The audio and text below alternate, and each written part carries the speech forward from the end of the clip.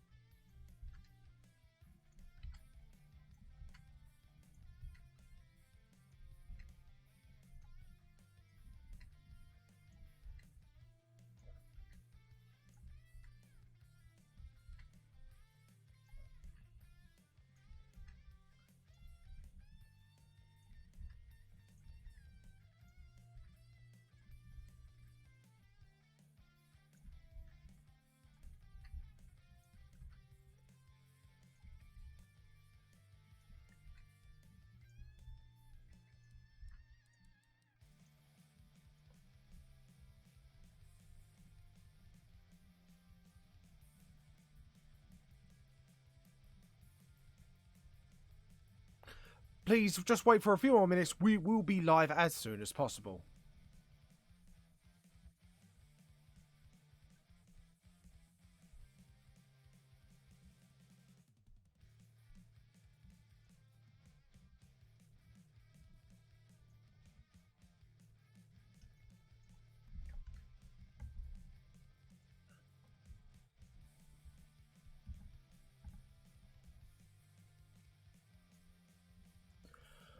We're going to be live, like, literally now, so please... Oh, sorry, I don't, not literally now, but after this theme song. We'll be live after this theme song. Sorry about this, I'm being a bit brainless today. We'll be live literally ASAP, so feel free to wait for a little bit longer and check out my social media till the theme song ends. See you on the other side.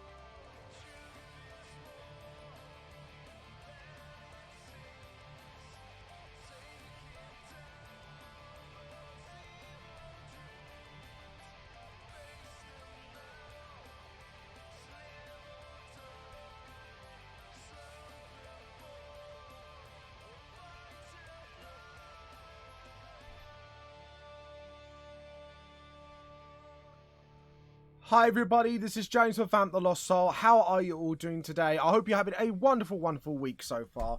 Obviously, things are a little bit hard in England right now. So to all of you out there that are suffering along with me or working along in a very difficult time, please be kind to yourself. Make sure you talk to each other and help each other up when the one or the other is feeling down. So with that little PSA out the way, guys, let's get started. So this week we are doing Custom Character Week. So Custom Character Week is where I get to create your patrons decide on the race, and if they have dibs on features, they can say what their features are, and then we'll go for it. So I think we're going to go for a female Rendo today, because I think I have done a couple of males in the past, so let's equalize the ratio a little bit. And it seems like you guys are more into like my more female characters anyway, so let's have a go about that. So you're wondering, what is a Rendo? Well, a Rendo is a custom race that I made in the VGS series. They're hyper-intelligent beings.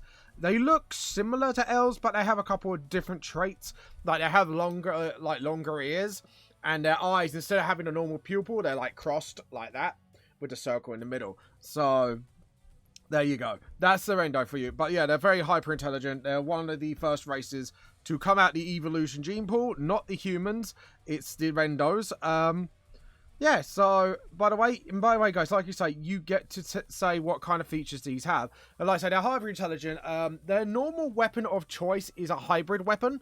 So think of stuff from Bloodborne, stuff from Squirrel's gun from Final Fantasy, like anything that has a dual use. And normally they mix up like with a range and short range weapon, but they do mix it up like maybe with a couple melee, because some of them might prefer melee, but that's kind of uncommon, but it's not rare.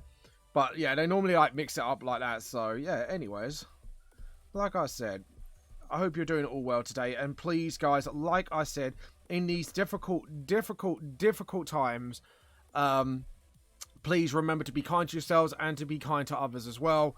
I know it's so easy to get frustrated or angry and take it out on people, but trust me, it is not the way to go. So just please keep that in mind, obviously, because in the last few weeks before when we re-locked down, we've had that sort of stress being thrown at us as supermarket workers. I won't say where I work, because obviously I don't really want to shame people getting shamed or whatever. It's a thing that happened, and you know, I noticed customers are getting a lot stressed out lately for understandable reasons, but at the same time, like, just remember, the people around you are human as well, and they're going through a hard time as well. So that's my kind of message of the day, is just make sure to be kind to yourself and others around you, because you don't know what they're going through right now, especially at these very difficult times. So yeah, anywho, but yeah, I hope you guys are all doing okay. I hope you guys are keeping safe.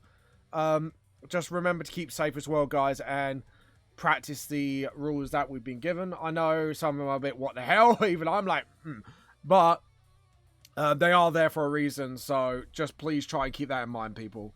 Anyways, enough about that. Now, obviously, I announced, for those who are long-time fans of VTLS in general, no, I usually do a Chibi-Thon live stream every year, ever since, I think it's like the first or second year streaming. This year, I've said, look, I can't do it this year, because one, I'm working on a second secret project, that I can't say much about until later on, or when the employer allows me to talk about it. Because obviously I'm kind of respecting, because I haven't asked yet, but I'm respecting their wishes, taking their silence as I can't really say anything about it for now. So, yeah. And also, on top of that, to be honest, there's things going on with me lately, and I need time for myself as well, and recuperate throughout December. Because obviously, as you guys know, I do take a little holiday in December, apart from the charity stream. But this year, I need the whole month off, just so I'm not worrying or stressing about if I'm raising enough money for charity. And I know it sounds really dumb and really selfish, but when things like this happen, you do need to sometimes look after yourself more than pushing your like sort of social media or pushing the charity events or whatever. So I'm just trying to just be straight up honest with you guys, and like sort of like, you know, I'm not gonna try and beat around the bush.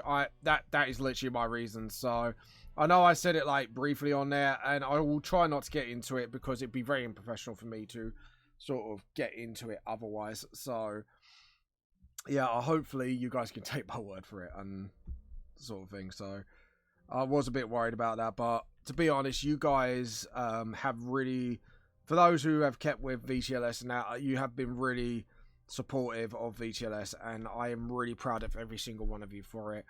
And also, we do have a Discord, and we know other people are going through a hard time right now. So if you want to join and be part of the T-Cult today, and apart from the T-Cult jokes, just, you know, someone's been a bit down, just give them a raise a little bit. Go, hey, you know, we're here for you. The T-Cult is not here just to steal everyone's tea. We are here to give everyone hugs as well. Hugs and steal teas. Can you imagine, like, you just hug somebody and you just take their cup of tea from behind? Yeah, that would be an absolutely hilarious thing to do. It's just like, I stole your tea. It's like, and everyone just goes, you said you support me. I said, I am, but I'm a tea cultist. Do you really have to trust us? Tea cultist steal tea is what we do best. Pretty much. That's our excuse. This is what we do best. This is our payment for comforting you. So take the win where you can get it.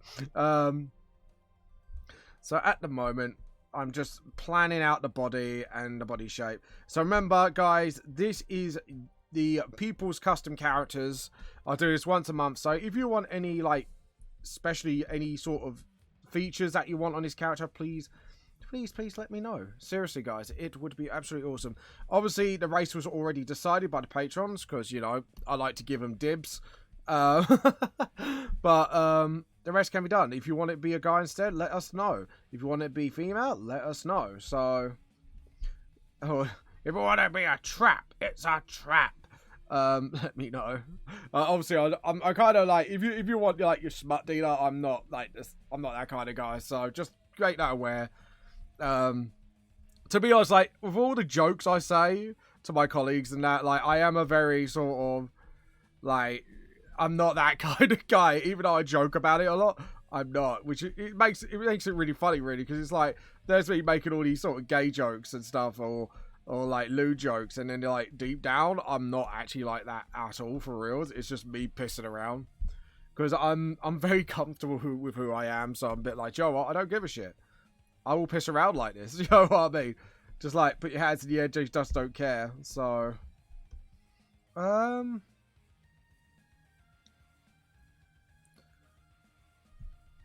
maybe, I'm just trying to think how to pose her, actually. Hold on. Edit. Let's make the scale smaller, because I'm going to do that. But yeah, anyways, I'm hoping you guys are all okay today. That's all I'm saying, and hopefully we'll see you all on here today. It'd be lovely to have people on here today to chat to, especially with the recent goings on. I think people might need just a good old natter, and, you know, because at the end of the day, I have said to, like, fellow colleagues lately, because a lot of them are, like, to put it politely, they were moaning about a lot of things, and I had to literally put my hand up and say, I'm really sorry, because normally I listen to people to have a little moan, and, you know, I chat with them and agree or disagree with them just to sort of, you know, help them through it. But today, like, this week and, like, lately this month, I'm just like, I'm really sorry, but I cannot handle this right now.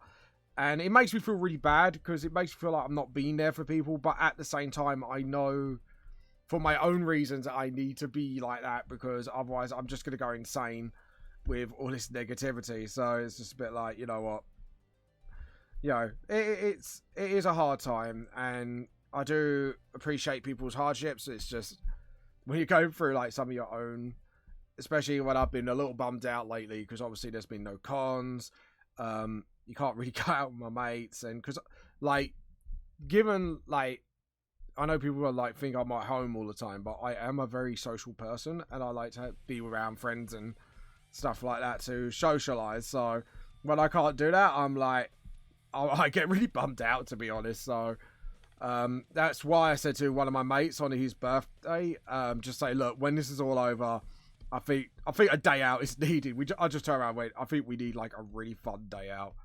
And what, you know, obviously have a day out with my wife and stuff like that, because both of us, even my wife, is getting a little bummed about it, and it's like, yeah, I think after all this mess is ended,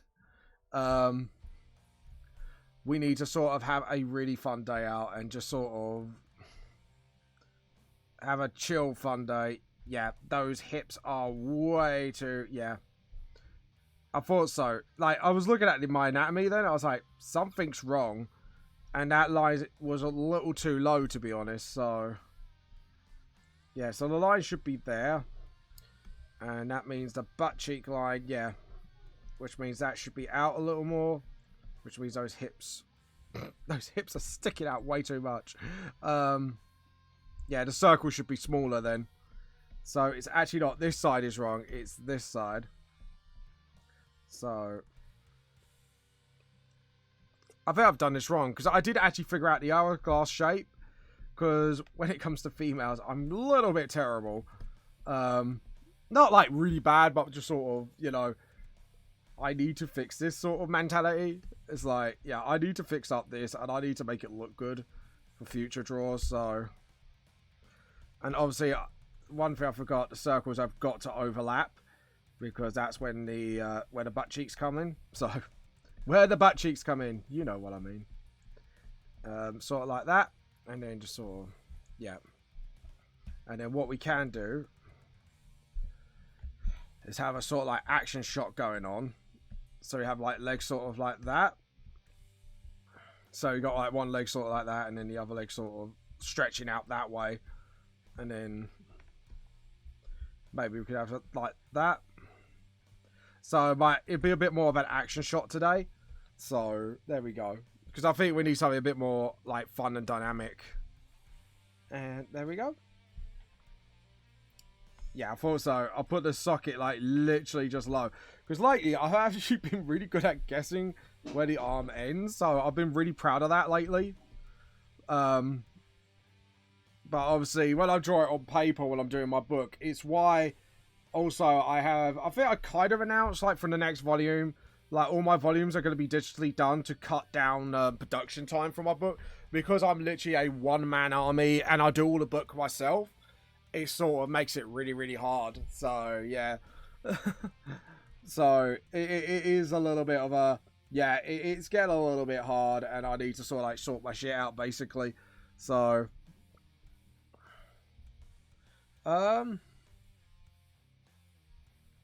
Yeah. Right, so now we sorted out where the joints are. Now we could play with the joints. So as I can see here, like that arm sticking out, it just doesn't look right to me. So, yeah, so we need to sort of,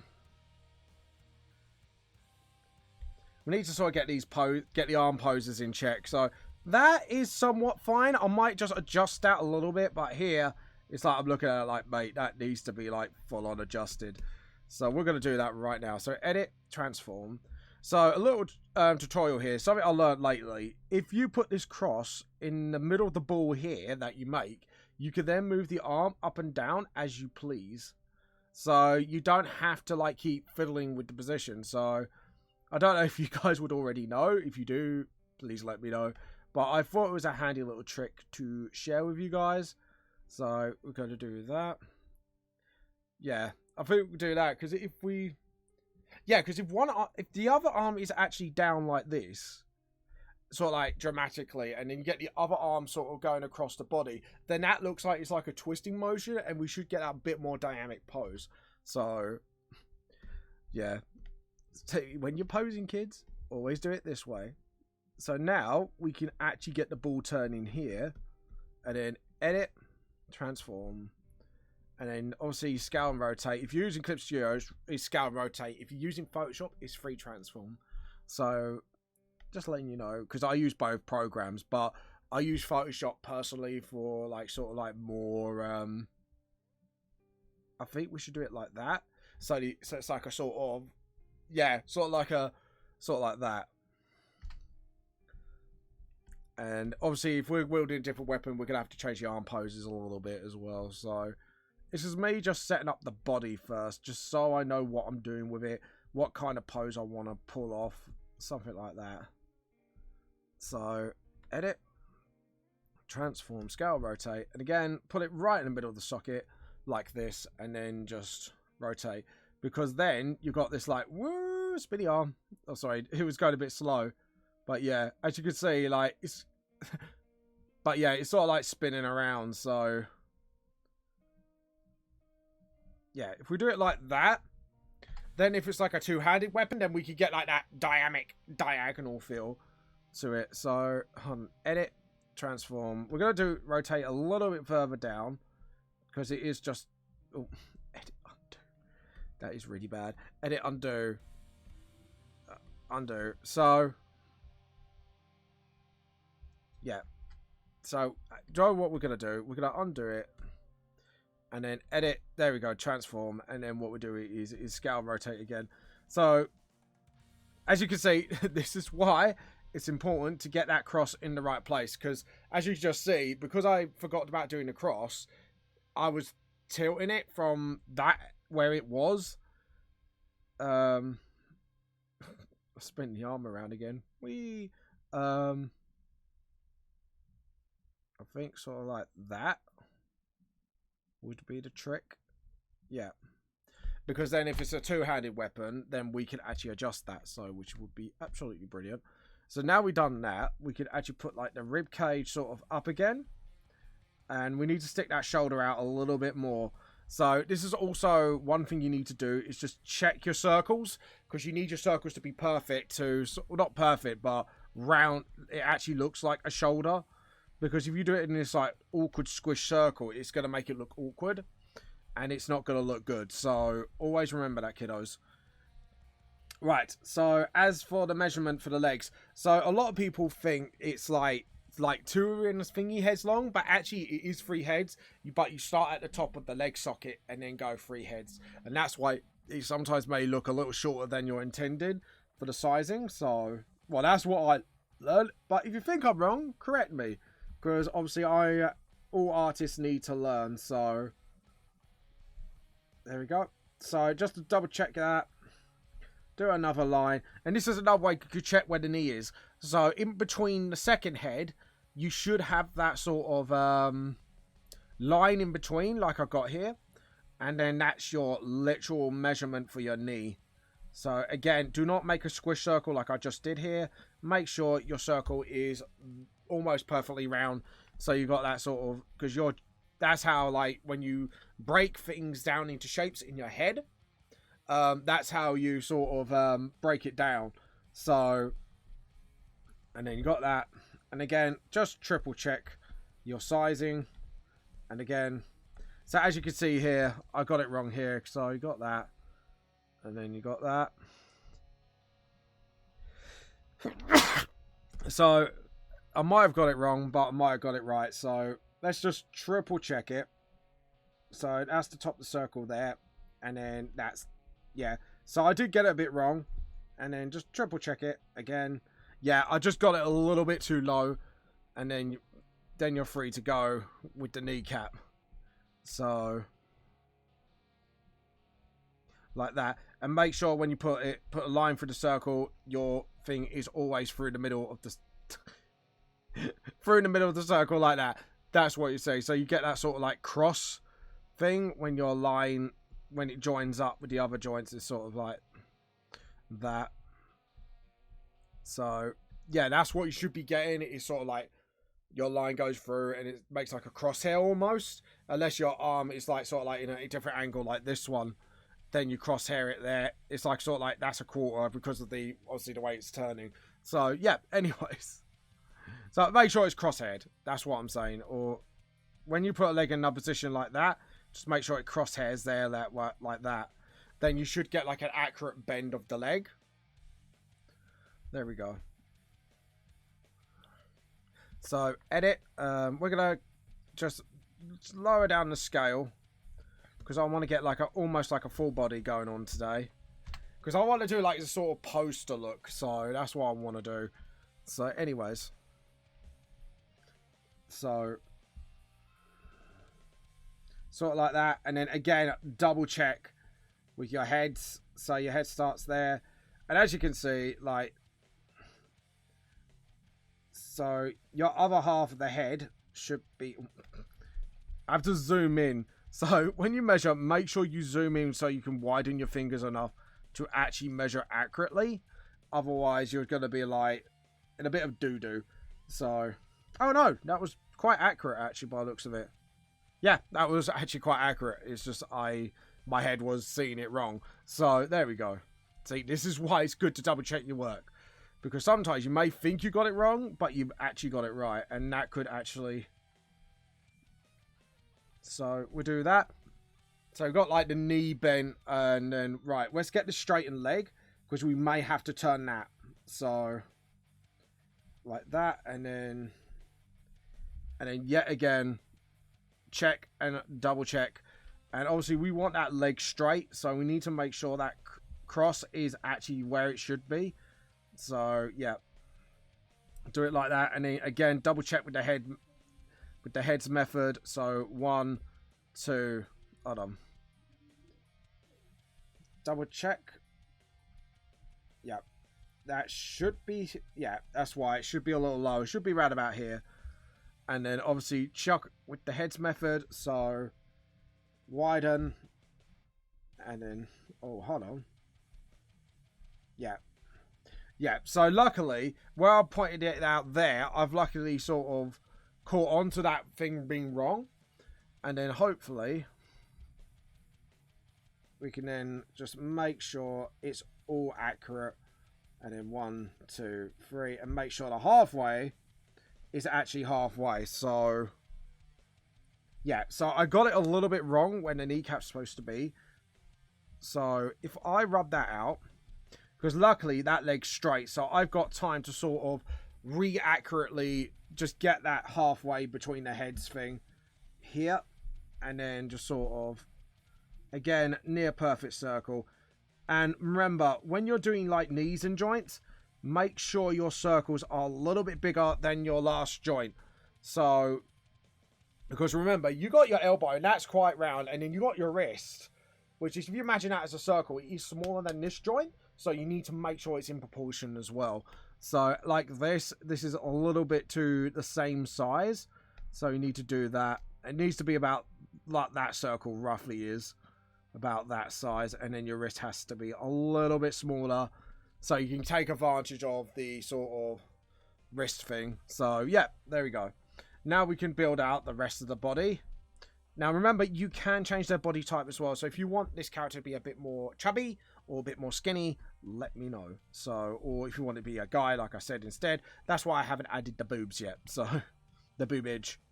So as you can see here, I know that circle was not big enough. So we need to sort of, yeah, because then that gets the shoulder a little bit more accurately. Because remember, this is what I mean by making sure your sizes are not spot on.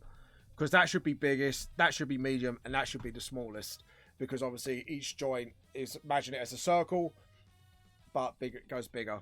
So yeah. See, to be honest, like, yeah, I should have angled that body a bit, but a bit late for that now, so. But there you go. And then just sort of, because normally when you start joining up the joints, it should naturally come together like this. So, like your elbow, and then just sort of, there we go. Now, if you want to know how to do for shortening, the easiest way to do it, but it will take a lot of studies to help, is sort of do like a circle like that. Then, depending how near or how straight your arm's going to be to the camera, you sort of do like, again, the biggest, and then like join them up together like that. And then what you should get is something like this. And then you can have like a hand sort of. And remember, it's like a little bit of perspective. Also, when it comes to fingers especially, needs to come into it. So you do that, and then before you know it, you now got yourself a pointed hand where the arm is raised a little bit. So I know you can't see with the camera, but it's sort of like that. So you got like, yeah. But again, the more you separate it, the more flatter to the camera it's going to be. So starting out like from there, I think would be a prime example. So I stretch my arm out, and then you turn your arm slowly, like in different o'clocks. Like you can see how the joints are getting closer and closer together. So I'll say just study it, and there are a few good studies out there. I've done a couple on previous episodes. I think it's actually one of my speed draws, so feel free to look that up. So on my YouTube channel. So yeah, anyways. Enough of the flapping of the tutorial lips. Let's get on with it. So obviously you've got a crutch here. And then you've got where the thigh is going to be sort of. There we go. And then just sort of.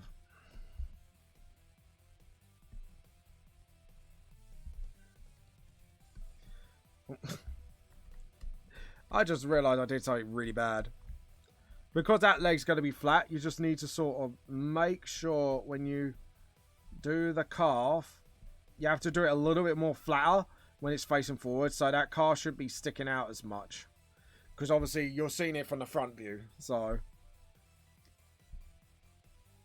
And what I might do is re-rotate that leg. So that's a bit more grounded with this.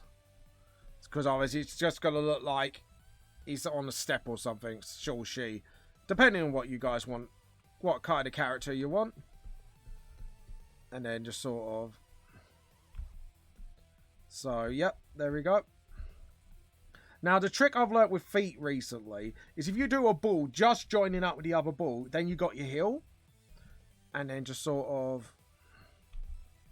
Like. That's a bit too far off. But you have to kind of play the guessing game. So, when you. Obviously, your feet is the length of your head as well. So, a little bit of a measurement, did you know? So, we need to do that. And then just like, so we know where the end of where the toes are going to be. So, the other circle should be roughly about here. So, the thing is, we're going to re-angle that a little bit. So, there we go. And then, just having a look. Just seeing what I need to do. Edit, again, transform. And we're going to, like, literally make that smaller again. But again, I want this, like, sort of, like, full view going on. And then I can actually sort out where... Because I want that heel to sort of be there. So when you do the foot, it's sort of like that.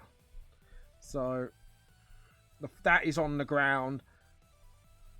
And then just flatten that a little bit because it's like pressing against the ground.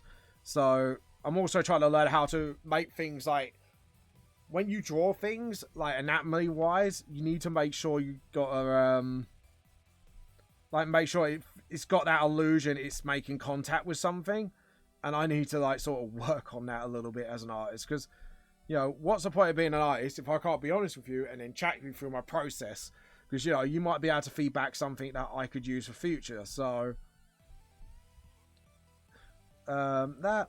And then obviously what we're going to do is get that length of the head.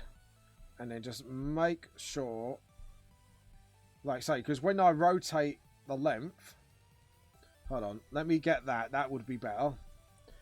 And obviously I'm using my fingers here and then rotate. So I know the end should be literally here. So the toes have got to be a little bit smaller than that. So this is what I mean. So when you're measuring stuff, you got to try and get it as accurate as you can. Because then... And then obviously what we do here is do that. And then we're going to do some foreshortening. So that circle is going to link up with that. And then just sort of like that. And then put the toe sort of on the ground like so. So you got that sort of illusion where that foot's going up. So it's like trying to break or something. So, right. So now what we got to do is do the line test. So I'm going to create a new layer for this. Make it a different color. And where are we? Where's my line tools? There we go. So hopefully what I can do is to move that up to where the flat of that foot is. So as you can see, I've actually got it pretty nailed. So all I got to do is just edit the other side a little bit just to give it a little bit of a cleanup. And then we should be ready to go. So what I'm thinking is as well is maybe we could tilt the body forward a little bit as well. So now we got that. I can rub that out and know where the toes land. So we got the big toe. We have got like the sort of second to biggest toe. And sort of like, yeah. Sort of like that. So it can be like landing there and then the foot's like slowly. Or no, because it's always flat, isn't it? So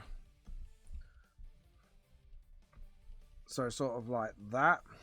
If I just rub that out again. And then just do like the circle here. Make the pen smaller so I can actually see what I'm drawing. And then you've got like the big toe there. And then the second biggest... No, yeah, the biggest toe's on the inside, isn't it? So, look at me being a herpaderp. So that would actually be like overstretching a little bit. So it'd be almost like that sort of thing going on. And then obviously what we're going to do is get the rubber and just sort of gently like that. And then just sort of... Yeah. And then we've got the ball of the foot sort of there. And then what we'll do is we'll do that. And then we've got that whole sort of foot thing going on. And then obviously goes up to the ankle like so. And then the ankle sort of goes down like that. So we've got that whole sort of the foot sort of landing. So this is what I mean. Like when you go for foreshortening like I just did, you kind of have to take everything into consideration. So do that. So when you are sliding, it's like, yeah. So yeah, I think we got that cool.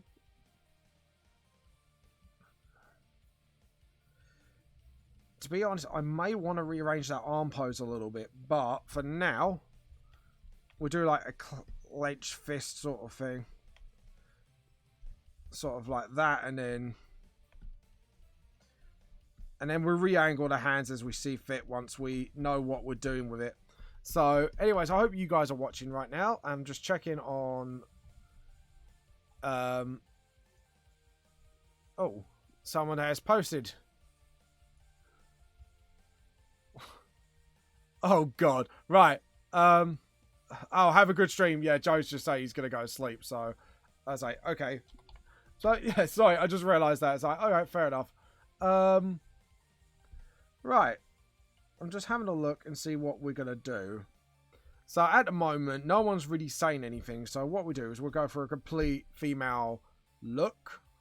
Check my OBS just in case. Yeah. All right, cool. So... And what we do is we do like a complete nude female, so we know what we're doing, and then sort of, yeah, and then you got like the muscle here, and remember that circle, when you're doing these circles as well, that's got to level up as well, so we need to get those circles bigger, sort of like that. And then what we do is what we got the next layer. And then we could go for a darker red. Make that blue a little bit faded so we can actually sort of still see, but it's faded so we can actually see what we're doing with this. We're going to go a little thicker and then just sort of sketch out the features of the character. So, obviously we're going to need that long ears. Because they're a lot longer than that. What I'm going to do is actually open something... Yep, that is the secret project. We do not want you seeing that. Vamp the Lost Soul and put Rendo. Yeah, not radio, Rendo. There we go. Yeah, so now I can actually look up their ears for reference. Oh, we did do a female one. Alright. Well, I'm a herpaderp.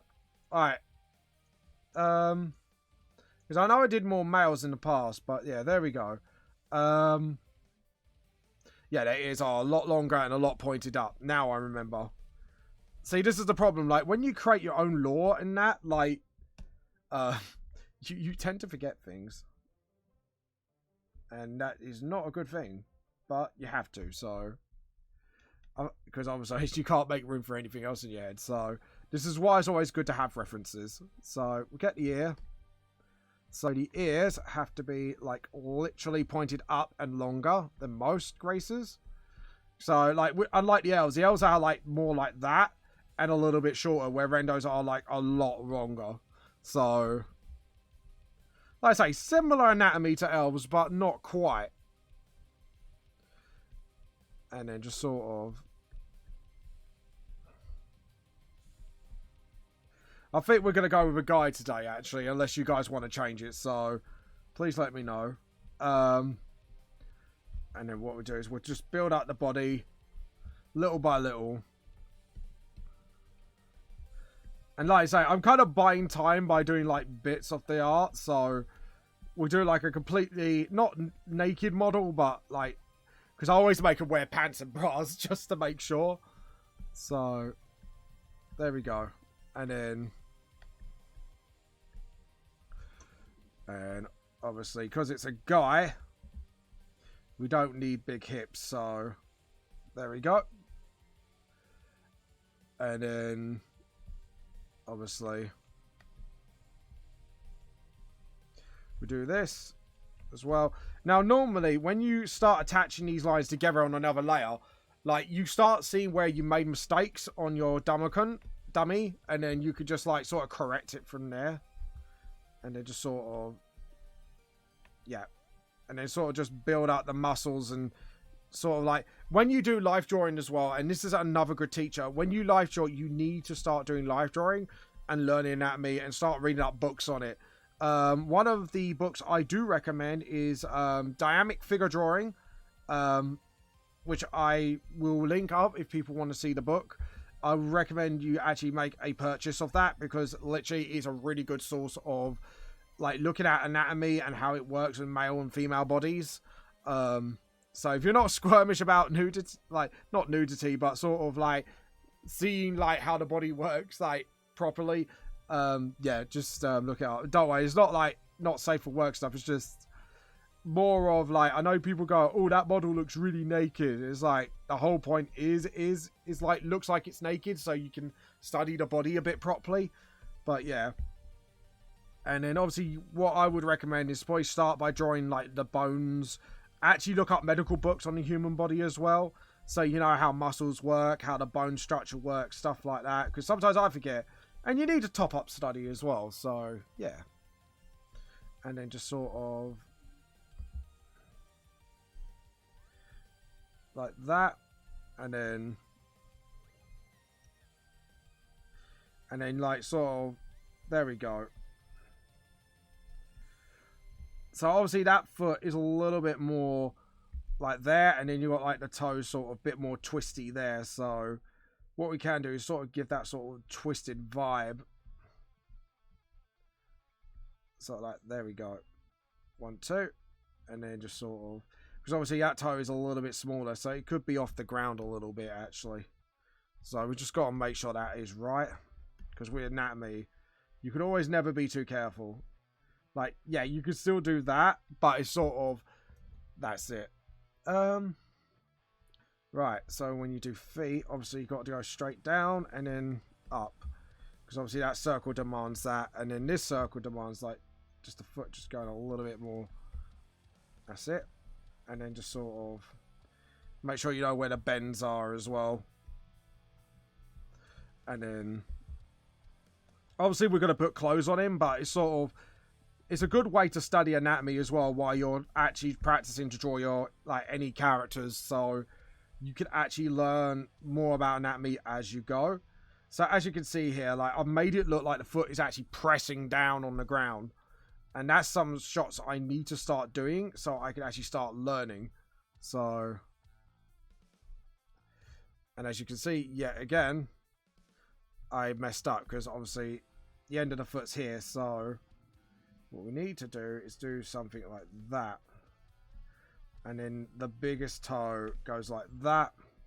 It's a little bit tighter, and then the big toe, you can just see sort of like that. There we go. And then go up the calf. So one thing I've learned how to do calves lately from the side view, if you just do like a very curved U, you should be able to get that sort of calf feel going on. And then the knee. But obviously the leg goes here first, so There we go. And now you've got that sort of bend feel to it. And then you could do that. So, because it's like a very slanted S, I think is the way to describe it, but backwards when you do stuff like this. And then you got like the calf, then sort of, you should have it bang on. And then just sort of, there's where the crutch is. If it's male, obviously that goes wider. If it's female, then you do a lot more that. And obviously that's where the bum is, and that's where the crutch is starting to go. So, yeah, anyways. We won't obviously draw the penis, but we'll do that. And then just do that for now. And then we'll see how far the line goes up once we decide what sex the character is. Now, as for the hands, I think it might be good to do a more of a slanted angle hand. Sort of like that. So if he's holding a blade, we could do it like that.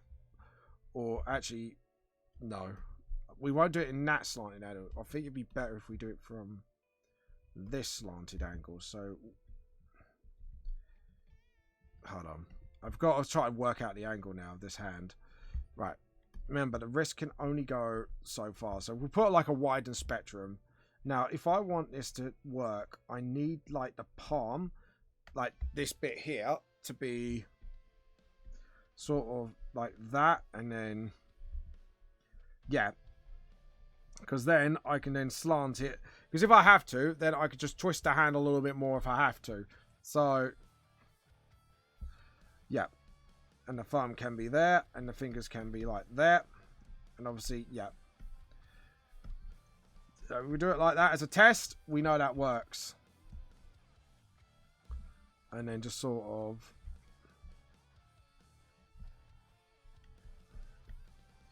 And obviously we'll do like the backhand grip as well, like that. And then obviously the thumb goes round, and then you got like the knuckles. We'll do that at a slightly angled as well, because then if he has to grab anything, then we could try to twist the hand to the place where we want it to be. And just to make sure, do a straight line, see if he can actually hold anything. So as long as we can hold it in that angle, then we're good. So let's go here and do the line there. Go back to this and then just sort of fix up that hand now, because now we know where we want it to go. We can then sort of hit it, undo. We can then sort of just fix up the angle of the hand a little bit. So there we go. Yeah, so the thumb, yeah, the thumb will have to go over and then just sort of like that. So the pole will have to be, yeah, that hand is going to snap if I twist it, because I can only twist it round so far, so to straight. But if I want to do it like where the hand is, I have to do it like sort of like backwards grip. Unless we have to put the arm down a little bit more. This is going to be hard. Unless we have like one, yeah. Oh, I think I know what to do actually. Oh, I know what to do now. My brain is activated. Right, there we go. And why is my... I see. Right. It didn't pick up the dart one. Hold on. Why are you not picking it up? Let's have a look. There we go. And just sort of... Oh, that's why. There we go. That's why. Because I didn't do that properly. Right. Okay, I think I know what kind of weapons I'm going for on this one. And what kind of hybrid weapons. And I think these are going to be cool. Hopefully you'll find it quite cool. So if we do it like that. And then just sort of make sure the palm is... Yeah, so we've got that sort of angle going on. But anyways, I hope you're doing well, guys. Obviously, I think I'm having another quiet day again, aren't I, by the looks of it. But oh well.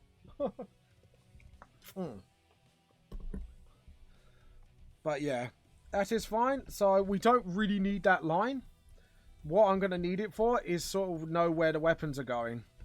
So one will be through here like that, and then one will be here like so, and then one will be sort of like that. So what I'm going for is sort of like the not nunchucks but the batons, but it's like a hybrid. So one could be flipped and turned to sort of handle, because that could be a handle and a barrel, and then they could like flip between. So yeah, I think I've got what I wanted to do. Yeah. And then what we can do is have like a little bit of a guard going on here, like a textual guard. I think that's going to be quite cool. So yeah, I think we got what we want. And then if we, yeah, okay, cool. So now all we have to do is just position the eyes. There we go. And just sort of, we'll do the expression later, but just position the eyes so we know where they are going. So awesome. Sort of like that, and then obviously just, ooh, that is way too wide. And then what we do is we just get a little bit of the rubber, and then just do the nose as well, like so. And then just sort of,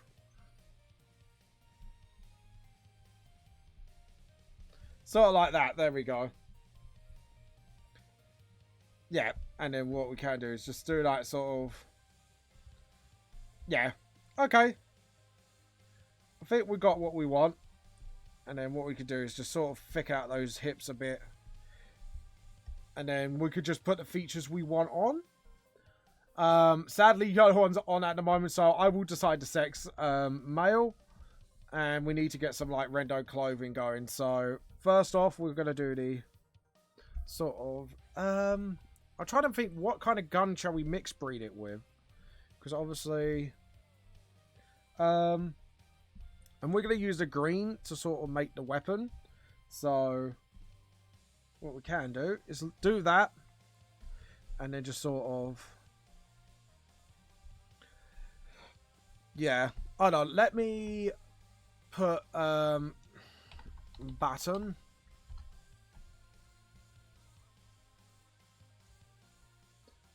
No, like baton. There we go.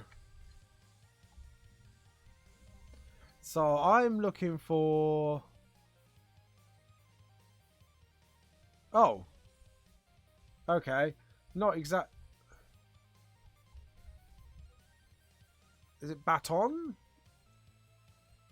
There we go. Yeah, that's the kind of shape I'm looking at. And I want to hybrid it. So, there we go. Sorry, I'm just having a look, just like, right, let's hybrid the weapon. And just sort of,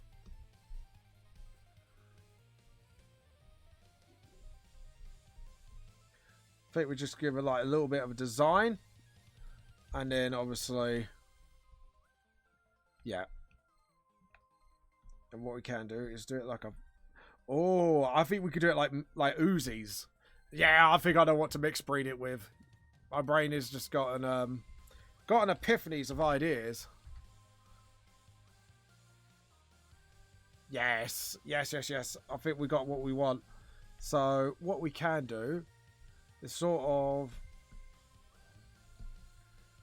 like that, and then obviously we could put the magazine at the bottom. So it's kind of like a repurposed like baton Uzi. So there we go. And then obviously that can be the handle. So that would be made out of rubber for extra grip. And then you got like the barrel at the end here. So yeah. So it's like an actual machine gun. So, and then what we can do is just sort of have that. And then what we can do is sort of like metal rod it. And maybe attach a battery at the end, like that. So it's like an electric baton, so it's like bang, shoot. So I think that would be like a cool one. And then here, we'll put a little like hand guard device. will sort of, that's it. And then the shield itself can be like so. And then sort of like a projection of a shield.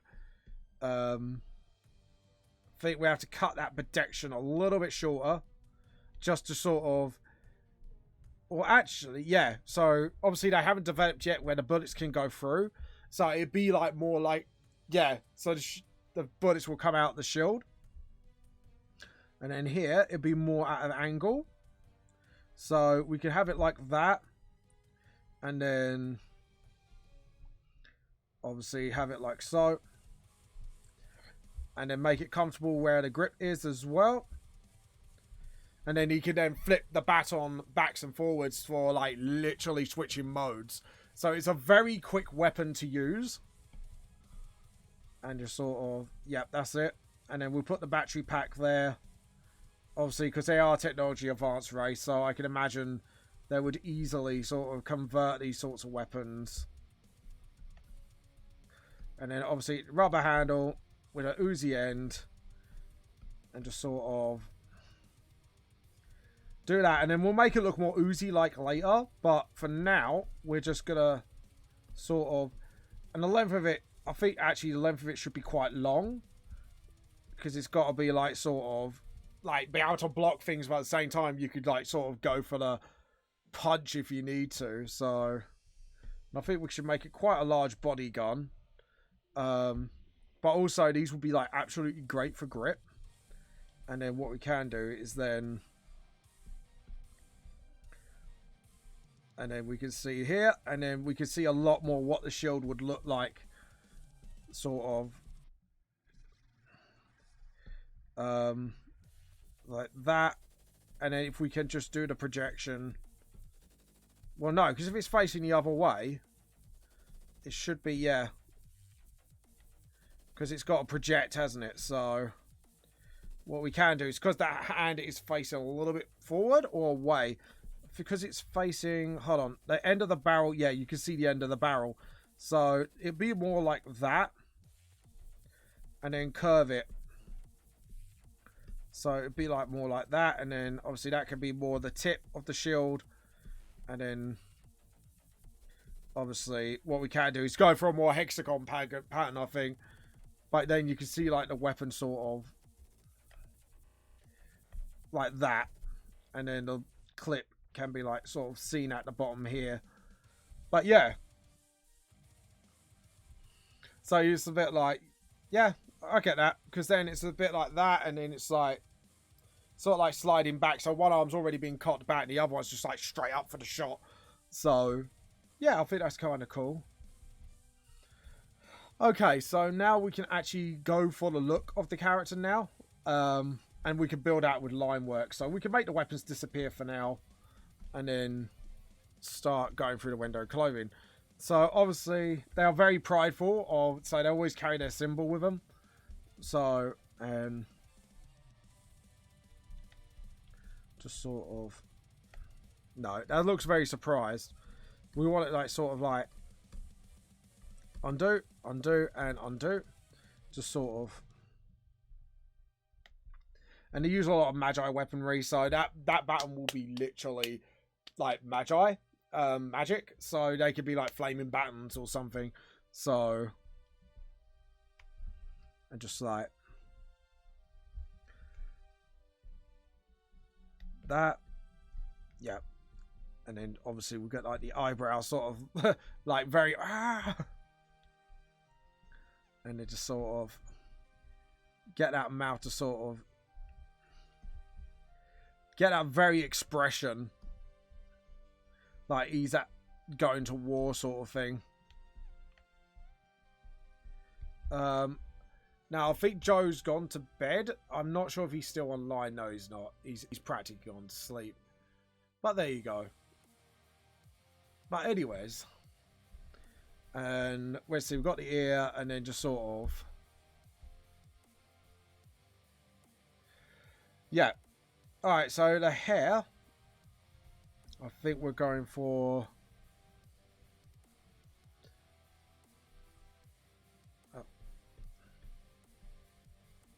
And then just make sure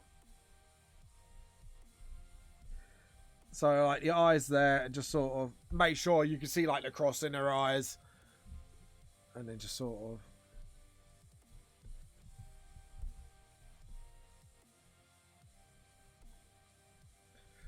like that, and then because I haven't done any wild hairstyles in a long time, so I think what we can do is just sort of get that absolutely.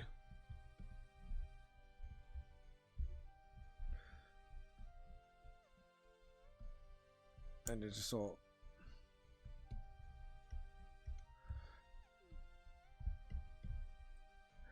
So her hair's like kind of like real, sort of like slicked back.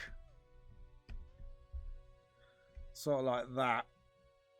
And then maybe sort of have a couple of like that, I would say. And then obviously you do like the Rendo uniform, so it'll be the collar like so.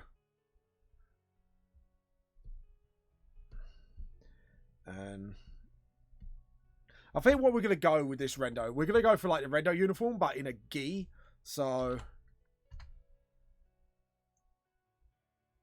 there we go.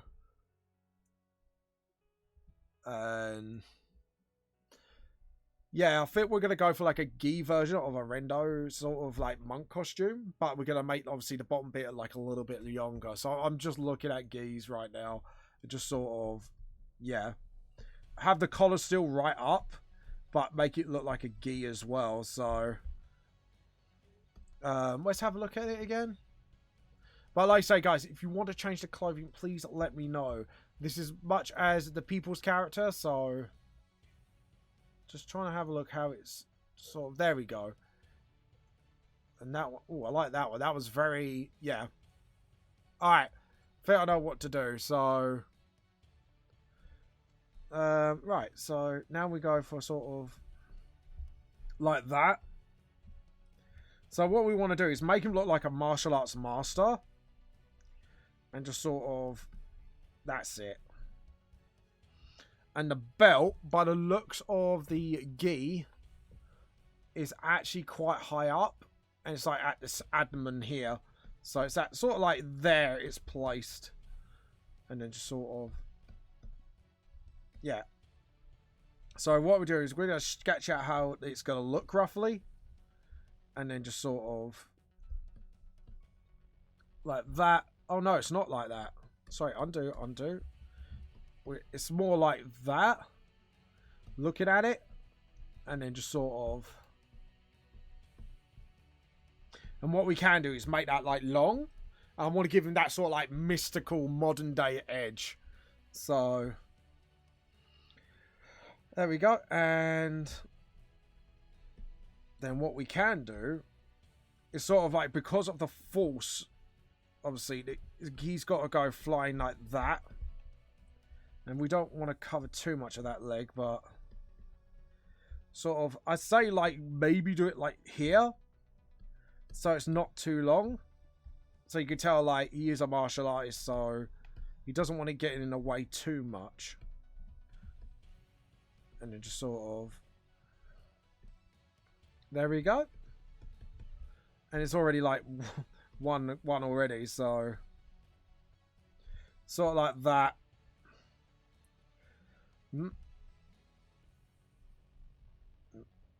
Sort of like so, and then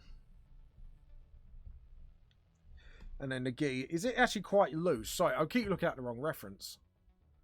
Yeah, gi's quite normally quite loose, so, and it has that sort of, yet again, that sort of, that to it.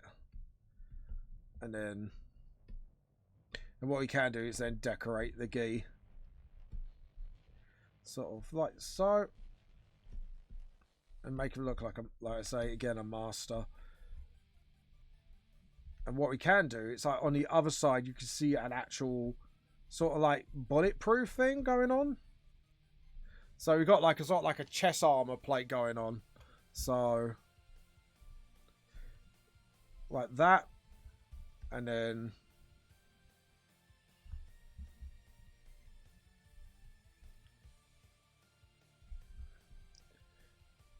yeah. So we've got that, and then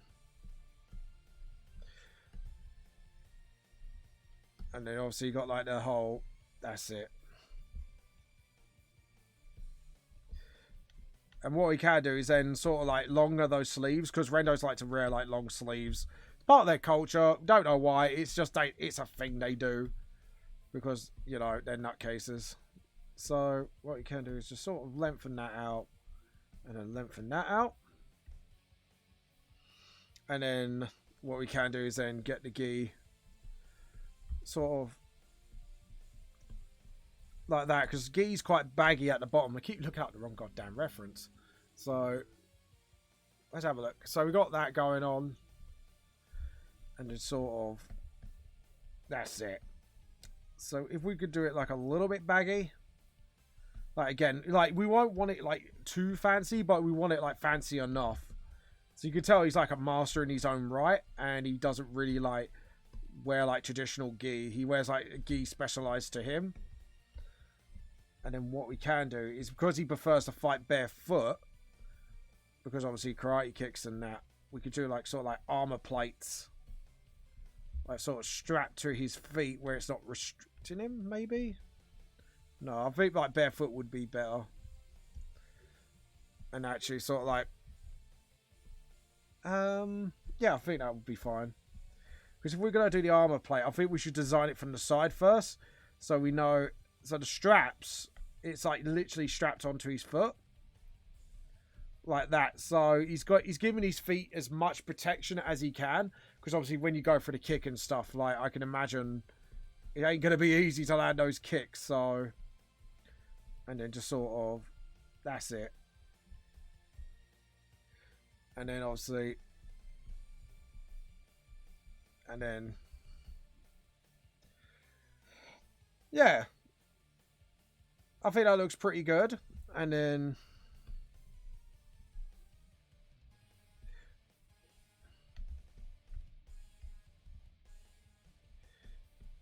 so like, yeah, give him that sort of, I think we could give him like a braided beard as well, just to make him look like a master as well. There we go. And sort of, yeah, because then that makes him look like a actual experienced man. And what we can do now is just do this. Hold on. And just sort of, there we go. And yeah, that can link up like that. And then, yeah, okay, cool. And then what we can do is just fade out a little bit so I can actually see what I'm doing while I'm doing it. And just do it like so. And just have like, you know, where the wiring is going then. And then we have the first projector and then the last projector. And then just sort of, like so. And obviously like it's projecting, so we have to have like a few more projectors and just make sure it's all level like so, because obviously that won't be in the final drawing, the extra line. The extra line is there to as an indicator for me to know what to do. And then obviously, and what we do is we do like a rubber grip around the actual barrel of the gun, and then the actual barrel pokes out here at the end. And then obviously now we need to rub out all this, because we need to get the weapon in. Yeah. And what we can do is then the sleeve itself can go around the weapon. And just sort of, there we go. And again, it's got like a squeeze trigger as well, because I do like the idea of like squeeze triggers. And then what we can do is have the safety there, so you can flick the safety on, so when he squeezes the trigger, he doesn't shoot anyone by accident, because we do not want that. And then just sort of, and then what we'll do is we'll look at the Uzi and then see how it's built out a little bit. So the magazine is a little bit, but what we can do, because it's not the handle, we could do that and then make the hand, like the size of this, and just sort of, and then again we rub out what we don't want, and then just sort of like that, and then get the battery pack on top of that, and then obviously you get the baton. Actually, I think he would be wearing short sleeve at this occasion, so we're gonna rub all that out, because to be honest, long sleeve would actually get in his way, because the weapon he's using is he needs it as short as possible so he can actually fight. And then just sort of like that. Oh, sorry, I was meant to use the rubber, but sort of like that, so you can actually see sort of like that, and then obviously put like a little core here inside, and that can be glowing itself, so you can tell like there's actually something in it. And then obviously what we can do is just make sure when it fires, obviously it needs to sort of know it's firing, sort of like that, so we know where the bullet's going. Anyways, now as for this, because we can see the squeeze trigger a bit more, and then just sort of get a handle at the top like that, and then just sort of go down like this, boom boom, and then just sort of, there we go. And then what we need to do is just do this for a little bit. Okay, so remember, it is a little flatter, but it is there. So we need to sort of overhaul the shape a little bit. And then just sort of do that, and then circle again, and then, because remember, these barrels are actually quite small, so we need to make sure like that we emphasize like the short barrel of the Uzi, like that. And then obviously that hides behind the jacket, so we don't mind that as much, because as long as we got one weapon fully displayed, then we can like sort of hide bits as we want to. So there we go. And again, we don't want a long sleeve, so sort of like that. And then obviously the magazine will be hiding behind here, so as we know. And then obviously the handguard will be from here, and then it goes like around like that, and then shorten, and then remember it has to go starting a little further up. So what happens is then it doesn't get in the way of this. And what we'll do is we'll do that, and then start making hexagons when we need to. So we know it's how it's projecting, which is brilliant. So the shields are like sort of there to sort of like block things if they're firing back. And then just sort of, I think we should make hexagon shapes like this. So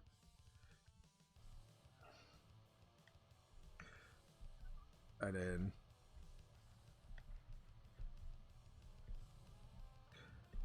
what I normally do is start making squares,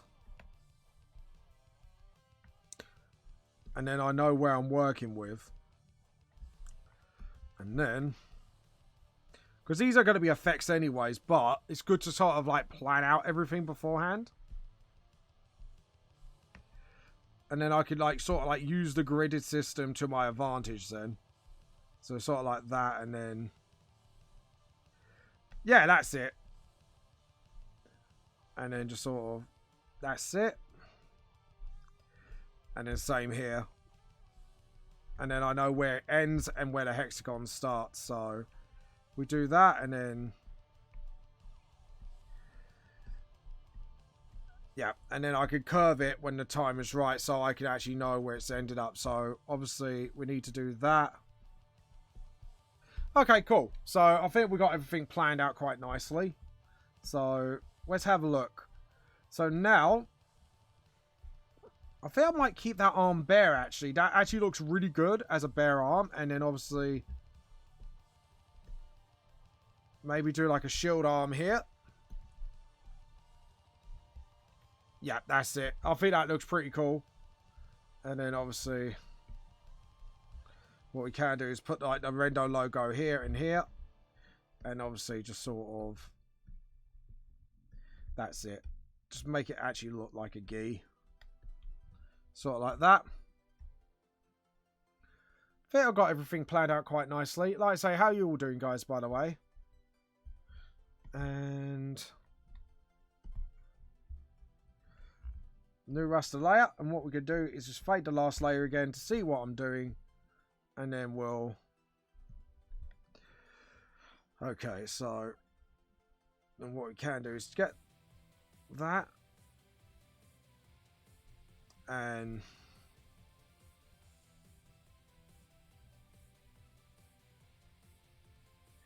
sort of like that. There we go. And then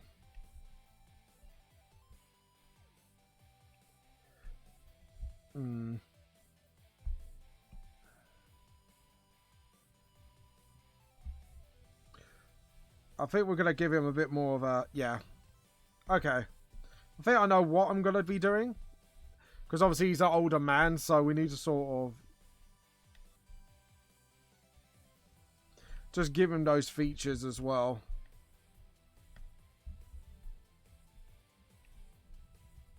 And then just sort of... Oh.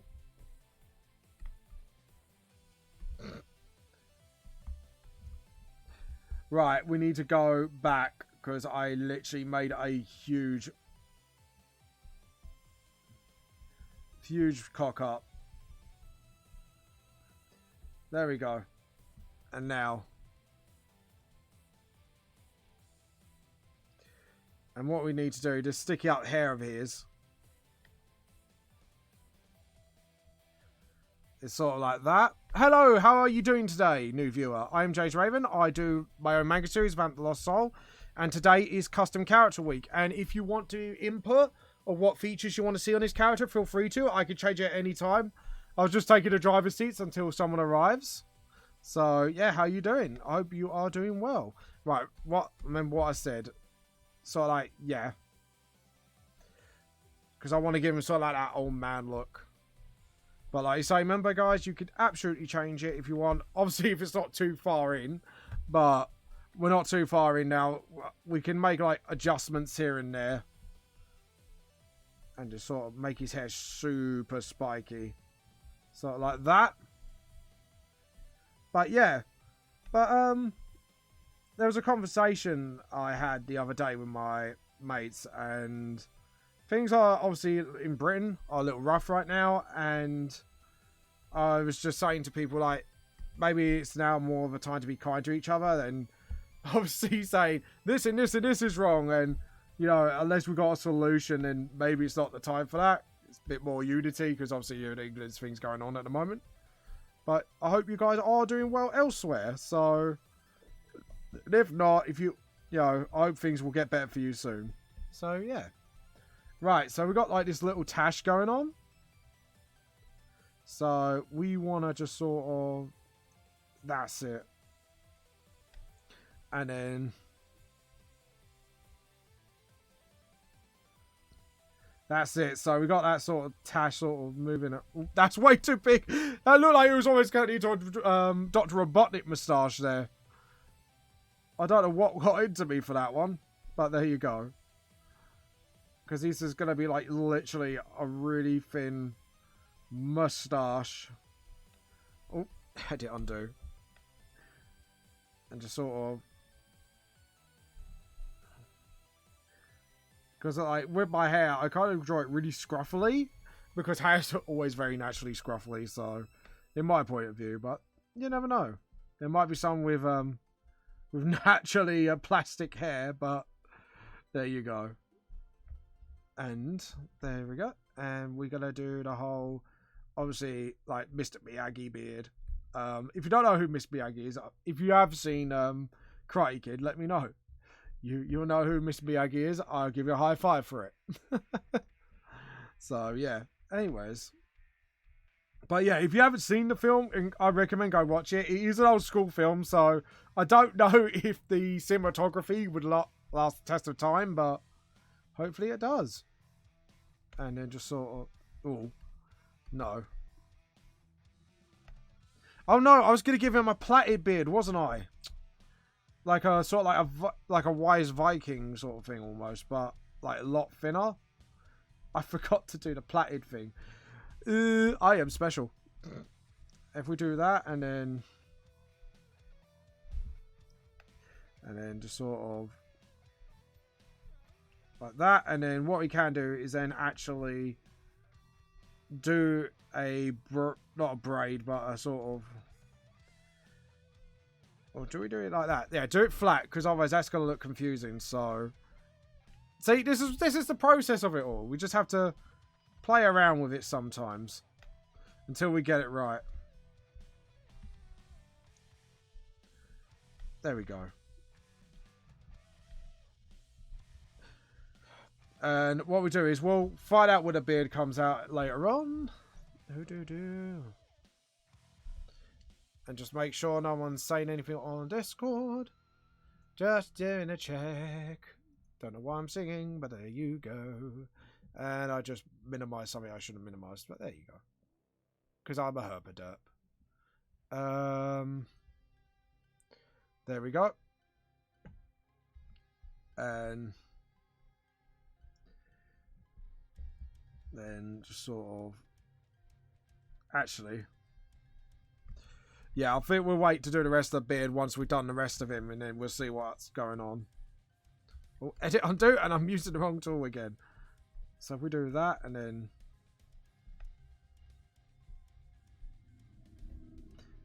just sort of... There we go. And actually no, because the actual shoulder thing kind of like angles out, like edit undo, sort of like that. Yeah. And then there we go.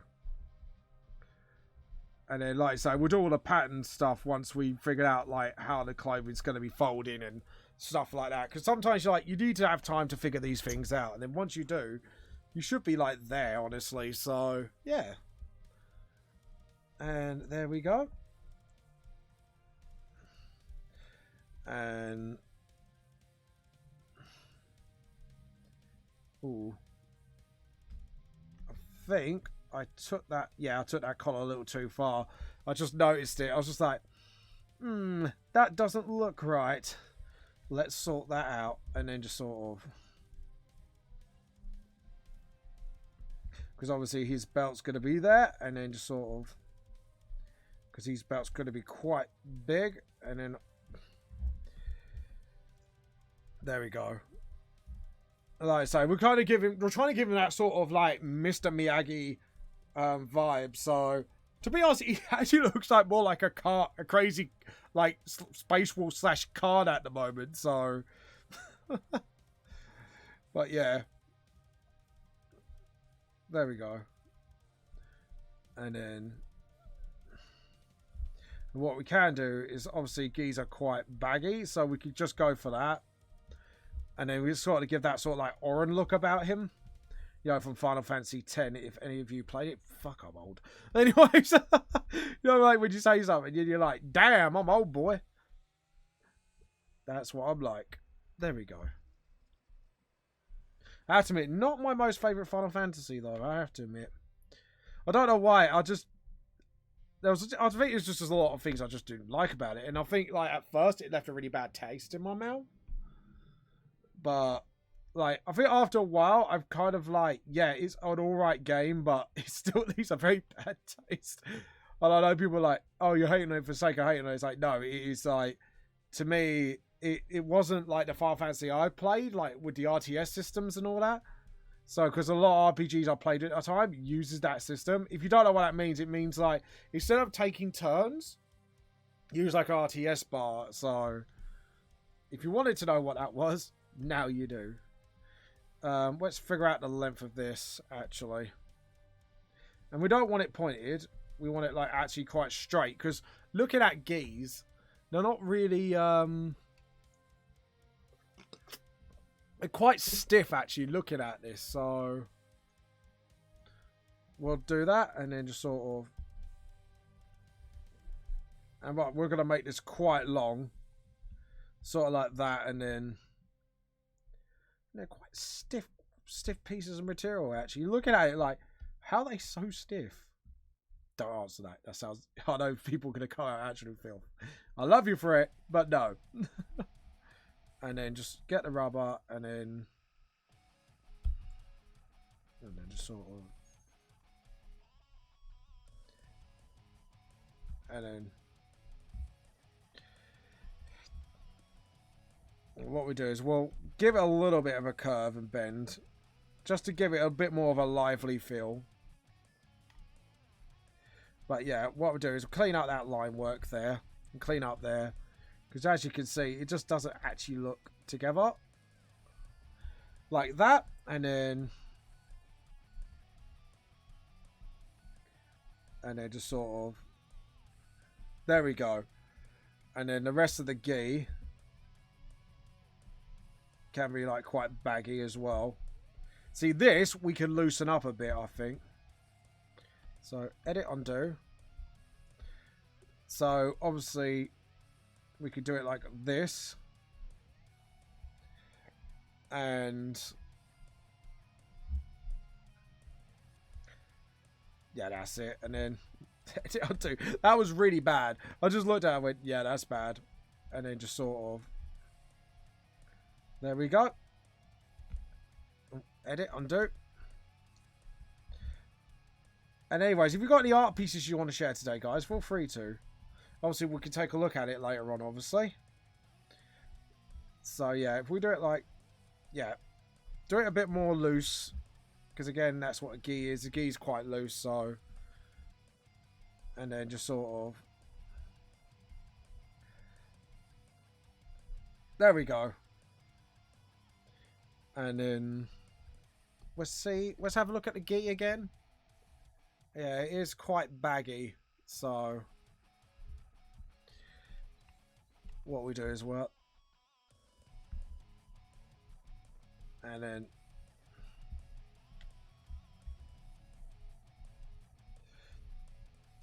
like so, and then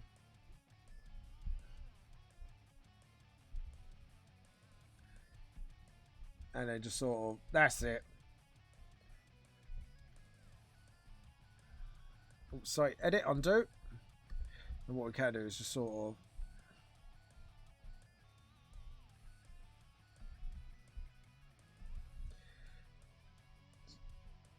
Hold on.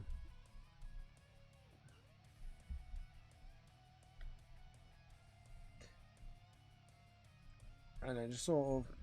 Yeah, because I was looking at it like, that doesn't look right. And... There we go.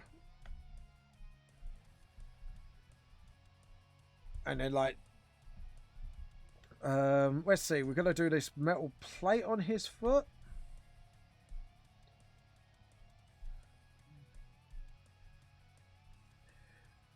And then obviously... What I can do is put like a little ball joint on this metal plate. So you can tell it's sort of like a prototype design. And it's supposed to be designed to protect your tip of your feet in Modern Warfare. But also designed to sort of like kick people in the face sort of thing. So hello. Hello from Cali. Thank you. Audi Quinn? Is that how you pronounce it? If I slaughtered it, I really do apologise. But how are you? And I hope you're having a wonderful day so far. How's everything going? And they do the foot. Anyways, by the way, I am doing custom character week. So if there's anything you want on the character, like extra details, or like you want to change like a little bit of these features, please let me know. Because obviously this is like sort of like the people's custom character. And obviously I've been on my own for a while. So I kind of had to make stuff up on the spot. So... Yeah, how you been, by the way? Hope you are having a good day so far. If you've been up to anything cool, please let us know what you've been up to this week. Or you've just been, like, chilling. That is also cool. yeah, so the ball of foot goes like that, and then do the toes, sort of like, you can tell like the toes are trying to grip onto the ground. That's what I'm trying to do the 5 for. But yeah, I hope we're all doing well so far, by the way. Yeah, that ball of foot doesn't look right. So I'm going to try that again a little bit. Because obviously that ball of foot is like literally flat on the ground, like that. So yeah, we need to do it like that so it actually looks like it's grinding on the ground. So, and then just sort of, there we go. And then until it gets to like the big toe like here.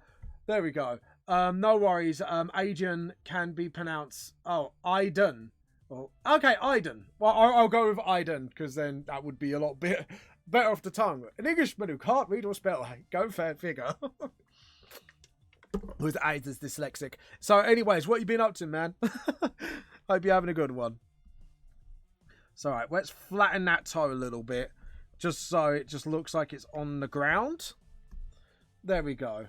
Nothing much besides adding to my Vita collection. If you want to count that. Oh, so you got a PS Vita then? I'm assuming. I'm assuming you're talking about the PS Vita. Due to my great detective work. Oh, I forgot to say. Obviously, one of my friends isn't feeling very well. So shout out to the Cookie Club. If you want to check her out on Facebook, please feel to. She's not feeling too well, so yeah, just wish her like sort of like get well soon and stuff like that if you got the chance. But yeah, she's she couldn't do D&D. If any of you are Dungeons and Dragons fans, yeah, so we had to kind of like stop the session early, and then we played like a game that uses a little less brain power because I think if anyone as D&D players know, you have to really pay attention. Otherwise, you really do miss things, or you make like a really stupid mistake. So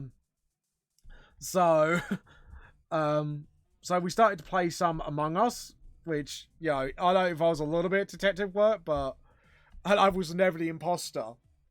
But it was quite a fun game. I played it for the first time, and I totally get why lots of people do like this game because it is about deception, and I can't spell, so I had to be on Discord if I was going to play it. But yeah, I actually see why there is such buzz about it. Because I was a bit like, oh, it's basically like One Night Werewolf. So if I wanted to play that, I'll go play it. Yep. At 157 physical PSV Vita games. Added 2 more yesterday. Bloody hell, that's a lot. So what kind of games do you play, if you don't mind me asking? Like, are you more of a JRPG fan, or you a first-person shooter, or... Because personally for me, I'm more RPG, JRPG. But with some action games, depending on what they are for me, like... If it's Assassin's Creed, I'm down for it. So, oh, by the way, talking about games and that, has anyone seen the trailer for the new Assassin's Creed? So good. So good. Sorry. It's like I'm sitting there just like, I want to play that so bad. And I've added it to my Christmas list. So if I'm a good boy, someone might get me it. I think I've actually nailed these toes. I'm well happy about that. Because when it comes to toes, especially when you're doing awkward positions, that's so hard to bloody draw. And I think I've actually nailed the whole, like, sort of like sliding across the floor sort of thing. Because obviously you've got to flatten out where it's landed. And then obviously those 2 toes, because he's kind of leaning forward a little bit, like, you got to sort of, and he's trying to lean his weight down. Got to do the whole sort of like, yeah. I think I've done pretty well. I'm actually really happy with these feet. Like, they might not be the best feet in the world, but I'm really happy that I've done it. Like it. Hashtag life goals. Draw awkward feet. Oh dear. What am I like? No, so what sort of games do you play? Sorry, Aiden. Aiden.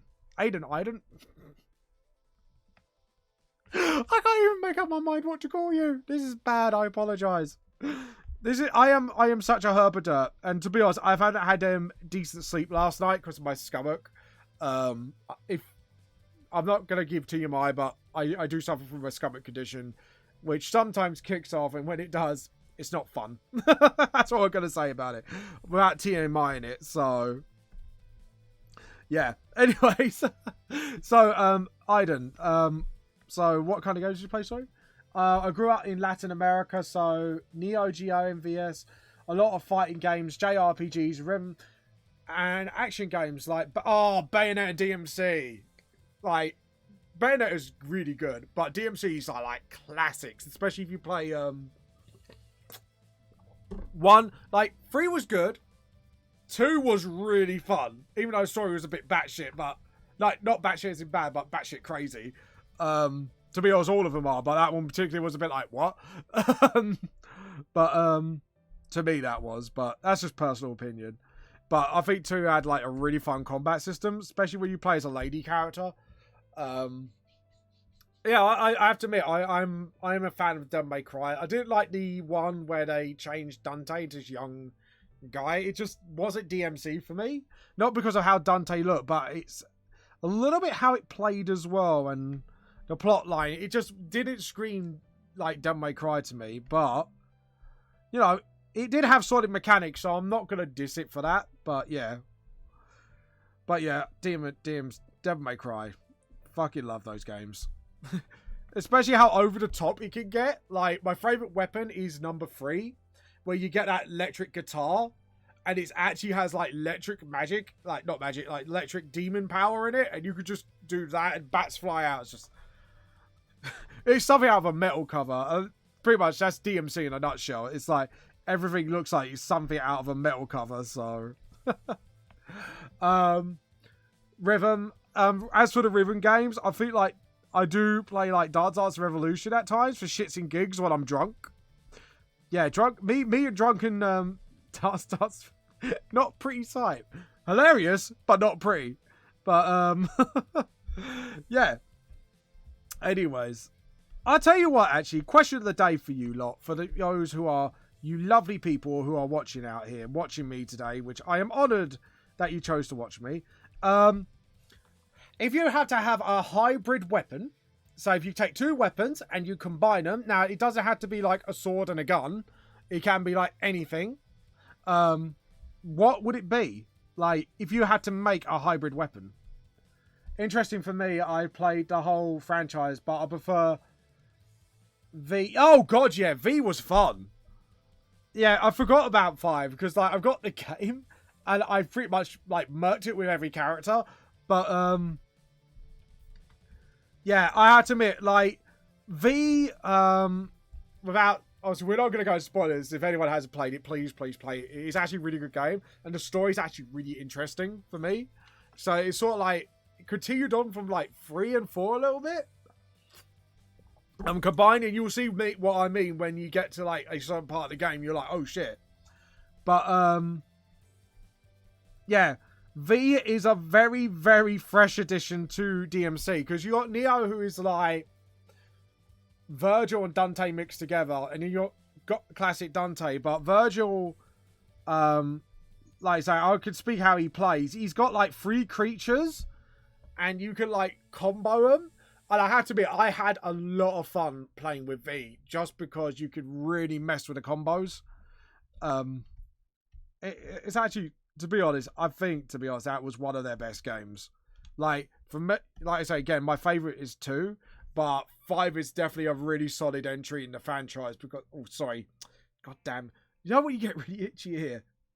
And it really bothers you? I apologise, I know that was a little bit unprofessional, but when it itches, it irritates me to no end. But yeah, I have to admit, V is a very definitely good and unique addition to the franchise. I'm hoping in the next one they do have something similar. The whip sword that reacts to springs and commands like Bailiff's sword, Fire Emblem, and yeah, the whip sword is quite fun. I do like that.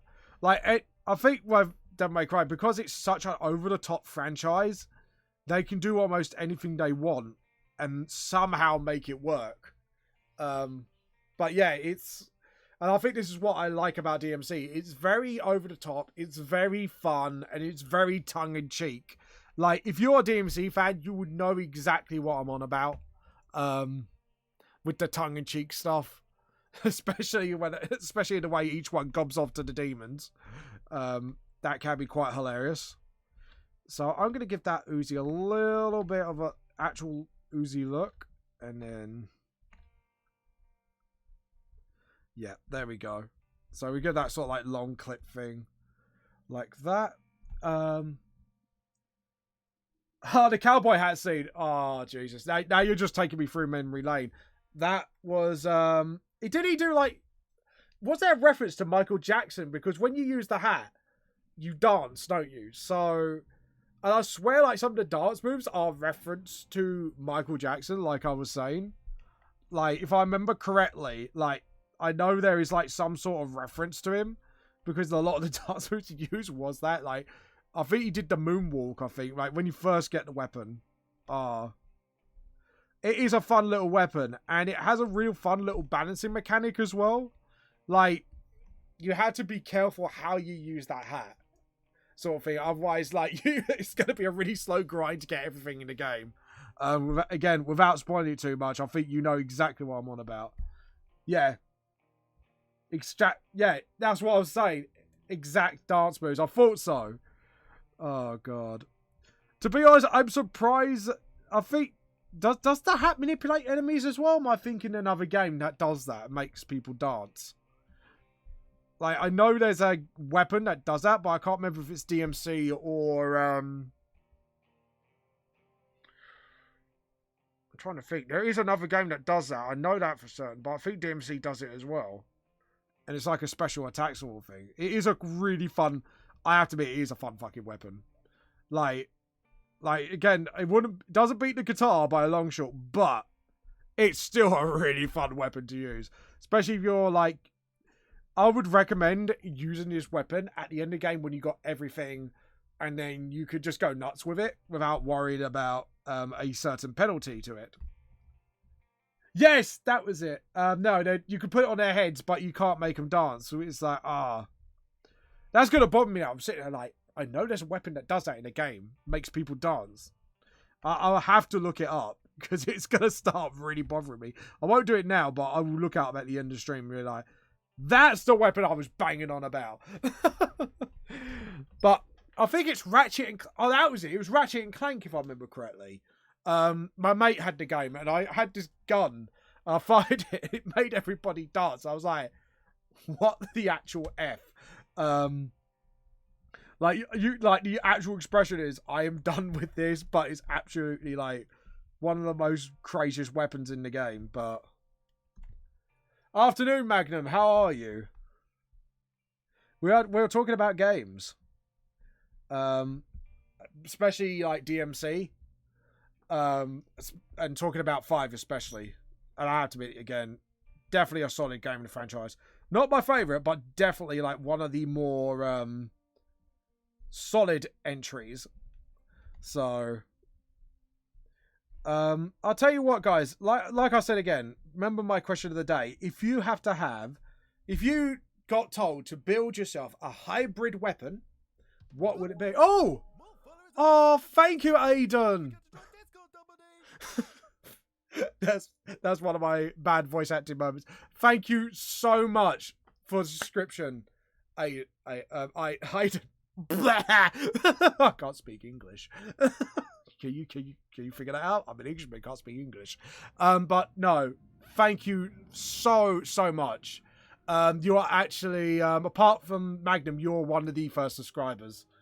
My hybrid weapon would be a whip sword. Oh, and just to make it interesting, if you can modify the whip sword, because obviously we've seen this in games and stuff, like, if you can modify the whip sword to have another bit of weapon in it, what would it be? Or Quinn would be fine. If you're struggling. No, it's not I'm struggling, it's just, because you said either pronunciation, my brain's just jumping to other pronunciations, which again, I apologise for. It's just... my brain sometimes, like you say, because I'm very tired, my brain just sort of switches. Because I called one of my colleagues Alan Alex, and then I called him like another. I called him Andrew. It was like, and he's looking at me like, "What the fuck is wrong with you?" And I'm sitting there just like, "I'm so sorry." My brain's just gone.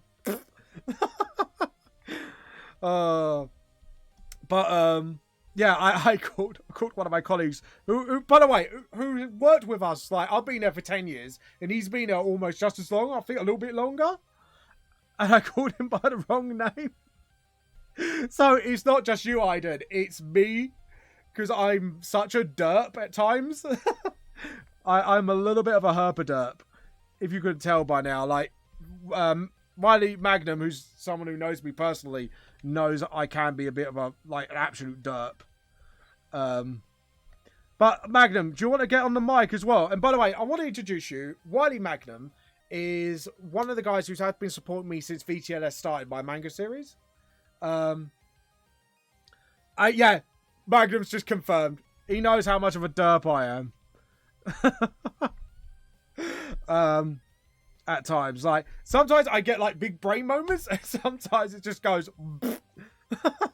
So, like, especially in D&D, like, you never know what you get with me, really. Like, sometimes I can be really on the ball, and other times you just be like, James, I'm disappointed in you, mate. What the fuck's going on with you? But yeah. But anyways, but yeah, Magnum, if you want to get on the mic and introduce yourself to people, please do. And please support Wiley Magnum. He plays games. At the moment, he's completed, I think you already completed Crash 1, 2, and 3. You were doing Darksiders. I'm not sure if you're still doing the series, but I know you were still doing 1 last I checked. To answer your question, I may have the whips. Oh! Extend it to a larger javelin.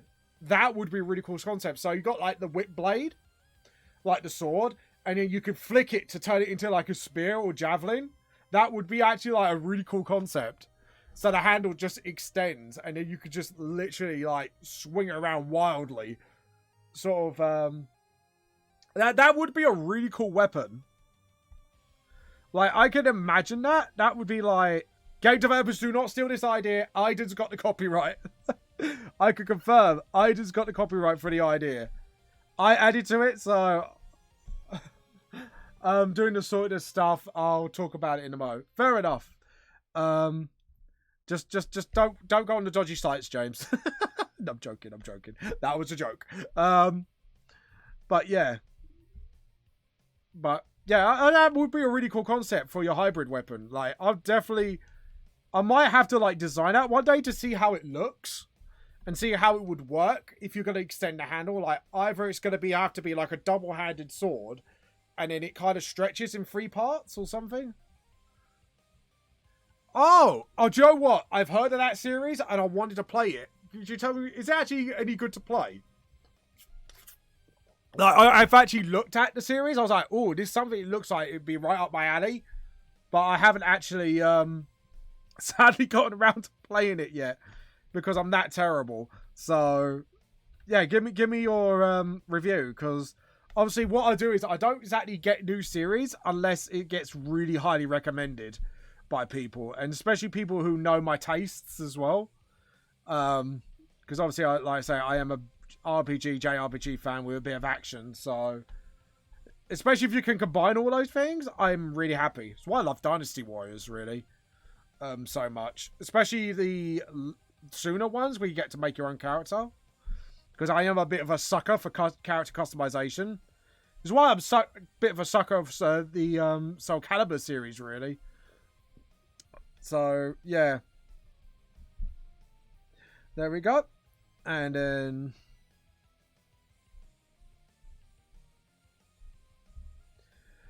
Oh, by the way, Aiden, if you want to change up the features of this character, or you want to put like extra things on him, please let me know. This is a rendo from my own series, because the patrons voted for the race, so I can't exactly change the race, sadly, obviously, because the patrons had dibs on that, but yeah, let me know if you want like anything in particular. Actually, do that. And then just angle that just slightly. There we go. And then sorry, I'm just trying to... Yeah, that's it. Because if it's angled, then it's going to look a bit odd. Yeah. It's going to look a bit odd anyways, but yeah. I like it. I'm trying to work things out with my big brain. I have big brain power. Not. But yeah, like I say, is God Eater any good? Should I play it? And what is the game like? Is it an RPG? I am a sucker for customizable mech games as well, actually. Like the Armor Core series. I'm not sure because you got a PSP. Have you played the Armor Core series, Aiden? God Eater is way more fun than people... if you have people to play with, GD3 is bringing more recent, so it still gets updated. Oh, it's like a monster... Oh, yes, mate. I am going to be on that now. It's like a Monster Hunter type game, and you recommend it. I know what I want for Christmas. Add to the Christmas list. I have to admit, I do like Monster Hunter as well. But I know people complain that it's too much content. I play Armor Core 1 to 5, so 2, yes. Yeah, you know what I mean. I really struggle, because I know there's a PC mech game, but I'm struggling to find like a more recent mech game that I could do the same level customization. My favourite at the Armor Core series is number 4 and the extension for Answer. Fucking love those games. And I like 5, don't get me wrong, but I miss what 4 had to offer. Especially with the giant mech battles, especially with the very fast action and the versatility of the customization.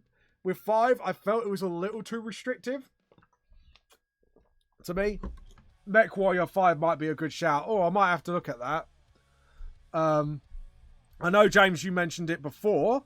So I'll definitely... I'll give it a look up at some point.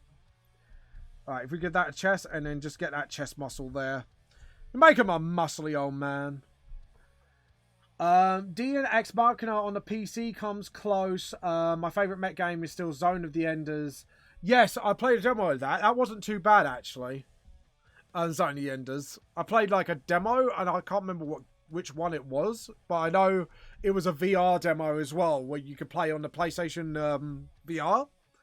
I think that's Zone of the Enders, or am I thinking something else? It has a similar title, I believe, but yeah.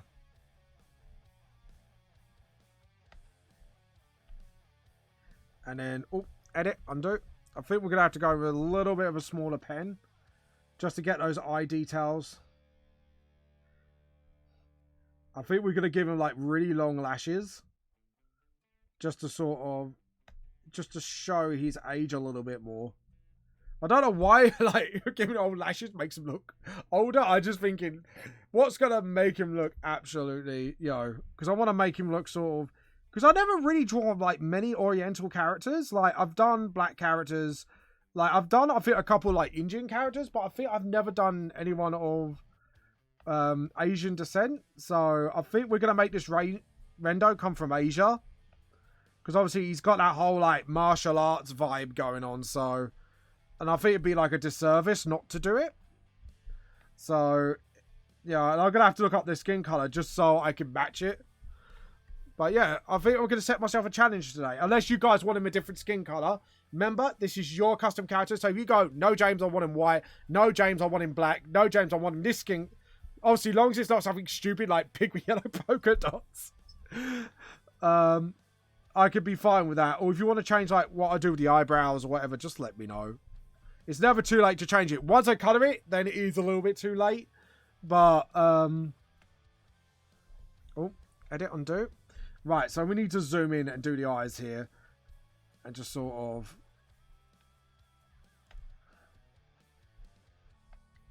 And then do the whole cross-eyed thing. No, not cross-eyed as in that. I mean cross-eyed as in crossing the pupils. So he's not going, To be honest, I don't know how people do that. Like, I've tried to do it, but it makes my eyes hurt every time. Like, my wife can do it, though. She's got a bit of a talent for that. Because of certain thing that's happened to her, so... Bless her. Like, I don't know why, I don't know why I feel a little bit envious of the cross-eyed thing. It's just because I think I find it funny. And it's something I would love to do just as a joke. But I don't really want to hurt myself doing it. So, conversations we have on this bloody stream, I swear, man. Gets weirder every time. Or it's just maybe me getting weirder, but there you go. Yeah, I think, to be honest, we could just give him, like, sort of, like, there we go. Give him sort of, like, should I make it, like, stick out like that? So it's, like, his eyebrows are really hairy. So, like, really, like, over the top, like, sort of eyebrows. Like, what do you guys think? Would you like that on this character? Or do you think, like, something a bit more tame would be the answer? But like I say, just let me know if you want to change anything. I'm more than happy to do it. Like I say, this is your custom character, guys. You get to name him. You get to... If you say change his sex, then I will lose it. Like, yes, let's right at the last minute when he's just, you know, differentiate the lines. Let's make him a girl. Right, I've now got to make it bare chest into... That's something I would do. Just point my finger. Oi. No. As it looks ideal for the eyebrows, yeah. I think that eyebrow doesn't look right, though. Because it doesn't look as long. No, it doesn't. So let's correct that. And just sort of... Yeah, because that eyebrow doesn't look correct either. Because the bottom bit just doesn't look right to me. Yeah, so... You say yes for long eyebrows. Okie doke. Just measure it with my fingers. Yeah, because it's curved up. We'll do it like that. So, and obviously, he's quite old. So we'll put like wrinkles in his forehead. And then just sort of... Because unlike elves, Rendos do actually age in time. But they don't age, they age really slowly. So, with elves, they look quite young. Even though they have a long lifespan. They're not actually immortal. In my universe, they're like very long living, but they always look young. Unlike Rendos, unlike elves, they actually do age, but it's just really bloody slow. So it is like barely noticeable. But I know I got on the synopsis how long they live up to as well. I need to look it up actually, just to make sure I get everything correct. Because when you're a writer, like when you create a world, I'm not sure if any of you are writers or comic creators out there. But as it's ideal for the look with the eyebrows. Yeah, no, that's fine. Item. So when you create a world, when you create a lot of fluff, like a lot of details in the world, so people know the history of VTLS and stuff like that, you have a tendency to lose track. So everything I do, I write down and know it, so I know what the lore is 100%, or look at previous volumes just to make, if it's not mentioned on them, just to make sure I can get it right.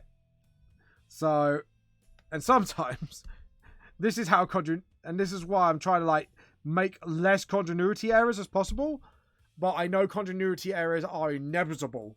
So I think like anyone who's a writer or anyone who's doing their own comic will know that pain. It's like, we know it's inevitable, but we try our absolute like hardest to sort of avoid it as much as we can. So, obviously, like, writing down things, double-checking the lore, stuff like that. But, yeah. But anyways, like I say, is there any other, like, patterns you want to add to the guns, or... Oh, God. I think what I'm going to do, actually, just to play the smart game, is to draw it out like this. Oh, no, it's effect, isn't it? So why am I drawing it by pen? I'm being special. This is how not awake I am. Seriously, I'm really bloody bad. But, I'm so bad today. My brain's just going... just gone to the moon. You're not coming back, brain, are you? No! Okay. That's me in a nutshell right now, so... Oh, God. Everyone's looking at me like, this guy's weird. Not in the right ways. Oh, God. Right, so we get the Uzi and just get the magazine in. I do love this concept, though. The baton Uzi. How cool would that be? Devil May Cry, do not steal this idea. This is patented weapon now. I'm going to make this a reality. So, what element? Say, if the rods were like infused with a magic element, like sort of like fire, lightning, water, like what sort of element do you think would be really cool, or ice? You know, what do you think would be really cool? Even like metals or whatever. Right, so the beard, we can now continue. And just sort of like that. And then we're going to put an end to the beard here. Because we don't want it too long. Because otherwise it's just going to look really bloody ridiculous. And just sort of get a little tuft of hair there.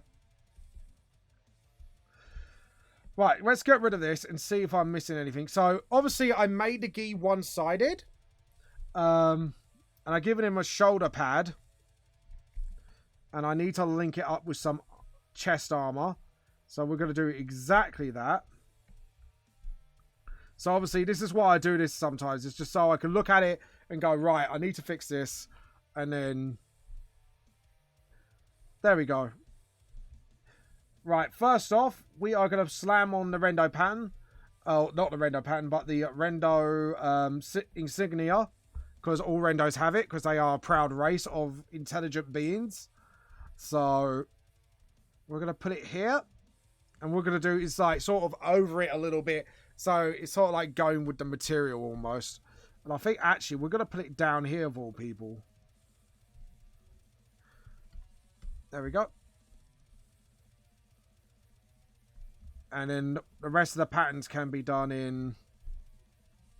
right. Actually, I could look at this and then... there we go. And then just sort of... yeah, because now it looks squished. It kind of looks like it's going with the flow of the material. So that's looking good at the moment. And then the Rendo insignia can be done like this.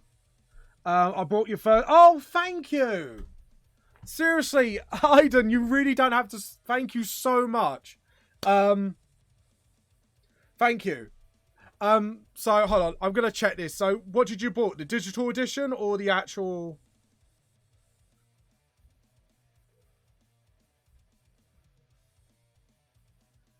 Right, it doesn't say I have a notification yet, but I just wanted to make sure, because then I would know how to, because obviously I've got physical copies sending as well on my website. But thank you so much, Aiden. Seriously, I really, really do appreciate all your support. But just to let you know, my style did update in 3, only because of I needed like it wasn't going in the art direction I wanted it, so I kind of like updated it. It's not like any major changes, just more of I wanted the shadows to be darker because obviously I'm a very big Hellsing fan, so I want it to be like more like that art style direction. That's not looking good. Right. First off, James, let's just get the circle done properly. I think that would be the best option. And then, oh, just heard a door slam. Hope everybody's all right. Ebook. There's been issues with the delivery to my area. Oh, fair enough. All right, no, that's fine. I just wanted to make sure so when I look it up, then I could just go, okay, right, I need to sort that out and put it in post at some point. So, well, not some point, but ASAP. But fair enough. But thank you for supporting me. Seriously, man, I do really, really bloody appreciate it. It has been a bit of a slow year for VTLS because of what's going on, because I have no conventions, so so it's like, damn it. Right. So now we've flattened out the Rendo symbol. Now I can use the rubber to sort of tame it a bit more. Right, undo. Let's tame this a little bit here. And then just sort of slowly, there we go. And then the circle. Oh, edit undo. Because the Rendo symbol is like their pupils. And then each colour is this colour of one of the 4 realms. So, and I think Rendos do kind of get introduced in, yeah, they do get introduced in Volume 1. Because you do see like 1 or 2 wandering about. And then you see like more, I think, about Volume 3 you do. So, and I know Volume 4, you do see a couple there as well now. So they started like pop up.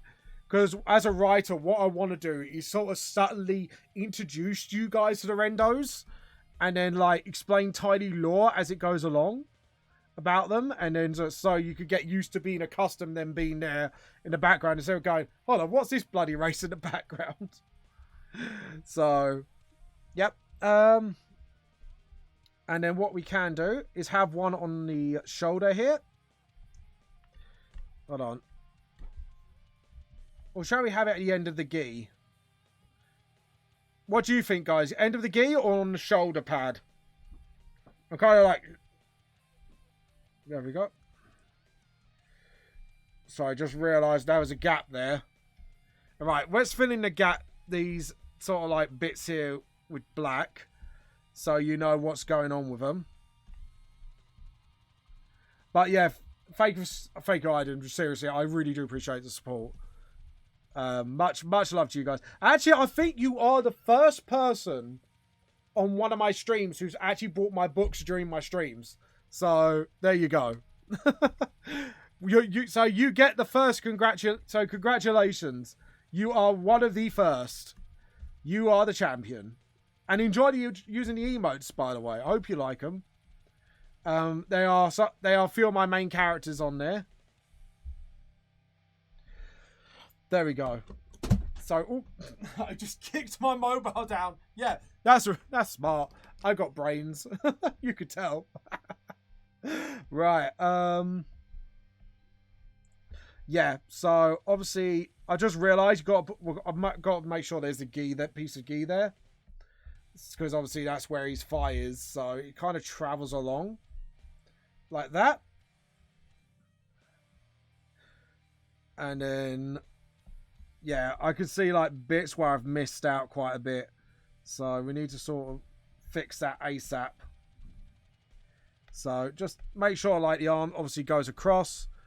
See, it's just little things I've got to keep an eye out for as well. I'm missing. Are you an artist yourself, Iden, by the way? If you don't mind me asking. Because I actually think I do recognise that name, actually. There we go. Oh, Trash Arts. Thank you for following, by the way. I've just noticed there was a notification just appeared on there. So thank you for thingy. So, oh Jesus, my brain's just going. Hyper Spectrum, hello. How does he keep the extra ammo? I did not think of that. What's cool? Uzi batons. How does he keep the ammo? Shit. Right, this is custom character week, so if you want to see ammo patches on him, please let me know. But thank you for pointing that out. Oh god. Do you know what? It's little things like this I'm glad I got you guys for, because sometimes I just get so like engrossed into the drawing I forget certain details. So thank you so much, Hyperspectrum. Thank you so much, and hello. Oh, I am a derp. So here we go. So what we can do in the like Kevlar body armor, we could probably put like the extra mag sort of like here, because obviously he's going to be quite a dexterous little guy. Little guy, yes, because he looks very little, doesn't he? Pulls a Rambo. Oh, what? With the ammo? Oh, dude. Actually, that is a lot cooler than what I had in mind. I was going to put it on the chest plate. But since you said it, we will. Because what we can do is have it on ammo arm wraps. So let's have a look what they actually look like. If there's anything.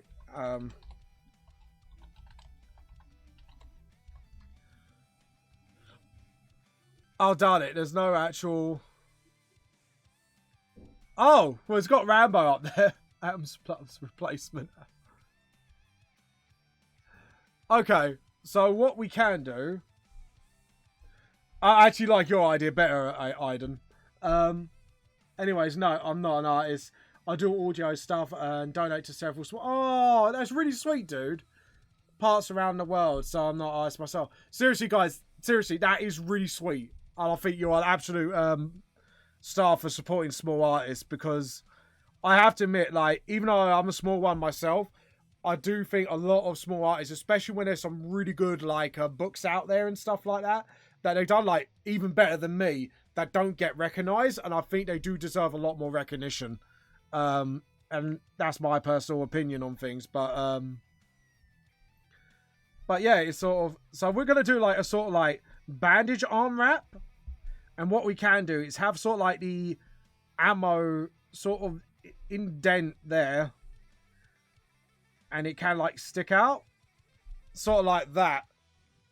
And then what we can do is sort of like have another one sort of like on the other side, and this one you can see like the ammo just poking out from under the sleeve. I'll tell you what, Aiden, you've come up with some sick ideas, mate. I'll tell you, that is actually a really sick idea, and I bloody love it.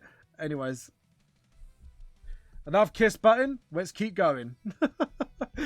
I kiss the butts. I'm saying that with such a Russian accent. Could you imagine if someone come up to you and go, I kiss the butts, and you're like, what? Weird ass conversations I have, man, I tell you. I tell you what, since Hybrid Spectrum is still around, if you're still around, if you had to create a hybrid weapon spectrum, like sort of like if it's like a gun and a sword, or a combination of 2 melee weapons or 2 gun weapons, what would it be? Extra points if it's 40k themed. And you, yes, I am a 40k fan. If you wondering what it is Warhammer 40k. So, say I went, here's some parts to make your own hybrid weapon. Go nuts. Because we had from Spectrum like sort of like a whip sword that can extend to a whip lance, or yeah, which was actually a really cool concept actually. And I might have to create that weapon one day just for shits and gigs. Because the weapon geek in me can't resist it. Thank you for being a bad influence, Aiden. You're a very bad influence on me. I've got to do my book and I've got to work on this project. Oh no, this is something cool. Must work on that. I need to head out, you guys. So have a good day, night, morning, wherever you are. Yes, I shall have a good, I'd say afternoon now. Yeah, it's about 2:27. So yeah, I'll have a good afternoon, and you have a good night, evening, or morning, or wherever you are. Have a good one. That sounded quite wrong. Have a good one. What do you mean by good one? Well, it's when a mummy and daddy love each other. No, we're not saying that. We ain't going there, people. I've already scarred enough people for life as it is in my lifetime. I don't think I need to scar any more than I absolutely have to. So there we go. The ammo pack of doom. Right, so obviously they're going to be effects, so we don't need to worry about that for now. And that means if it's effects, I want to make these shields see-through. And I'll probably put like a little bit more in front of the Uzi, so it's got that sort of nice effect going on. Yeah, it can include fantasy concepts, because in the world of VTLS, it's like fantasy and sci-fi. Sort of like mixed together, so yeah, go for it. So I definitely would like to hear those concepts. Right, let's have a look without all that. So let's put a crease there. Put one there. And I think we're going to put... And remember, guys, if you want to put like anything pattern-wise on the character and that, or if you want to change just a little bit of a feature, let me know. Because remember, this is your custom character, guys. So, or everyone's VTLS custom character. So, this is like your parade today. I'm just doing this as I go along to sort of like encourage like sort of feedback and go, I want this on him. And no, I'm not going to draw anything crude. So, don't even go there. I'm not going to do any, what the English would call a comedy winnie. That's putting it politely. I think Magnum, if he's still around, knows exactly what I'm banging on about. Yeah, I'm good for Discord chat. So yes, we're going to introduce you to Wily Magnum. So we're going to go on the mics on our Discord. And by the way, guys, if you are not part of the Teacup, become part of the Teacup today and get 1 free Yorkshire tea bag, and you'll feel more British than ever. But anyways, all jokes aside, when he comes on, please welcome Wally Magnum. He is a gamer streamer. I've always said gay streamer for some reason because my brain is absolutely being an absolute flatline derp right now.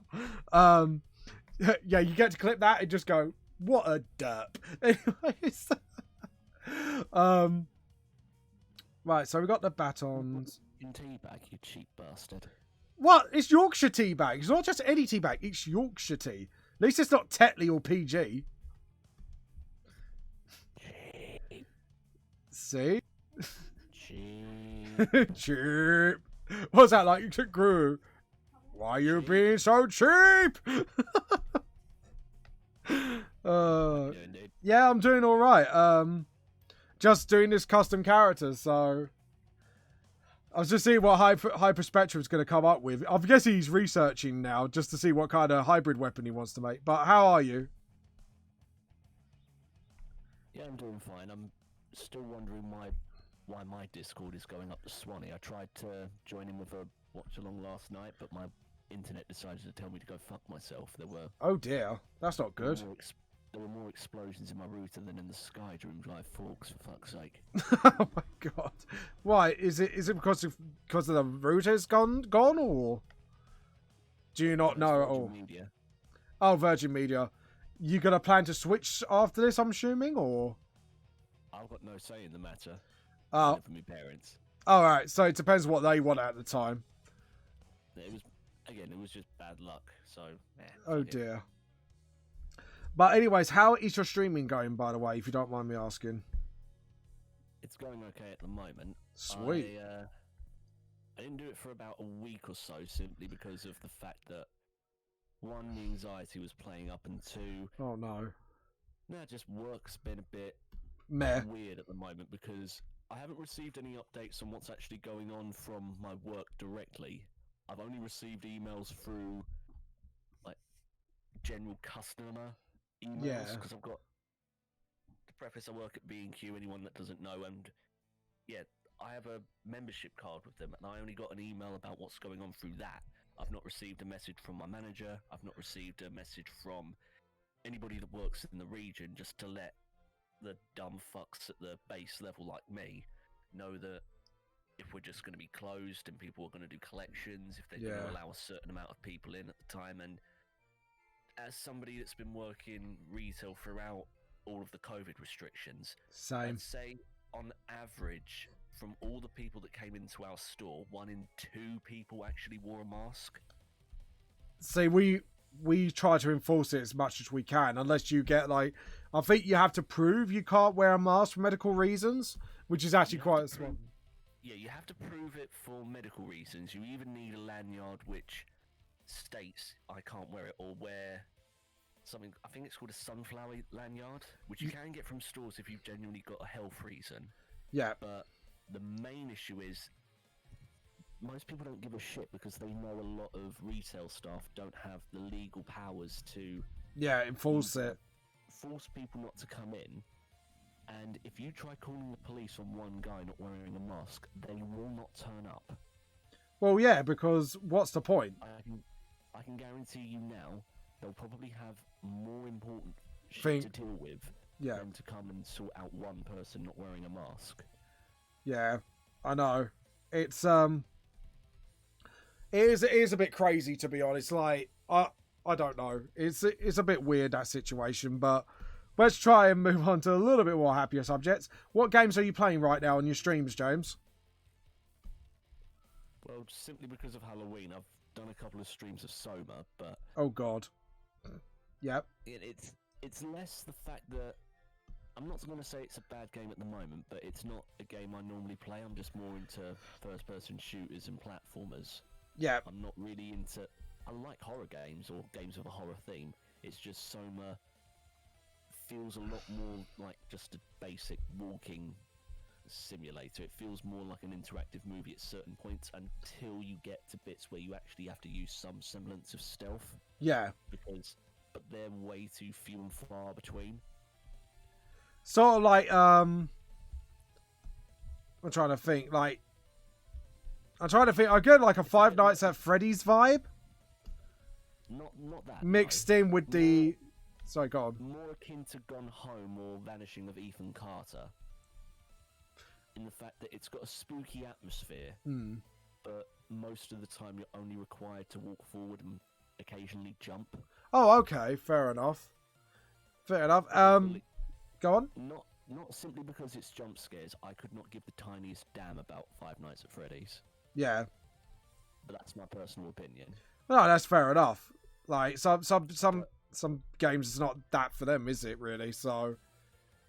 Pretty much. And, yeah.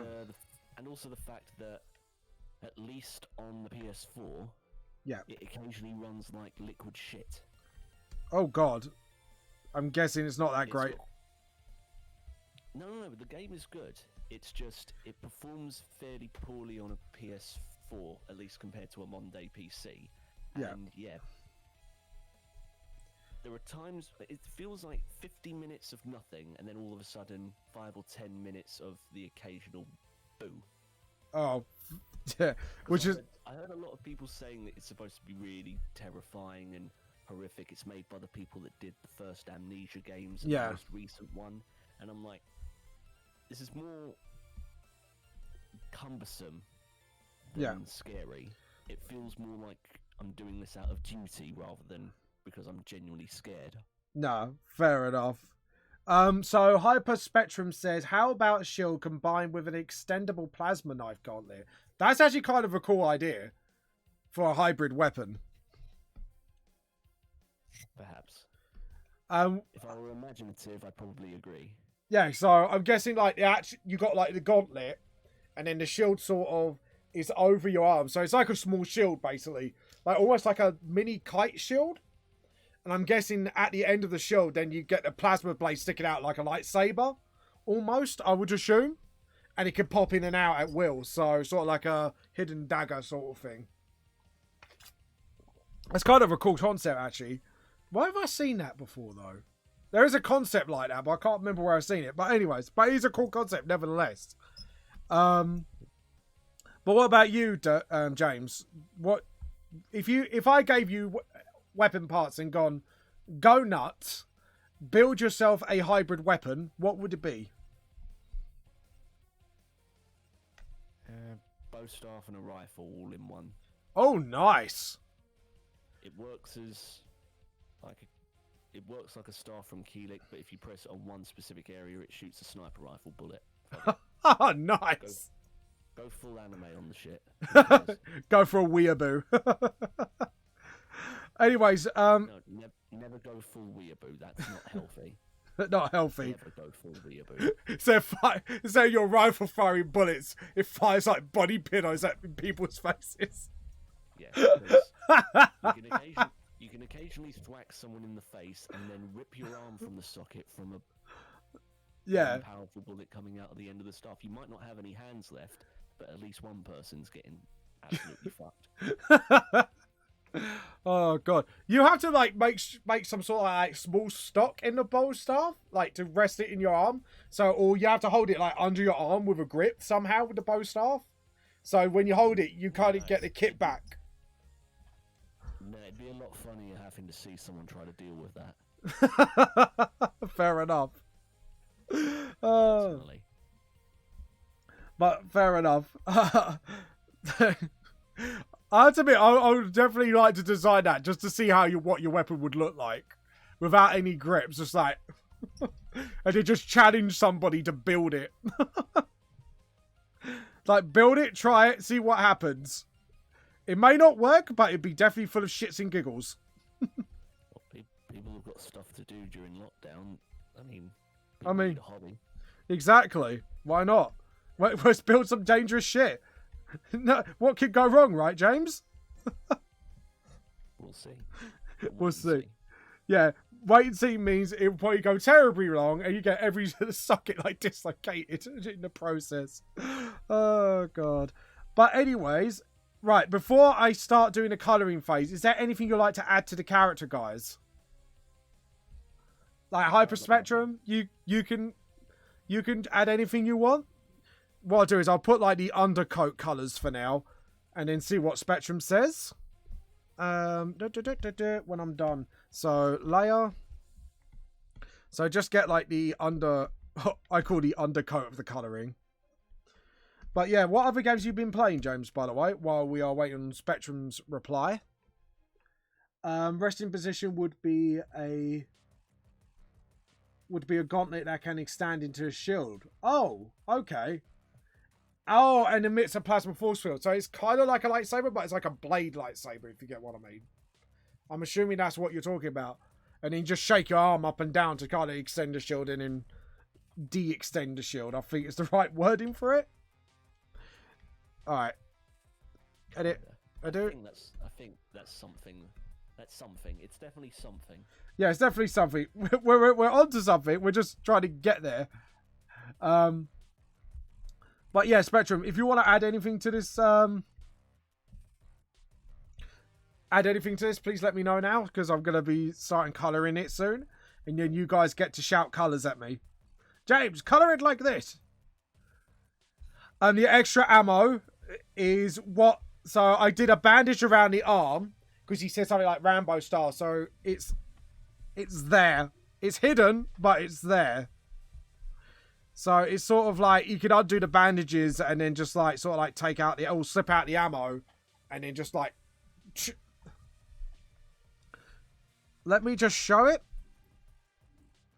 So this is what Aiden suggested, or Aiden. I really got to stop getting that wrong, man. Well, no, not get it wrong, but just keep remembering how to bloody pronounce it properly. But anyways, so yeah, you got one there, and there's one on the other side of the arm. So you got like 2 ammo for each arm. So you got like sort of so he's got like 3 disperses before he runs out in a way. So I thought that was kind of a cool concept. I see, but yeah. But Aiden did something like just do something Rambo. Just like, all right then, we Rambo it.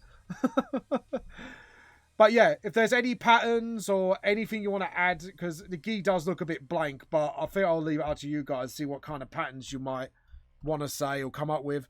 And feel free to put, like, if you see an image on Google that will look cool on him, just slam it and I'll just look at it and then take it as a reference. Because, you know, that's what I do. So sorry, James, what were we saying? What games have you been playing lately other than the horror one? Because I know you did Darksiders. We're doing Darksiders, but I don't know if you completed or not yet.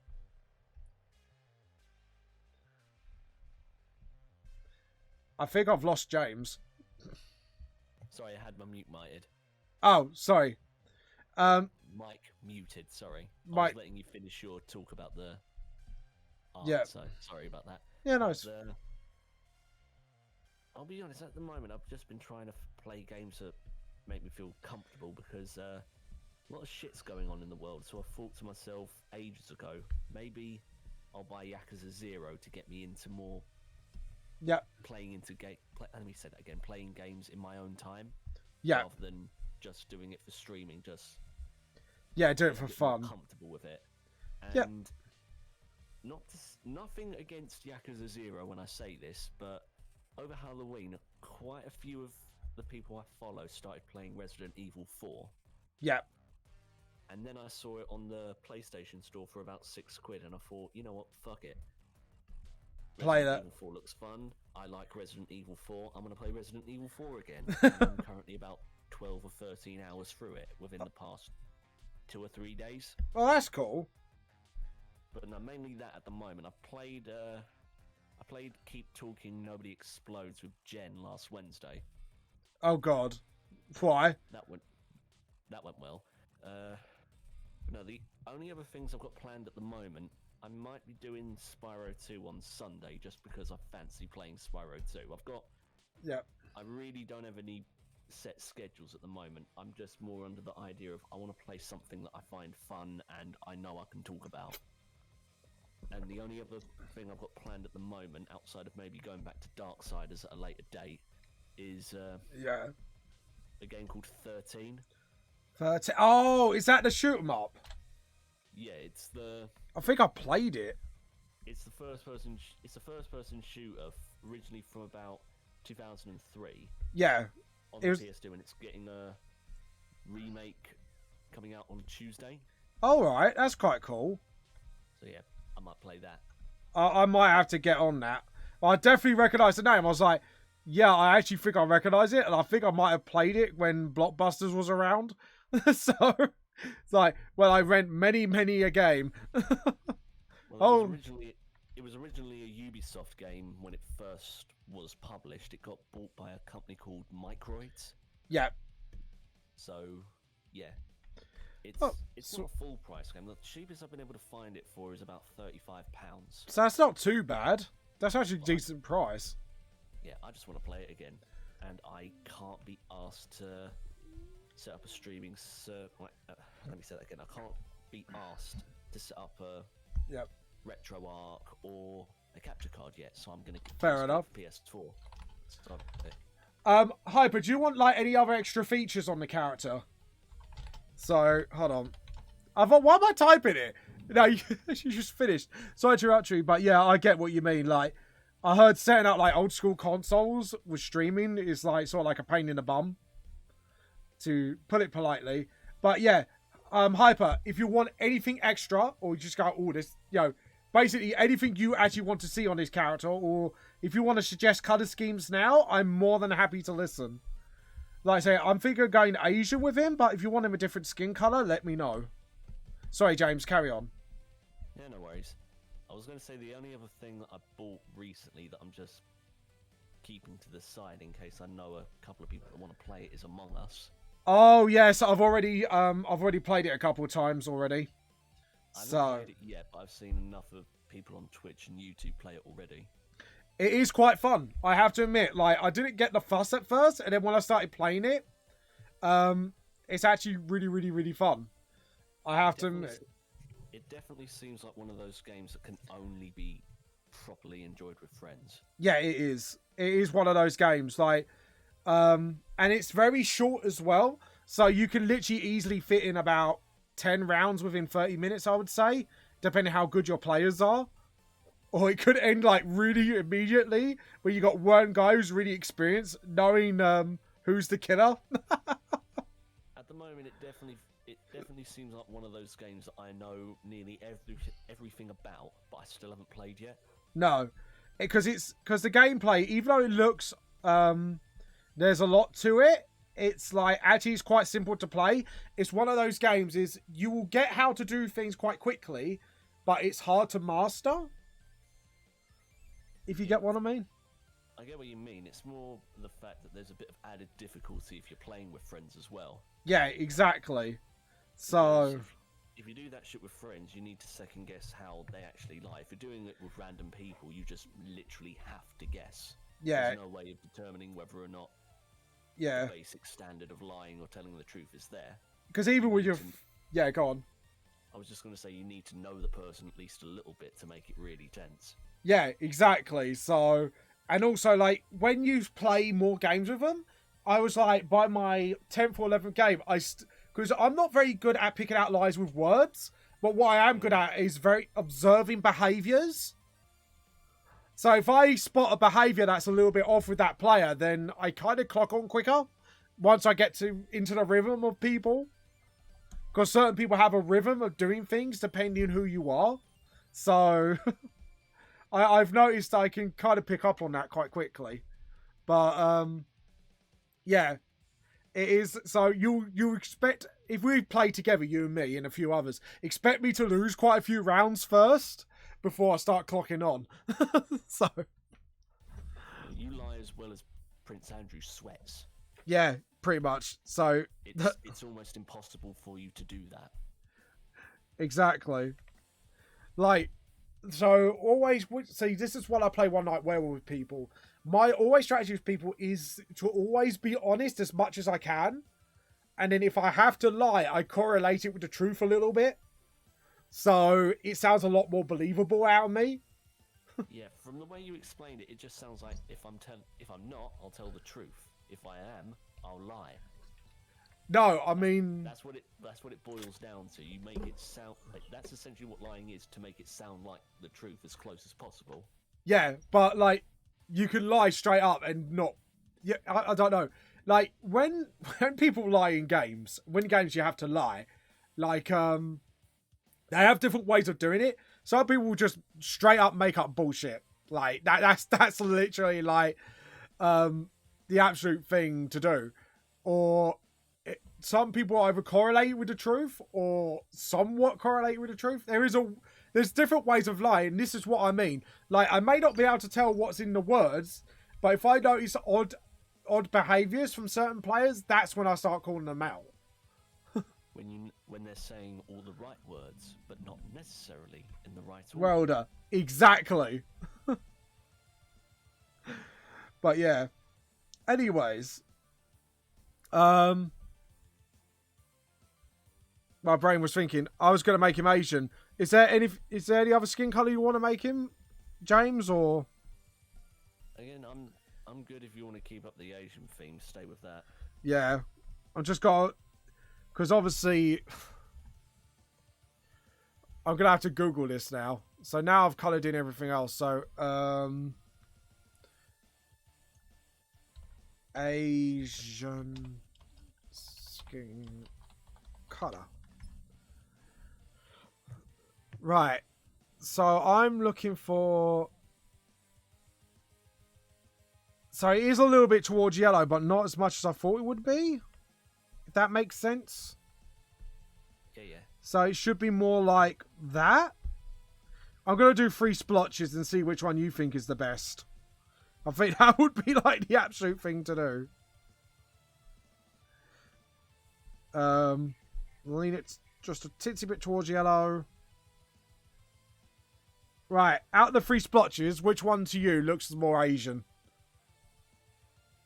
Okay, I'm just hoping no one's going to take this out of context and... No. If they do, I will slap them. The one on the bottom. What, that one there? Yeah. Because, like, yeah, because to me, that's a bit Genghis Khan-y, if you get what I mean. Yep. Yeah, actually, I think you chose right. It does give him, because I was kind of like theming it, like sort of make him look a bit more Mongolian, not Mongolian, but sort of like Asian, but have that sort of Genghis Khan vibe to him. You mean Mongolian? Mongolian. I could, yeah. Yeah, you know my words better than I do. You know me better than I know myself. Should I be... The only reason I know how to pronounce Mongolian is from watching South Park too much. Oh, was that with all the... Yeah, I know the ones. I know the episodes. Because they were in the Stick of Truth, wasn't it? No, it was Stick of Truth. It was in... Yeah, it was Stick of Truth, wasn't it? Not the sequel the Mongolians are in, yeah. And you had to fight them, don't you? Because they took over the whole restaurant or something? Yeah, pretty much. Yeah, I remember that much from the game. Oh, God, that game was hilarious, though. There we go. And I should to be... Yeah, I have locked it. So, there we go. And then... What we do is we're going to put some shadows on him afterwards. So, while we're doing this, James... What kind of colour gi do you think you should have? Or should there be any particular patterns on him? Or... Since you're the only one here at the moment by the looks of it, I think Hyper's like AFK in or he's gone. One of the two. I'm thinking. You're tinking. You're tinkering and thinking. Yeah. Avoid that mispronunciation. I don't know, just make it a darker blue, I would say. What, the gi? Yeah. Okay. We'll go with that. Actually, have you heard of it's quite interesting, like I have to admit it's not my kind of metal. But have you heard of Mongolian metal? What, Mongolian throat singing metal? Yeah. I've heard it being thrown around a bit. I can remember something being shared to me a while ago, and I remember seeing it being used on a stream of Ghost of Tsushima by someone that I follow on YouTube. Yeah. I can't remember the name of the band though, off the top of my head. Yeah, I've heard a few bits. Yeah, like don't get me wrong, it's not I don't like it, but it is an interesting experience, if you get what I mean. Oh yeah, I think I remember the name of the band. It's called The Who, but it's spelled H-U rather than W-H-O. Yeah. That's one of the main bands I hear going around about Mongolian metal. Yeah. like I say, it is a very interesting experience to say the least. Like, I don't know if I dislike it or I just indifferent to it, if you get what I mean. You haven't heard enough to truly form an opinion, but you're curious to build said opinion. Yeah, exactly, because it is quite an interesting concept. Like, obviously, it's like when reggae metal first came around with skin dread, you think, oh, that's not going to work, because it's like, one's like a chill genre, and one of them's, and the other's quite intense. But somehow they really go together quite well. If it sounds good and plays good, then it's good. Don't worry about clashing subjects. No. But what I'm saying is when you first hear about it, I know what you're saying. I'm just saying what I think. I'm like, I don't give a fuck if they want to meld genres. If it sounds good, I'm not going to complain. Yeah, fair enough. Try new things. Push the boat out. Exactly. Things together which could work. Well, I think don't go too mad and mix fucking Taylor Swift with Slipknot. That might be a match made in shoot me in the face now territory. But yeah, if it makes sense to you and you can do it well enough, try it. I'll listen to it if it's good. Yeah. That's pretty much all I can say. Like, you don't know if it's going to be any good until you try it. True say. That is. And I mean that particularly with music. Don't apply that to other things, okay? Don't go out trying to put your face onto a buzzsaw because you've never tried it before. Just stick with music, right? And you think people would do that? Actually, no. I've just thought about that. Like, what age we're in. It's been the same age since I was born in 1992. It's not really going to shock me. Yeah.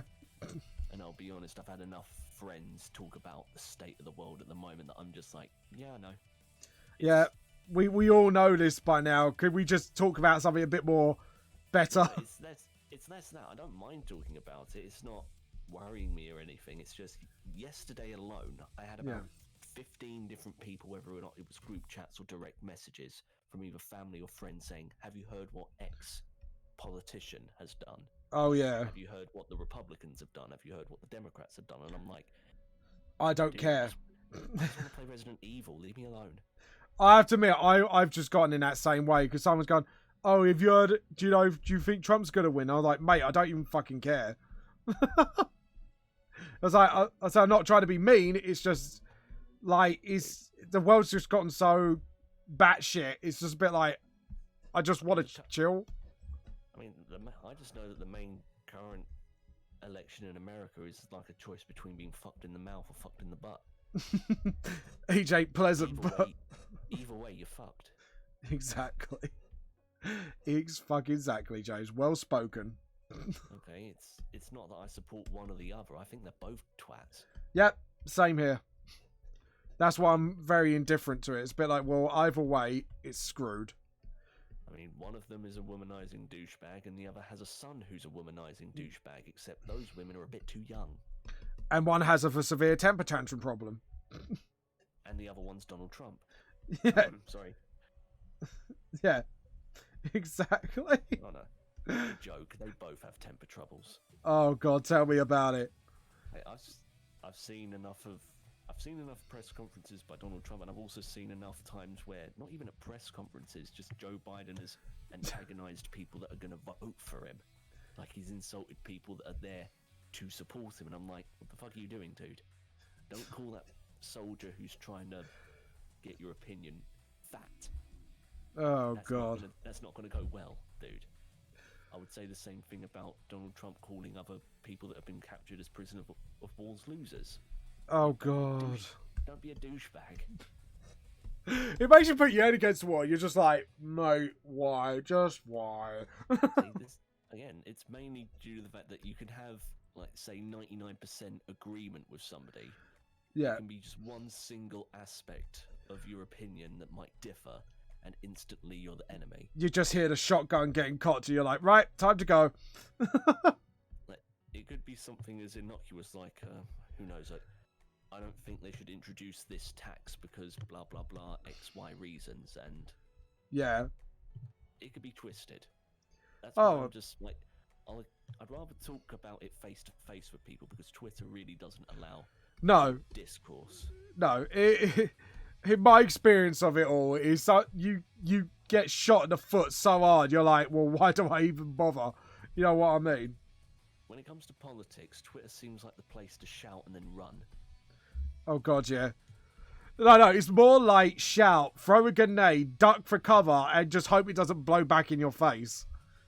Or worse yet, you smack somebody with your opinion, someone then hits you back, and then you're like, why the hell did you hit me?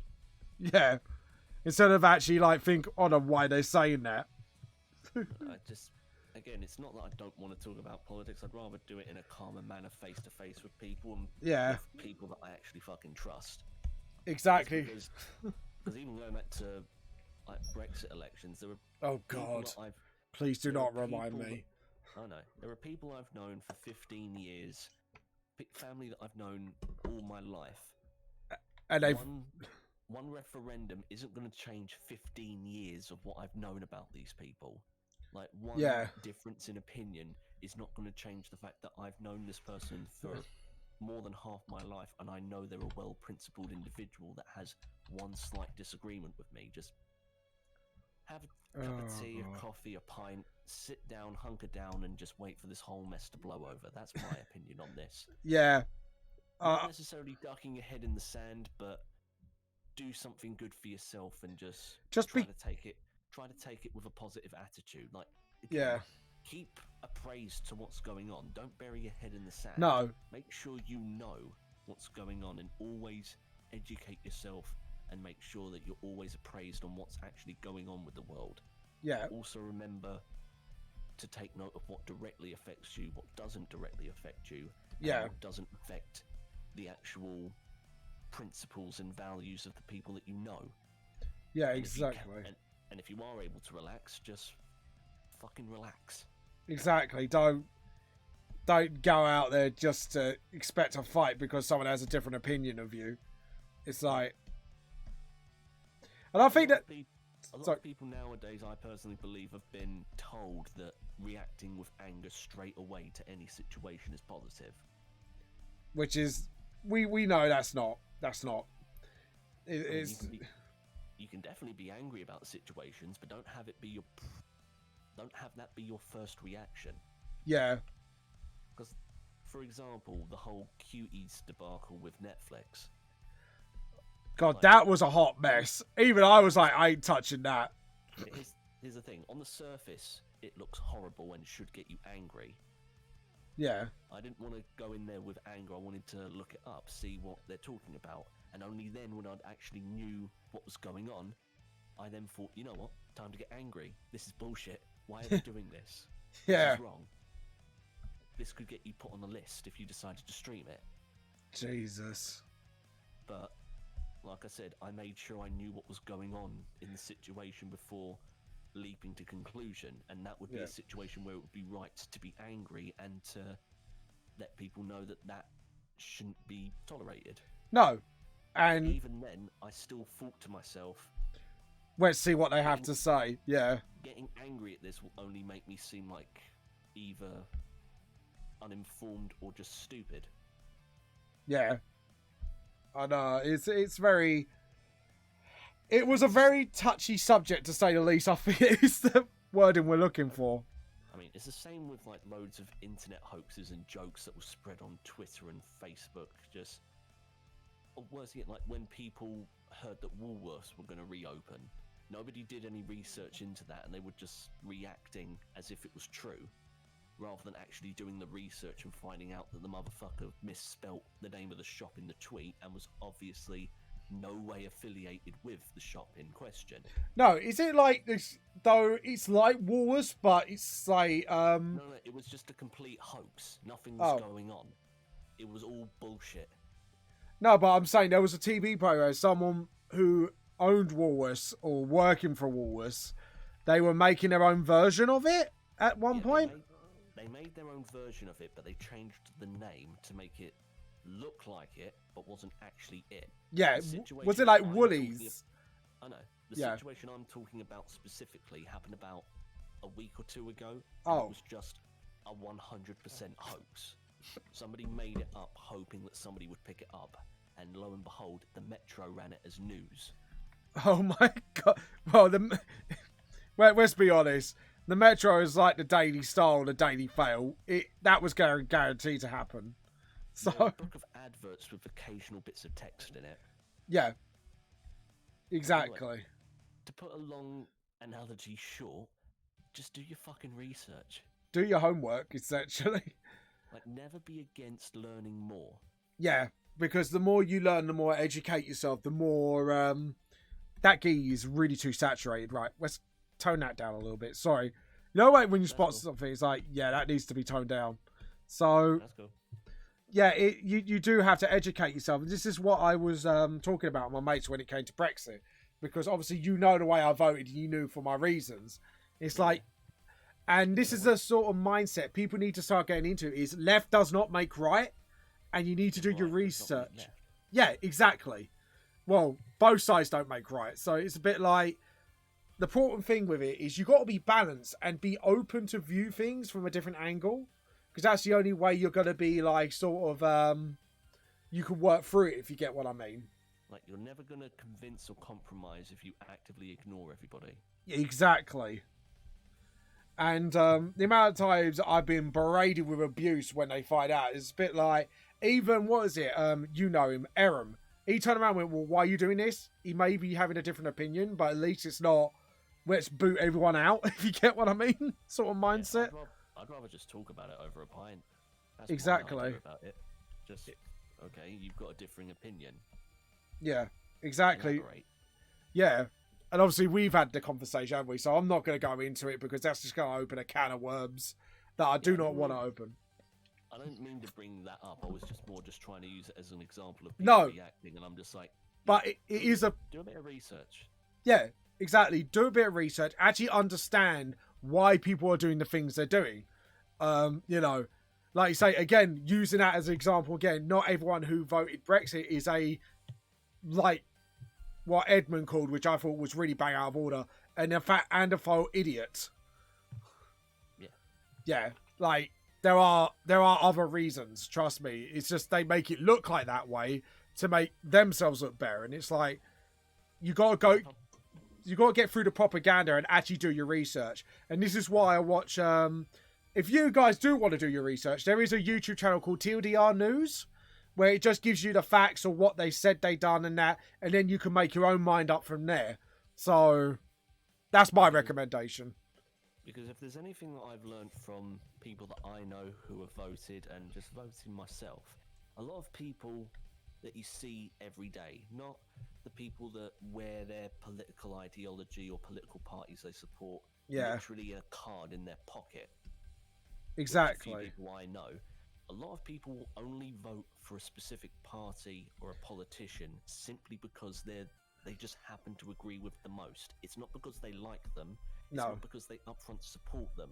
No. They just happen to be the best option out of a bunch. Shit pile of choices.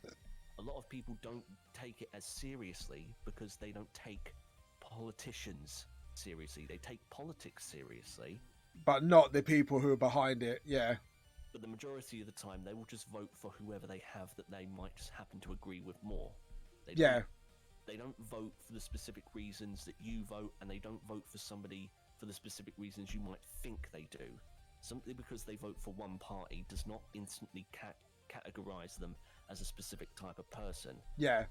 Like, I've known people that have voted Conservative and hate Conservative politicians. I know people who vote Labour and hate Labour politicians, but at the time, they just happen to be promising the most for them that affected their lives directly. That's why they don't always talk about politics or go around saying Labour is king, Tory is king, Lib Dem is king, simply because they know it's all bullshit. They know that at the end of the day, they're just doing what needs to be done. Exactly. Everyone has their own reason to vote, so categorizing them into one specific phylum will not help you, nor will it help anybody else. Because all you're going to do is lose friends. That's what it is. It's losing... You're going to lose friends. You're going to end up lonely. And I've seen loads of people now who are on their own island and with a bunch of... and it's not me being horrible, but with a bunch of yes people. And they ain't your friends. You know what I mean? And I've seen people get turned against as soon as they have a different opinion for once. And then it's like, all hell breaks loose on their life, and they have no one to sort of go to, and I do feel sorry for those kinds of people because, like, what's that for life to live? I've got quite a few friends that actively like show off the parties that they follow as if it makes them a better person, and it really doesn't. Like, I won't state the specific parties because I don't want to give off the impression that I'm targeting anybody here. But no, we don't want to do that. They believe that if they vote for one specific party, they're completely justified for anything else that they do. Yeah. I know somebody who constantly claims that he's the nicest person on the planet. He just wants to have a nice family and votes this specific party because he believes that they can do the most change. And he ended up posting naked pictures of a woman being mid-intercourse in a group chat, and I thought he was the biggest prick on the planet. There was no way in hell I was tolerating that. But apparently because he votes a specific way, he thinks that he is literally immune. I'm better than this other party. I'm like, dude, fuck off. Yeah. Like, go with values, not politicians. Exactly. Okay? Because at the end of the day, we don't know what they're really like. And that's also another part that people need to understand is look at Trump is actually a great example of this. Like, everyone apparently that my parents have talked to in America think Trump is great. And then all of a sudden, like that whole debacle with him avoiding paying tax thing came up. You know what I mean? So I'm just more shocked that people are still shocked that politicians are douchebags.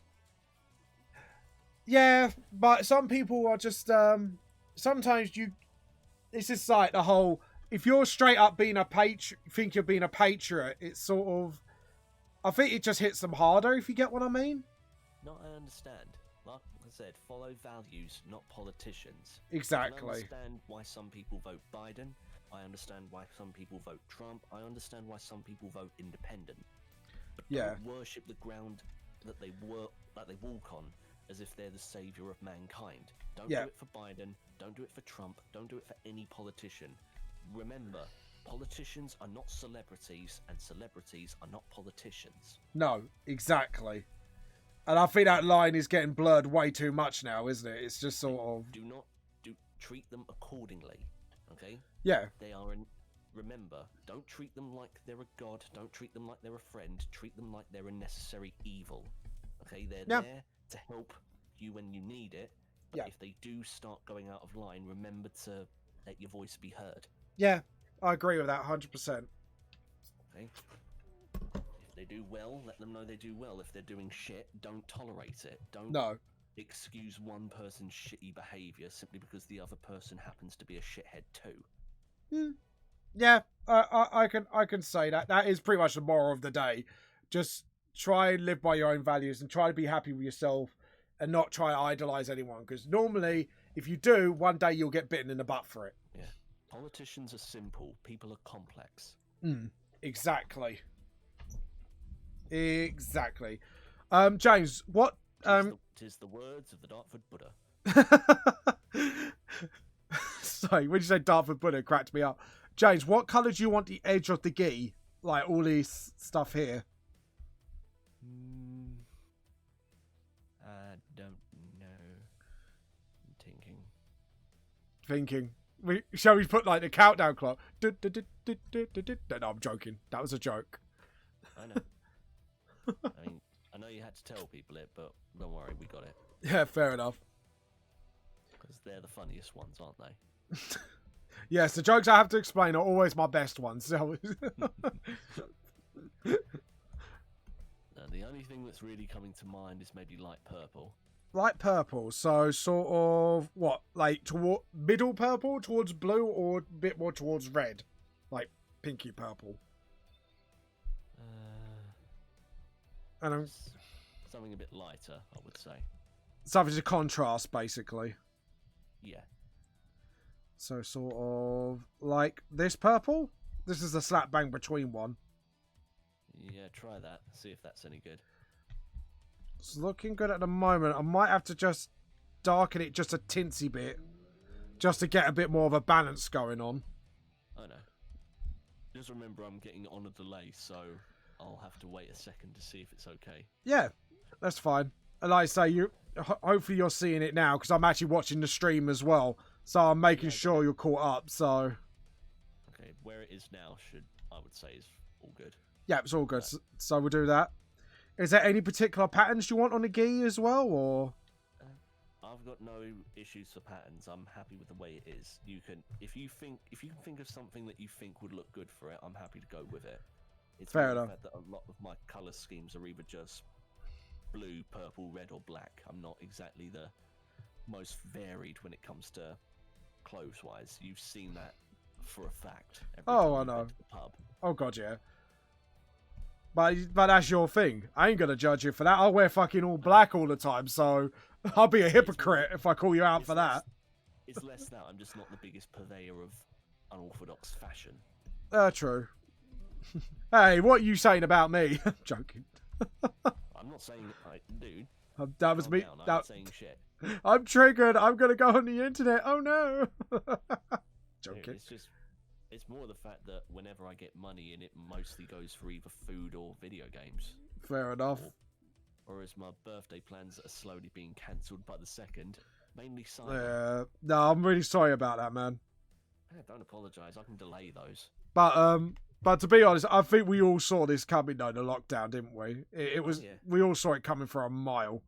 Especially obviously you and me in retail. Yeah. So it's more the fact that it was just a big bunch of stuff that happened all at once that really set off my anxiety. College, I'm still waiting for my certificates from college. I had one of the biggest really can't say that word right now. Yeah. We'll leave that out. I think I know what you're going to say, but yeah. One of the biggest crab baskets. Yeah. To put it as light as I can without doing severe inferencing, but I know you get it. Yeah. Moaning about prices of stuff despite the fact that there's a big friggin' lockdown imminent. Yeah. The panicking, shopping and all that, yeah. Yeah, just other stuff that really, really doesn't do well in a November month. Oh. So, but when it came to that list, like not being able to go out is really at the bottom. I'm pissed off that I couldn't do anything, but I know I can still delay it. It's no trick. Like, it's no tribulation. No biggie. Alright, I'm going to go on the stream chat on Discord, James. I'm going to give you a couple of patterns and see what you think. I think this will go with the gi quite well. So where's the live chat? News updates, talk about... stream. Live chat stream.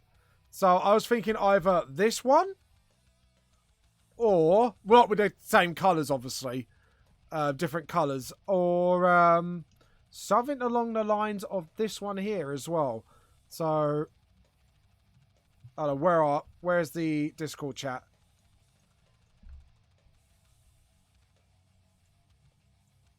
Oh, I see what I did. Right, let me try that again. Copy image location. Oh. Apparently it doesn't want to show it. Okay, is there any way for me to drag it onto Discord? Nope. Copy image. Let's try that. Yep, it does it. So either that one or that one, James. I'd go with the top one. Yeah, I thought so as well. I was looking at that. I was a bit like, The bottom pattern seems to be what shapes take an anxiety attack.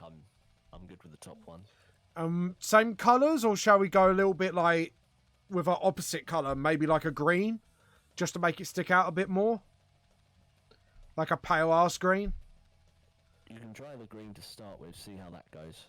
Yeah, because if we could do it on certain bits, like the heart-looking things, we could go sort of like that. Oh, edit, undo. I'm going to need to go with a smaller pen, aren't I, for this? So... no, but it was... but to go back to what I was saying a second ago, I just wanted to preface that so I didn't sound like I was complaining too much about what was going on, because I know there's a lot more serious shit going on at the moment. Yeah, so exactly. I won't be too heartbroken about it, but I'm still a bit nah, that sucks. Kind of. Yeah, I feel you. Because originally I was planning on going to see a band called Lucifer this Sunday. Yeah. Swedish/German metal band who are doing some really good stuff at the moment.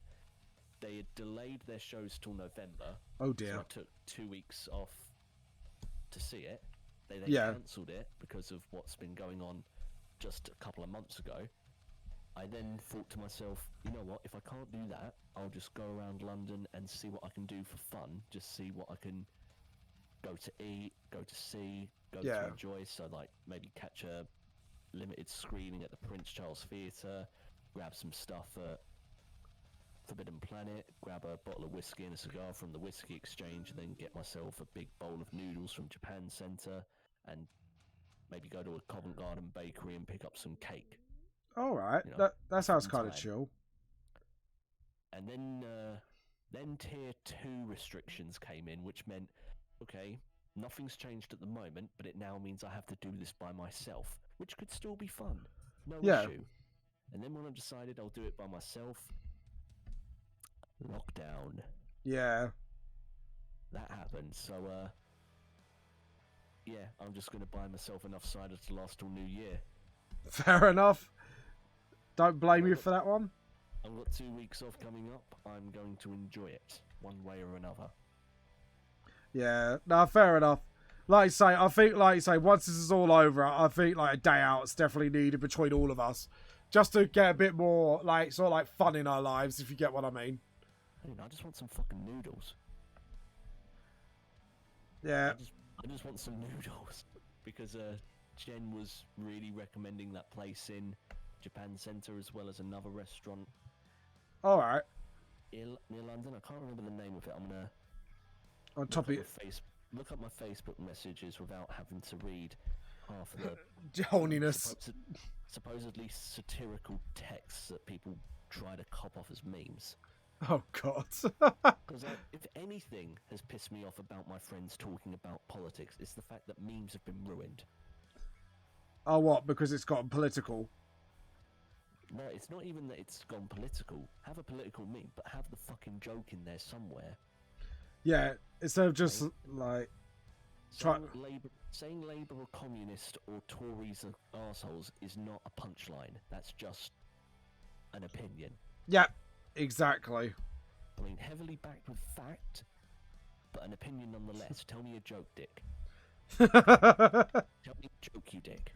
Okay? Please, for the love of God, just tell me a joke. Make me laugh, God damn it. That's all I expect. Well, it's like the whole, when we found out, what was it, a certain PM did something with a pig's head, and someone actually made a joke out of it.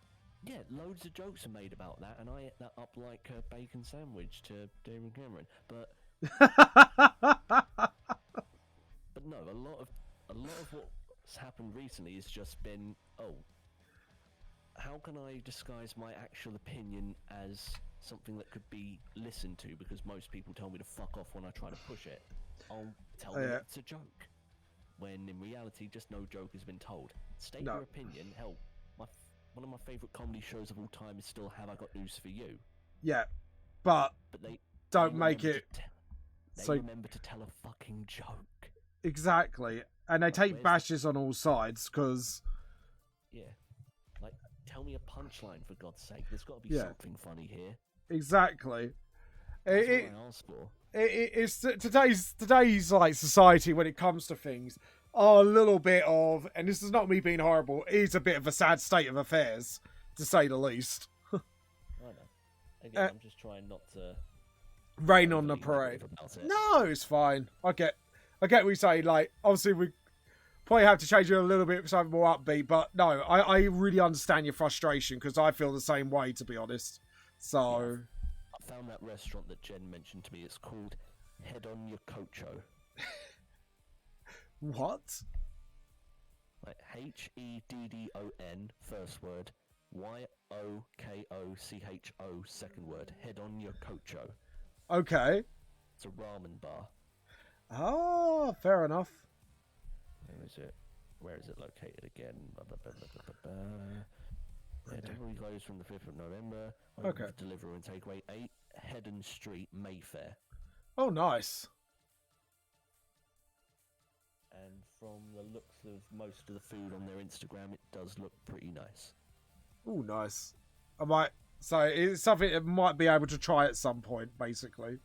Eventually, or if you live close enough, you can get it delivered. True. What type of food is it again? Japanese? Yeah, ramen. Ah, see, my wife would love that.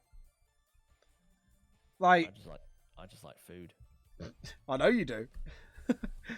We all like food. Seafood. We're on a seafood diet, James. We see it, and we eat it. The best diet ever. Not really. Look where that got me. Well, I mean, you're happy, aren't you? Yeah, but I'm a lot happier. I'm healthy. No problems then. Fuck it. just refatten me up. Oh god. Right, so sorry, I'm trying to like figure out stuff here because the pattern is. Hold on. Let me have a look again. So it loops like an 8, but a weird 8. So if we're gonna do it, it has to be 1 here. And then... Aha! I think I figured out the pattern. I have a brain cell! Go me. Right. Shocker. I know. It's terrifying. I could take over the world next, James. No worries. I could use the T-Cult for actual evil means and take over the world. Who's going to stop me? A nice, Yeah. probably nice. I don't give a shit. To be honest, I'm probably the way things are right now. I'm probably the best option out of a bad bunch. Can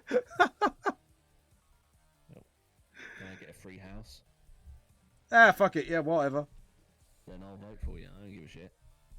I'll give you a free Yorkshire tea bag as well. How's that? 2. 2. All right, make it 2. We got a deal. Fair enough. That seems fair. Yeah, that seems like a fair trade. With no negative repercussions at all. Well, not for me. I don't give a shit about anyone else. As long as I'm fine, I'm good. Fair enough. Right, I think I've figured out this pattern. I hope to God some mic stands are cheap on Black Friday because... Yeah. As much as I really like my Siren microphone that I got a while ago... Yeah. During Prime Day... The weird thing is, like... Because I need to plug it into the mic to be able to use my headphones over Discord for some reason. It works... My headphone jack on my laptop works for everything else aside from Discord for some reason at the moment. So the way I've got to put it in is directly underneath, but the headphone jack for my headphones is quite chunky, so I have to like bend the wire to make sure it fits in there. Which is not healthy for the wire, obviously. Well, for the price of the headphones I paid for them, they better not fucking break. Yeah, no, I can see it. The wire can be replaced, but I'd just rather not replace it. Yeah. So I'm currently holding it in my hands like I'm like Bruce Buffer announcing a fucking MMA fight or something. Fair enough. Yeah. Mic stands. Or worse yet, holding it to my face as if I'm about to cut a promo in WWE.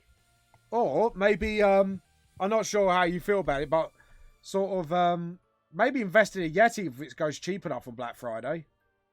Well, bear in mind, I only bought this recently. It was the price of a Yeti. This was supposed to be the normal price of a Yeti, bar about 10 quid, but it was half price to like 55. Oh, I see.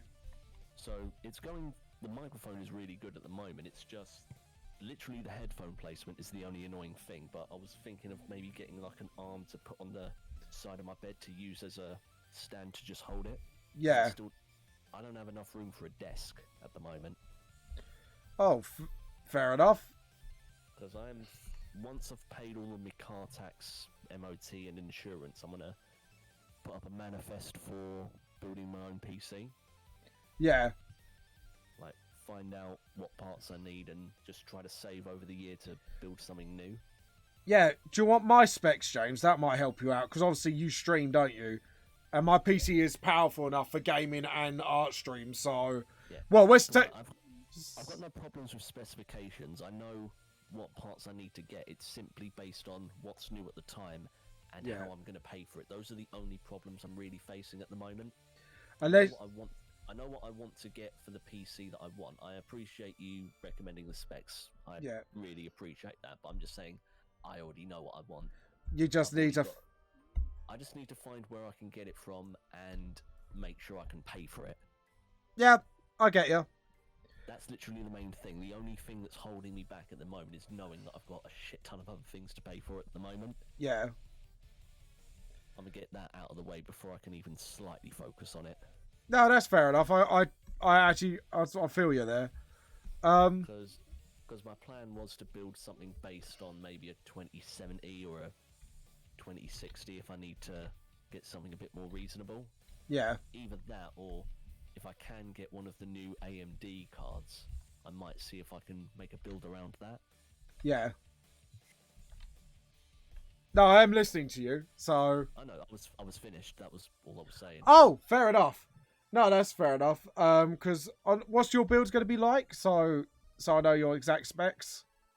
Well, like I said, I definitely want to invest in plenty of RAM, so probably go for about 16 to 32, depending on what I can afford, because for something that's integral to actually playing games or doing any editing and streaming, is the cheapest aspect that you can get for what you actually get from it. Well, mine, I believe, is 16, and it runs pretty fucking smoothly. Yeah, I've got 16 gig of RAM in my laptop. So I know how important that can be. But it's just for cost-effective performance, make sure you get really good RAM. Yeah. It's probably cheaper than buying the most supreme graphic cards that are going at the moment. Yeah. And just give you the performance you need. Because at the end of the day, with graphics cards, there are ones that are just as good, but cheaper. Good as Nvidia, but cheaper, if you get what I mean. So you're better off... Not Nvidia. What's the... What I'm giving with N? The Nvidia anti-aging cream. No. Oh, God. I can't remember what it's... GeForce. Yeah, Nvidia. That's the one. I know you meant Nvidia. I was just like, Nivea? Chance to fuck with James. I can't run my face on a graphics card. What the fuck? No, but there's ones cheaper than that, obviously, but just as decent quality. But the things to invest in, like you said, is definitely RAM, processor. That's going to be the more expensive part, but it's the one where you need to put your money on. So I would recommend like a quad processor at least. Because I know processors are a bitch of an itch to replace if you've got a specific motherboard or software. Yeah, exactly. On your computer. With a graphics card, they can be interchanged. Exactly. Major issues, or at least no major issues in comparison to other parts of the computer. Yeah, exactly. Again, I've got all the knowledge for it. I just need money. I think it's like good to talk about it on stream though. Like, so if anyone thinks of wanting to start like streaming or getting a new PC for it, then at least like they've got it from our mouths, if you get what I mean. Like what our experiences are. Well, it's like. I was more just saying, like, by the time I've got a plan of how I'm going to pay for it, I know that there are going to be quite a few new things available to buy for a PC. So yeah, it's more the fact that I'm going to wait and see what's available at the time, as well as knowing that I can buy them. Yeah, exactly.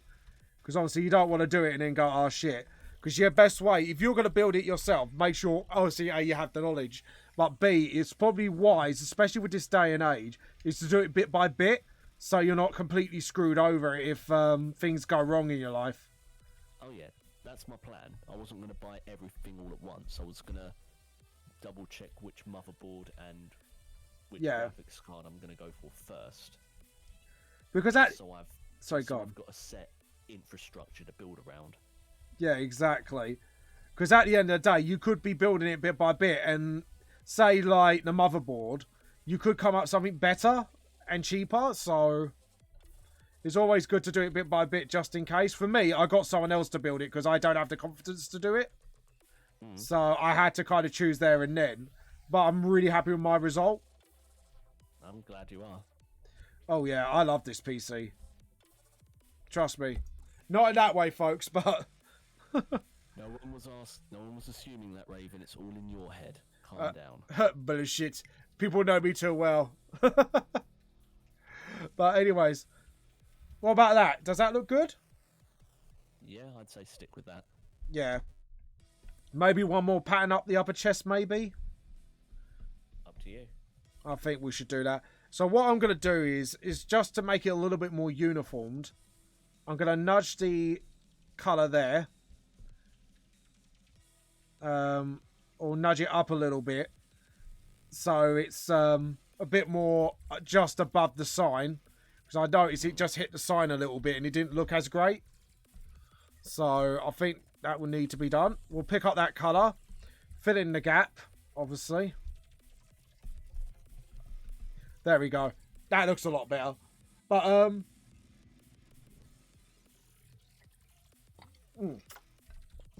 Now, I think, to be honest, I would locate around the chest area. Because I'm kind of like, I'm not going to do the whole pattern of the Mongolian thing. But I think we could do like a little badge. And maybe like put like a sort of Japanese character maybe or something of his school in between. So we do some... Yeah. So if we'll keep it small. What we'll do is we'll do the same thing here, but instead of like having a pattern in the middle, it's empty in the middle, if you get what I'm saying. So I know what you mean. Yeah. So sort of like that. So do you want to choose a character for this? Because I'm guessing like you'll definitely love a bit of a choice of Japanese characters or whatever.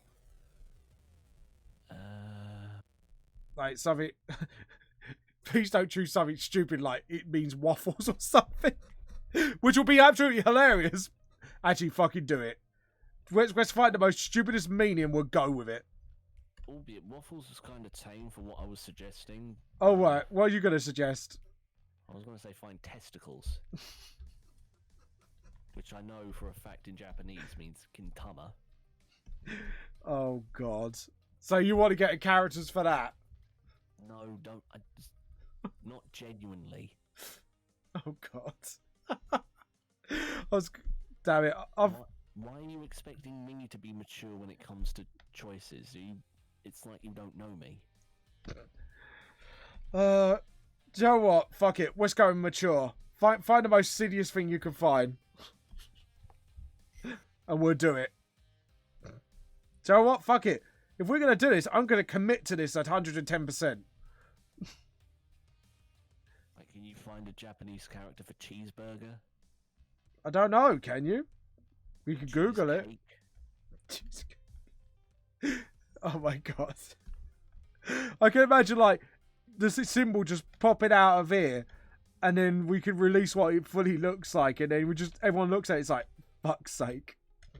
I'm just surprised you haven't done anything tea related. You come up with the best ideas ever. I wasn't even trying then. That's just me thinking, why hasn't he thought of it? It's because it's custom character week, so if you want it, we'll go for it. Yeah, but you're asking somebody who can't create a stick figure to help create an actual character. True. You're relying on a fool. Well, okay then. Japanese writing for T.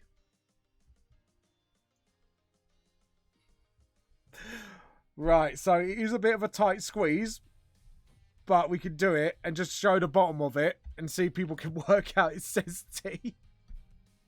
Work with that. Oh god, this is gonna be yeah. So we got that, and then it's like that, and then you got that. So what we might do, just to, I think we're gonna put the characters down the belt here. Mm-hmm. So it starts off sort of like that. Oh, edit undo. Sorry, I have to do it further back. So it's like a T, and then it goes like that, And you got that. Then you got that. People are going to look at this and go, really? Trust you to put tea on somebody's gi. Well, it could have been worse. I was suggesting something else. Oh, God, yeah. Cheeseburger, I think you said. I was more going with Gintama.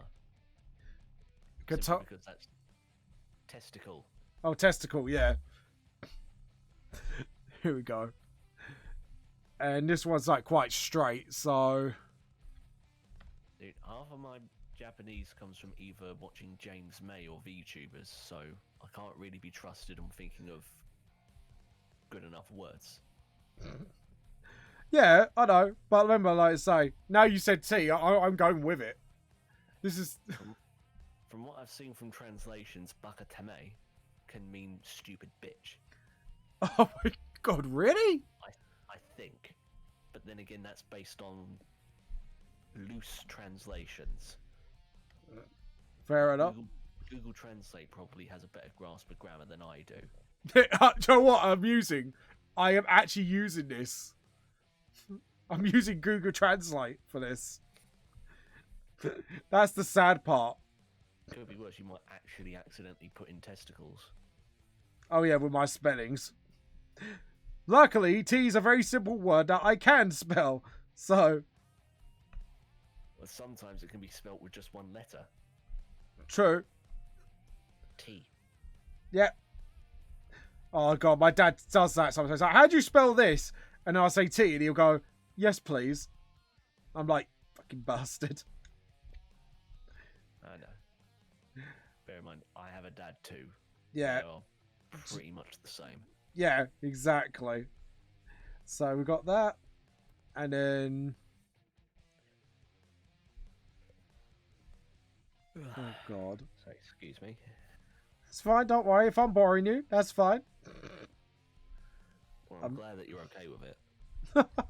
Love you too. Again, do you really think that I'm going to be fazed by somebody being sarcastic with me? It's my lifeblood. I know. This is that. You've seen my dad before and you've met my mother. You know how I am with just you're taking shit. you're the king of sarcasm. My mum is an expert in just not dealing with people's bullshit. Yeah. And I love her for it. Aww. That's actually quite heartwarming. I was actually being sarcastic. I was actually being quite genuine there. You were just not surprised that it came from me. Yeah. If you want to call me a miserable bastard, I don't mind. I'm fully aware of it. I am grasped to the fact. You are accepting. You are one with the grumpy bastard. Is that a bit more acceptable to say? Well, not necessarily acceptable, just true. Just true.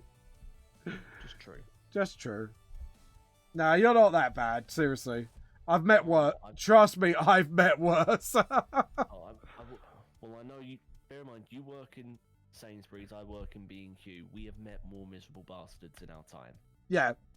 So... We know the depths of how miserable an individual can be. Jesus. Yes, we can. To be honest, I can actually attest to that. It's right. even worse. I work in Belvedere. How do you think they feel? Oh, God. What colour his hair should be? Should we make it like old man's colours, or? Make it silverish. Silverish. So if we go with a blue, just do a tint of blue. Does that look silverish enough? I'll wait and see if it's there. Just do like one half the hair so you can see.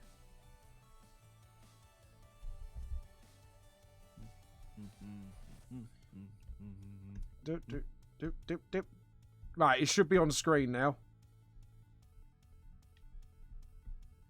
Yeah, I'd say go with something like that. Yeah, alright. And obviously we've got to do the tips as his element. Well, that's the thing. We haven't decided what his element is yet.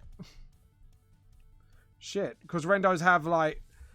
They're depending on their, like, element, it actually depends on their eye colour and, And that. So what element would you think looking at him, he would be? If I get him the whole him out before we colour everything else.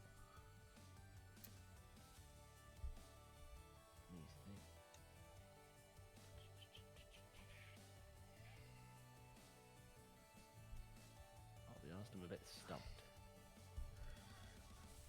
Water, maybe? It could work. Let's go for it. See what happens. So we need like a sea blue. So we'll do that with oversaturation and do it in the eyes, because saturated eyes make the eyes pop out more. And we're going to clean up that skin round about there. Clean up the hair a little bit as well. And then obviously we pick that blue up, make it a little bit more tame to see colours. And then get the spray can and then do the tips of the hair. Don't worry, we will tidy it up. It's just I'm just doing all the tips of the eyebrows, and we'll like again clean it up when we're done. And then just sort of, that's it. If I actually do it like this, that would be better. Like that, and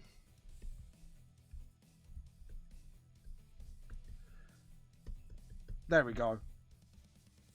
And then do like the bottom here as well. So like the whole edge of that is like blue.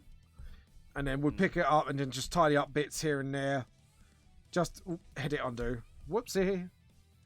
Just to make it a lot more cleaner. Like that. And then pick up the silvery hair. And just gently... Not that. Yeah, gently knock all that. And then get the spray can. Make it a little bit smaller. Teensy bit smaller. And just sort of gently fade that back in. There we go. So yeah, that's his hair there. You approve?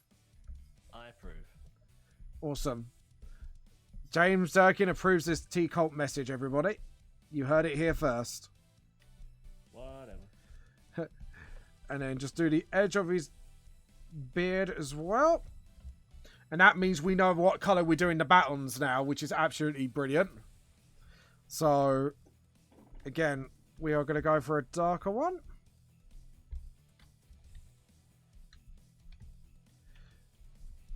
Just like that.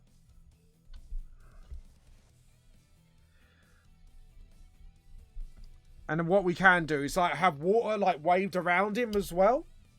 I think that would look really fucking cool. What do you think? Worth a try. And what we'll do is we'll do all that as well. Welcome. Alright. And then just sort of... Yeah, dude. Yep. I'll still be lurking in the background, but I've got to head off and get ready for work. Okay then. Well, you have a good one at work, James. I'll try. And I'll definitely fucking try. Yeah, no, sorry to hear all the bad news, mate, but I hope everything will get better soon. It's not just bad news, it's just life hits you like a fucking ton of bricks. It's something I'll get over. It's always good to vent. Yeah, no, it's obviously, you know, and I think at this time you do need people to sort of, you know what I mean? And I'm always here for you if you always want to chat. That's cool. Plus, there's only so many times you can say retail work sucks before it becomes old. Becomes the only thing you ever say. Oh god, yeah. I think everyone's getting out lately because they're no one's going out. It's sort of like that's how they're feeling, and I think they're feeling the mode of it. It's like I totally, to be honest, James, I totally get you. Honestly. Either way, I hope you have a good stream. Like yeah. I said, I'll still be in the background just lurking, but yeah, that's fair I'll enough. be doing stuff. And that's fine. That is absolutely fine. I will talk to you soon. Yeah, I'll talk to you soon, man. You have a good one. You too. See you later. See you later, man. By the way, please check out Wiley Magnum. He's a very good friend of mine, and also, I think he needs a bit of support. So if he pops on stream, please give him a follow. So and have a chat with him. and have some good times. I think that's all I could say. So now we could carry on with the actual artwork itself and just sort of. And since I'm on my ownage now, I'm going to have to take initiative on some colours. So, there we go. And then what we could do is make that glow, and hopefully that will give it like a really nice sort of thing. So, right, the colour of the Uzis. I think we should definitely make that sort of reflection of that, but make it a bit more sea steel. So, sort of like that, I would say, or a bit more saturated. There we go. And just sort of colour the whole, almost the whole Uzi in. And then what we'll do is we'll colour in different bits and bobs. I think we'll get the ends here. And then just sort of actually do the whole thing. Except for the shield guard and all that. And then like we'll work it out from there. Like, we're not all going to make it one colour. We'll do it different layers of colours, but it just be like sort of just fixing it up a little bit. I think that's what we do doing. And obviously we get the magazines in the wrist. Like there and there. And then that.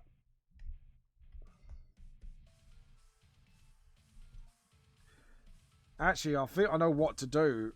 I'm not going to go with like... Yeah, I think I know what I'm going to do now. Sort of like, we're going to go with a waterbend vibe. And actually the emitters are like, sort of like, way for him to control the water more precisely. So, I think I know what I'm doing. I think it's going to look really cool.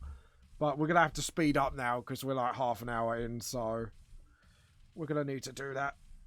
So, let's get the handles in. And then just pick up that, and then what we'll do is we'll pick that up, go for an absolute lighter version, and we're going to go around here and do this as well.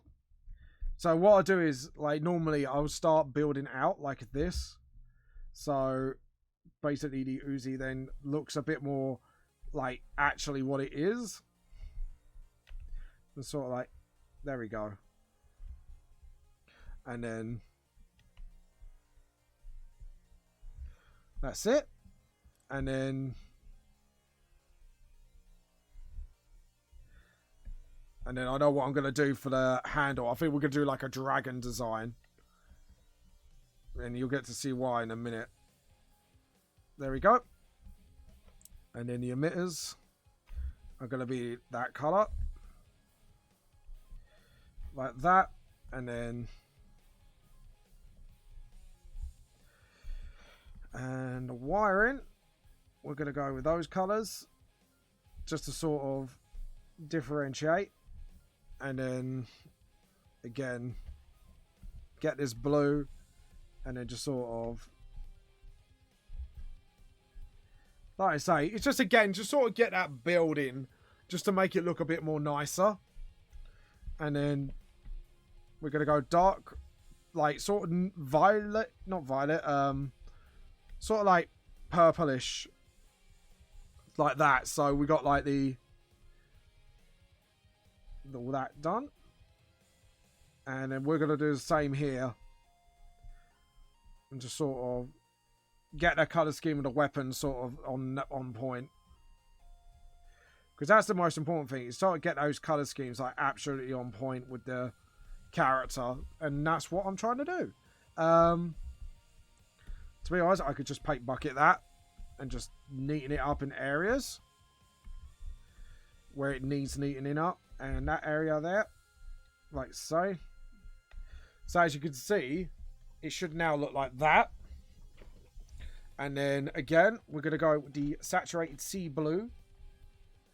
Or quite saturated to kind of do that. So it can glow. Sort of like that. There we go. So the container. And then the container can glow as well with that. Because I know what effect I'm going to go for now. And yeah, we've got the Uzi magazine.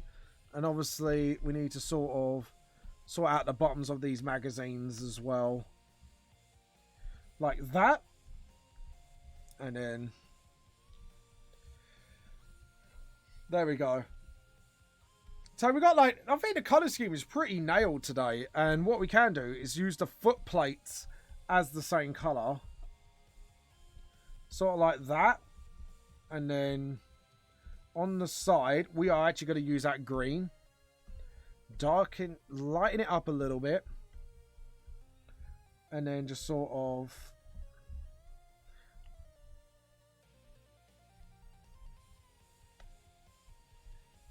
like that. And then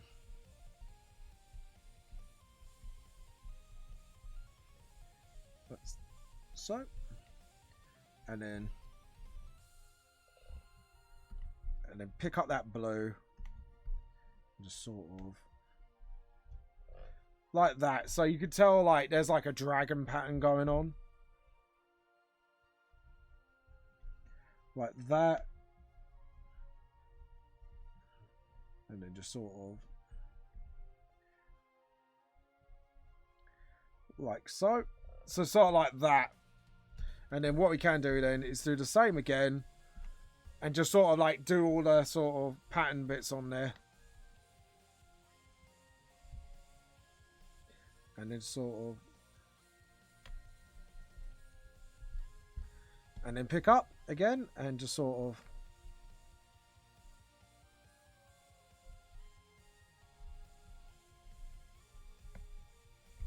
And what was that I did as well? Oh, the horns. Yeah, like that. And then pick up the blue. And then do the eyes again. Sort of like that. There we go. So now we could do all the shadows. So we're going to save that. And then create a new layer. So as you can see, the whole of him is coloured in now. And what I'm going to do is actually do something really cool. And sort of like use the electronic thing to control it. And then maybe make some sort of like dragon water shape. So I think that's going to be quite cool. So you'll see what I got in mind in a sec. So there we go. And we're going to do some shadows on him now. Just so I don't forget to do anything. And just like... yeah, we need complete black. There we go. Because otherwise it's going to pick up on the screen. So... sort of like that. And then... and then just sort of...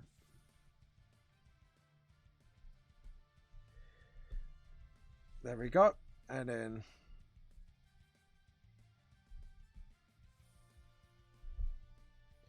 and then thin it out a little bit more.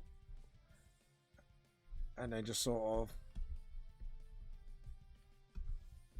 there we go. And sooner or later we will be raiding somebody, so...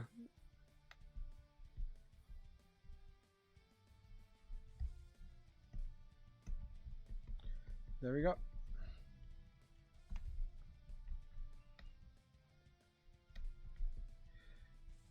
There we go.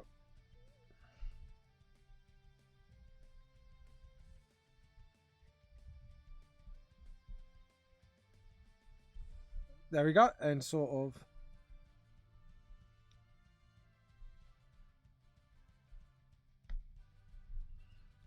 there we go. And just sort of slowly... sorry, I'm going a bit quiet. Just trying to...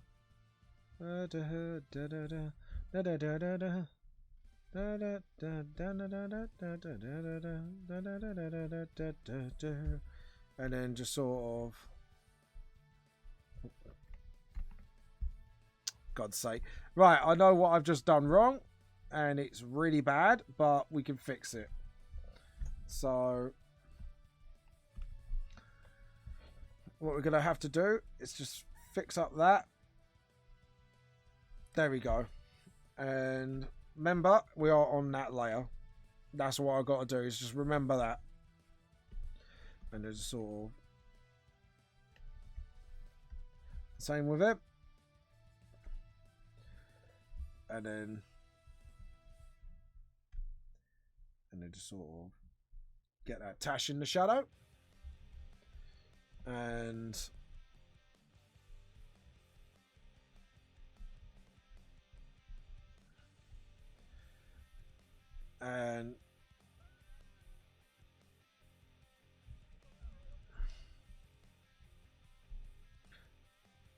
Is it quite black? Yeah, it is quite black. Sorry, I'm just looking at like something's a little bit off. There we go. And then just sort of.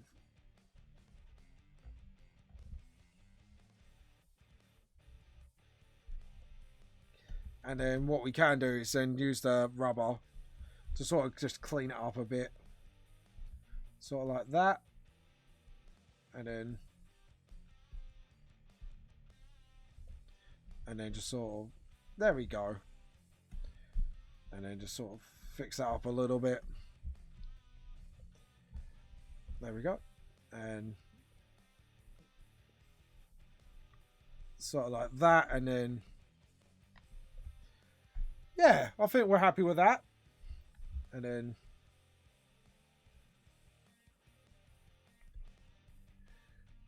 there we go. And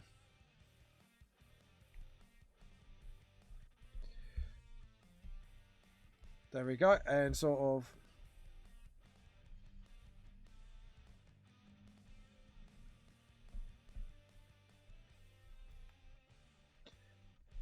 and just sort of respect the body shape, because obviously.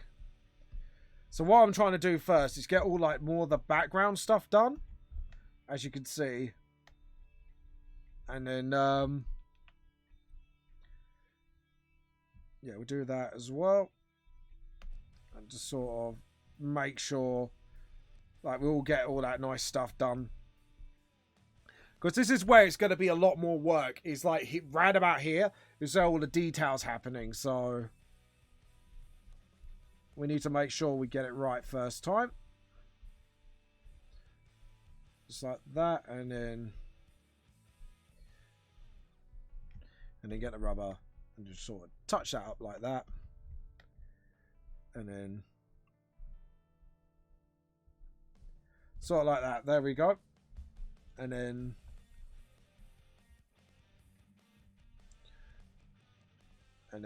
just sort of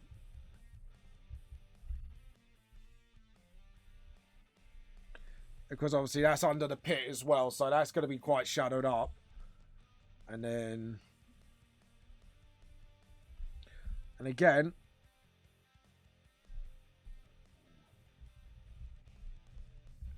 get the rubber and then just do that again, and then just make sure I follow here just to make sure. Joe, what he almost reminds me of is that is Killua grandpa out of Hunter x Hunter. I don't know why, it just does. And we need to get the rubber again. And this is what I mean. This is why it's always good to get all the underneath stuff first, because this is like I say, this area here is the most. It's going to be the most pain in the bum, because you need to make sure you got everything right before you do it. It's like, there you go. Bit that's where it's blending together. So we need to just rub that out and then just try again a little bit like that. And then we've got everything right there. And then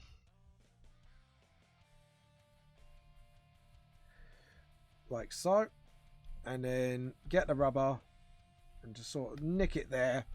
So you got a little bit of exposure going on there. So you could tell, yes, it is under an armpit, like an armor, but it's also there as well. And then same here, and make it all dark there because you know his arm is underneath all that. And then just sort of like that, and then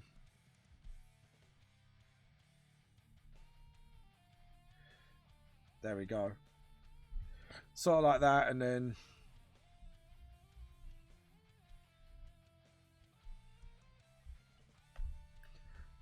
just sort of get that as close as you can, but also without what's the word I'm looking for? Without shadowing too much, because when you overshadow, like, it may look great, but it looks like everything just blends together. And you need to make sure when you're doing these kinds of drawings that does not happen at all. Sort of like that, and then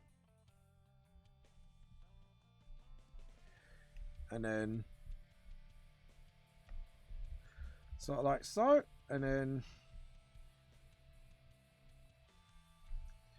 Sort of like that, and then nope, something's not right. So we're gonna have to just block that end and make sure, see what's going on. Just connect everything, just to make sure all the lines are connected, like so. And then yeah, there you go. So now you got that whole thing going on. So we can blend these two here and blend this a little bit. So you can see that there's like a lot of crease in there going on. So you can tell like his arm is very like whoosh, like that. And then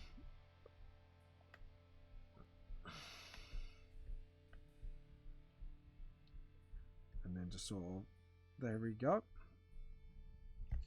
Get the rubber and just sort of, there we go.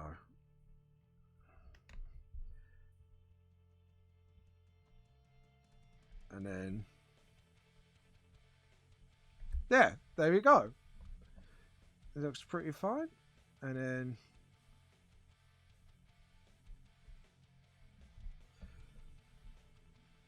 yeah, I'm happy with that. And then we'll do this. Sorry, I got a bit quiet. I'm just a bit in focus mode again right now, just to make sure. And obviously, where the lighting is, that's got to show where the handle is. And then just where the rubber grip is, because obviously he's going to be able to turn it and it just people quite quickly. So you can use like literally the barrel of the Uzi, and that's why there's like a rubber material thing there, just to sort of, so you can able to sort of donk people on the head with it.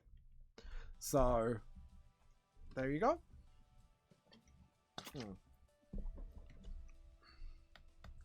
Ooh. Hold on. I need to pick up a colour, because I'm a dingus. And I forgot to do this and this. And then just sort of, there we go. Done.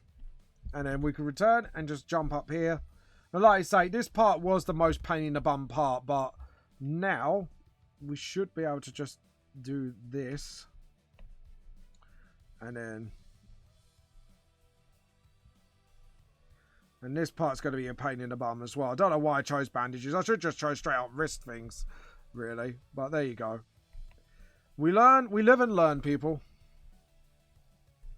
And just sort of, there we go. And then, thank you. And then get the Uzi. And then just sort of,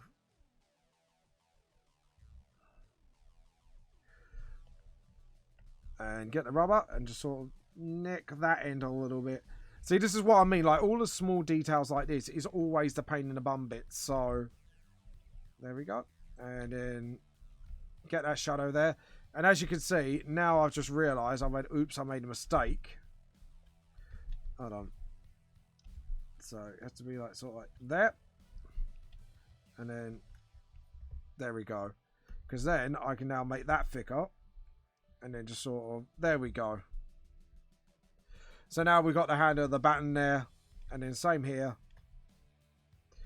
And to be honest, that should be more, there we go.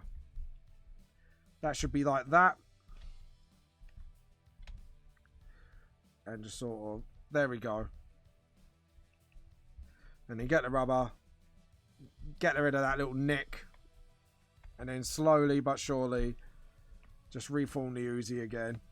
Oh, forgot other colours. See, this is the problem when you do colour schemes like this. Like, when you overcomplex, my problem was, I think I overcomplexed it a little bit. But there you go. Like I say, everything you do, you live and learn by. So, no biggie, no drama. And then just sort of, there we go. And boop. So we got the Uzi.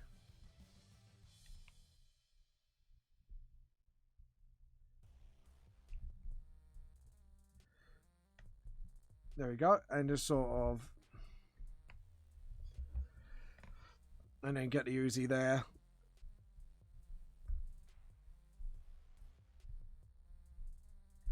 There you go.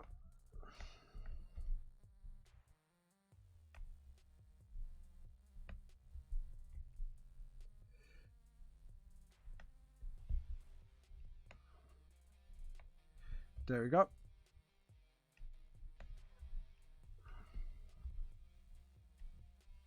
There we go. And just get that Uzi sort of like that. And then get the buttons there. And then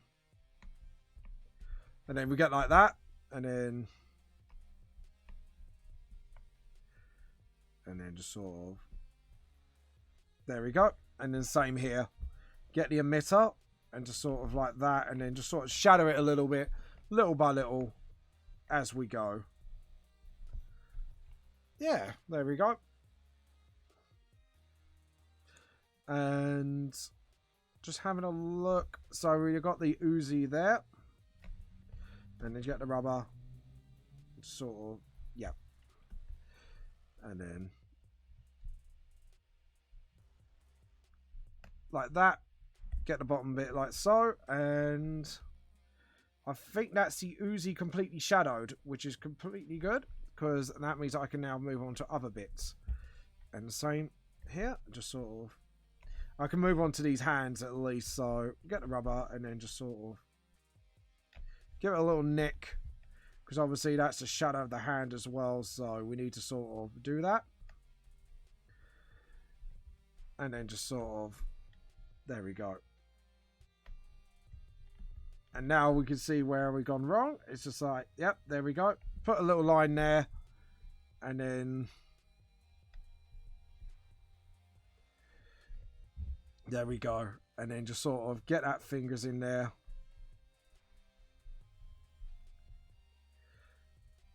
And then just get the rubber. And then just nick that.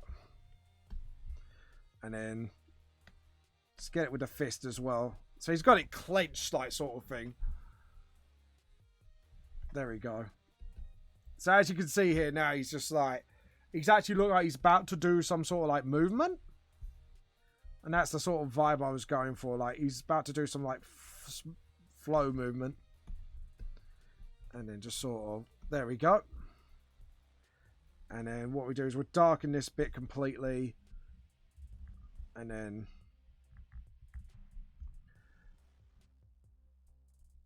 just sort of, and obviously the next bit will be light.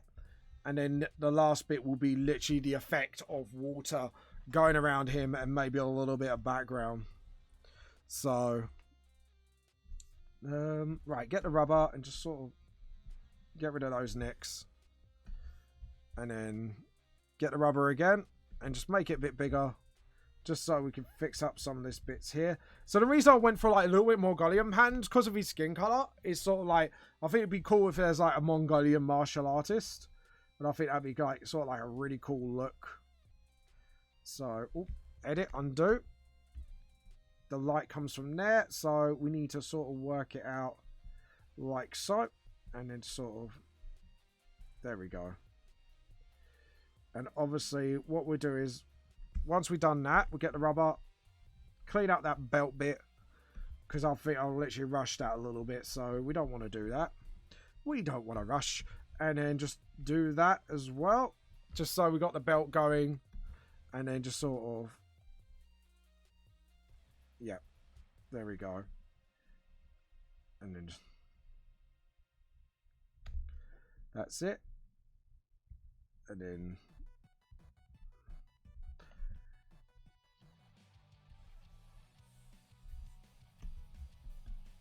what we do is we'll get the rubber and just sort of try and reveal those characters just a little bit more so people can read what that actually says a little bit. And then just sort of,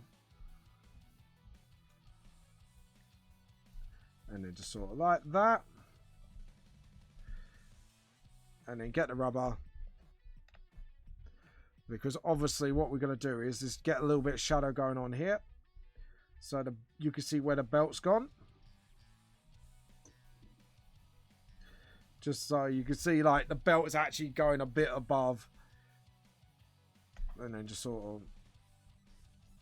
Yeah, there we go. And then the same here. That is my original intention. And like I say, like, the more detailed the parts are, the more the pain in the bum they will be to shade. But at the end of the day, it is well worth it to get like a nice looking piece of VTLS art getting out there. So hopefully, there we go. And then just keep going with this and just checking if anyone's chatting as well, because obviously we do like chatters. And just sort of, there we go. And then get the rubber. And then just sort of, there we go. And then just sort of,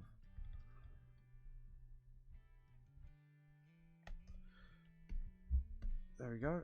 And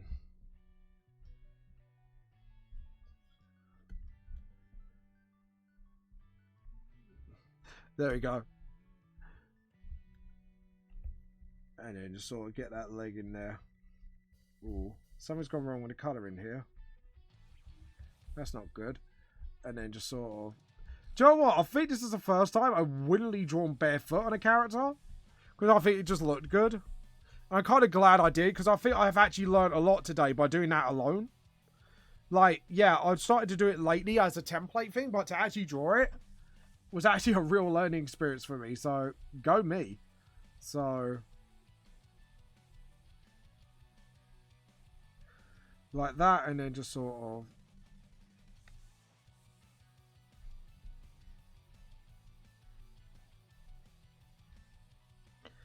and then just sort of... there we go. And then the armor pieces. Like so. And then...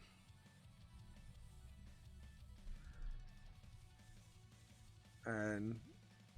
do that underneath his foot, and then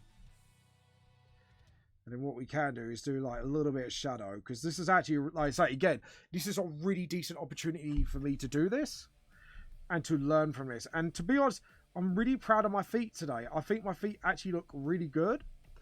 And you know, I'm not sure if you remember, I did some study draws with feet not too long ago, and the fact that I've gotten this close to get it good is, I'm really happy with it.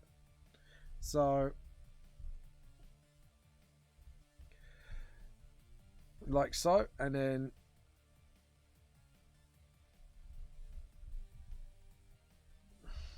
like so, and then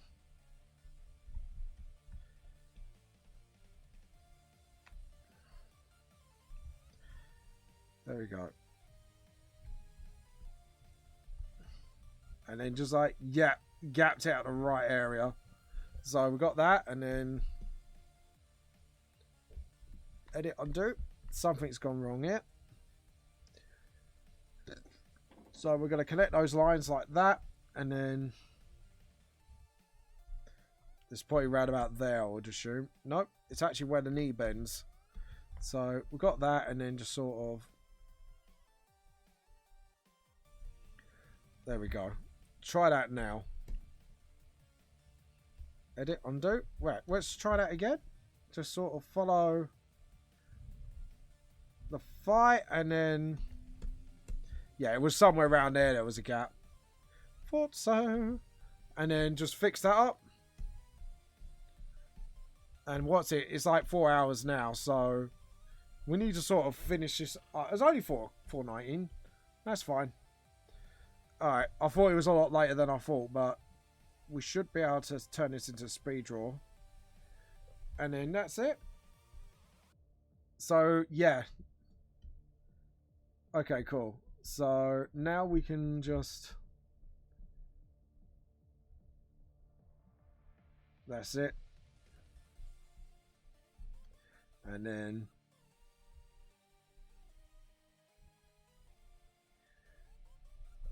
just sort of get that rubber, and then just neaten that point up, so it just actually looks neat.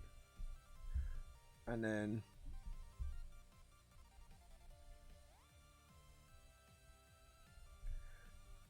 just sort of get that shadow there. and give that bit out. And then just sort of...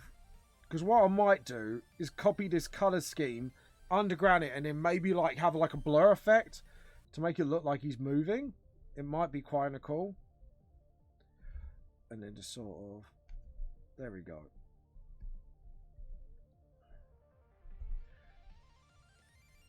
And then just sort of... There we go. And... Get the shadow underneath there as well. And then just sort of... That's it. And then just make sure that foot's on the ground. And just sort of... That's it. Now we're cooking. And just sort of... There we go. And then...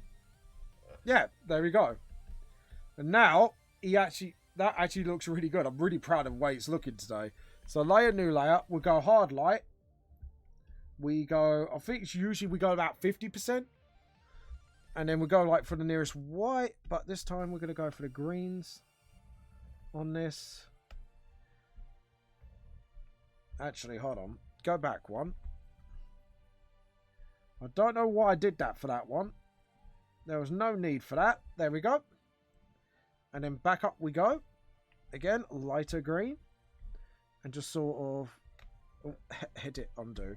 That was the wrong thing. We want hard light. There we go. And then just sort of... Actually, no. Undo, undo. We're going to do all those handle parts red. We're going to do all the metallic parts of the weapon. Like that. Because I want to actually show that that's rubber. So it's like it acts like an insulin for the weapon. So, there we go. And actually, we're going to turn that into like a canister. So, if it runs out, we can then just pop it. There we go. And same here.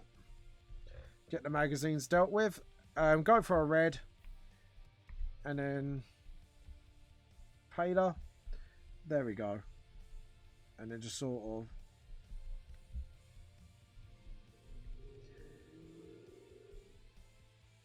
There we go. Something like that. And then back to the greens. And then we could do it like that. And then... Yeah, I'm really happy with the way it looks. Like, it actually looks really good.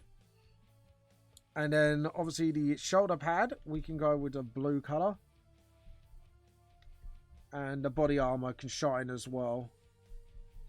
So we got this sort of... There we go. And then the skin, we'll go for this sort of like purple. There we go. And just go for this nice little shine on his body.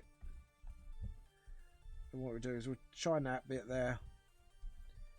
And then his actual arms, sort of like that. Put a shine there as well. Just so you know, it is there. And then just sort of maybe a little bit more. There we go. So we can actually see.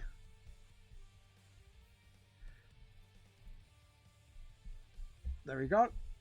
And yeah, I forgot it's obviously the color, the shadings there. Whoopsie. And feet. And again, we'll go green for the things on the for the actual guards of his feet.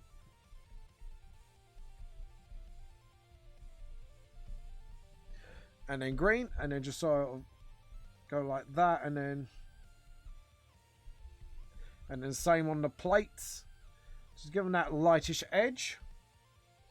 So now we got that, and now his hair, we're going to go for like a yellow sort of, that's it.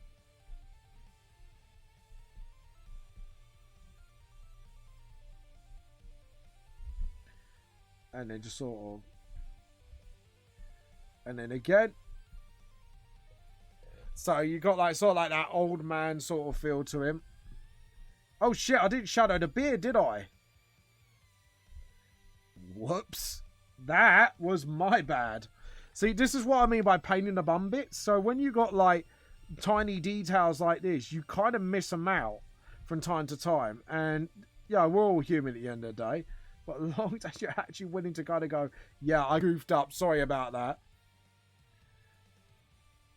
And then just sort of... There we go.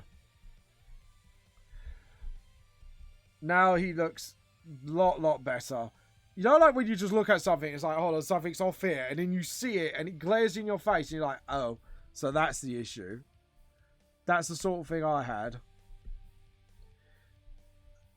And just sort of, there we go. There we go. And get the rubber. Sort that out a little bit. Because that should be shadowed underneath. There we go. And now we've got the shine. And then back there. Go for green again. And boom. So now we've got all that like sort of nice shine to him and that. And actually now he actually started to look like an actual character. So save. So now what we are going to do is layer. New raster layer. So we're going to have to design this dragon. Or the water thing. So what we're going to do is do a red stencil actually first of what we want this water dragon to look like. So what we're going to do is do something like that. And then just like, yeah. So I think that it's a twirl and it goes in front of him. So we got this bit here that goes behind and then we got this bit here that goes into the front. And then just sort of like that.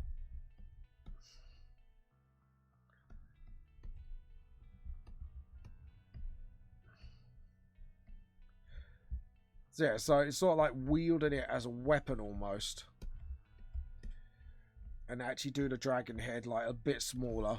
I'd say probably about that. And then just like, yeah. Because this is water, so we don't really want to go absolutely mental. But at the same time, we want to just sort of... No, it's a side view, so we want to do that, and then... And the horns, yeah, I did the horns backwards, didn't I? So... And then... Yeah. So it's a side view from the dragon we want. Okay, yeah, I think we got what we roughly want. And now we just got to just work out how... So that goes in front. And then it goes to this point, and then it goes behind. Sort of like that. So what we're going to do is do the background water first. Layer. New raster layer. And we're going to do it a darker color, darker saturated blue. Like a sea blue again. And again, I think we need to pick up that blue. Go a little bit watery. Go darker. And then... And like I say, this is not to project shields now. This is actually to use to manipulate the water how he wants to do it. So we need to sort of go for this basic shape we need and then make it look watery as possible. So we go like sort of like there. And then we go at the top. Layer, new raster layer. And then, because we're going to make this see-through. And then we're more saturate. No, edit, undo. We need to sort of, yeah, near it to full saturation for the moment. And then just sort of, there we go.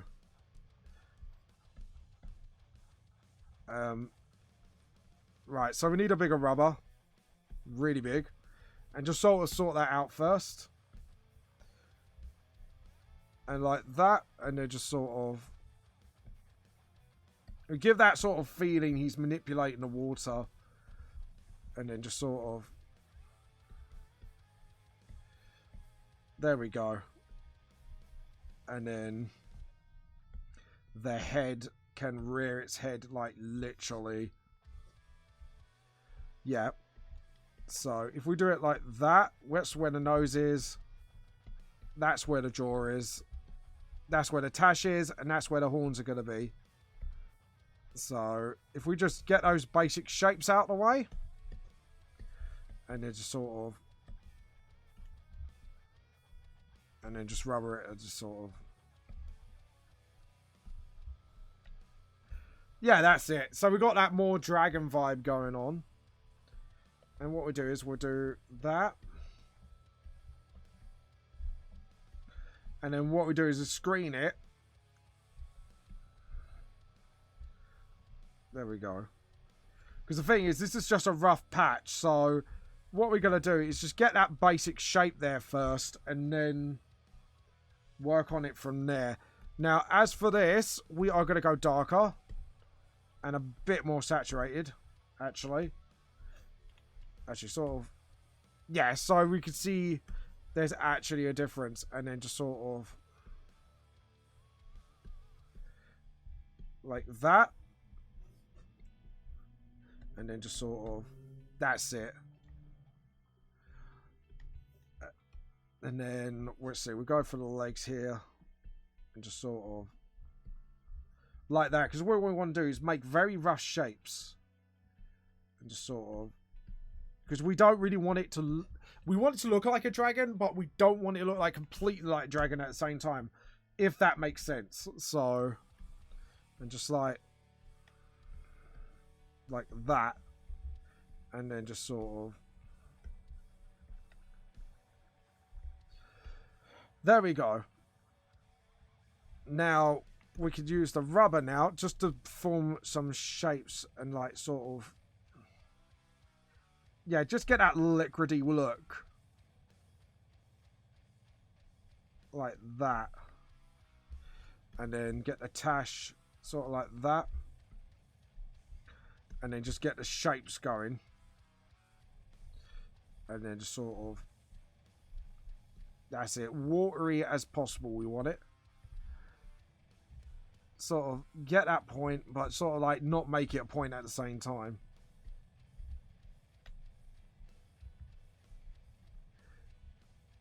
Yep. There we go. And just sort of... And then... Watery. And then just make it like as watery as possible. And then just sort of...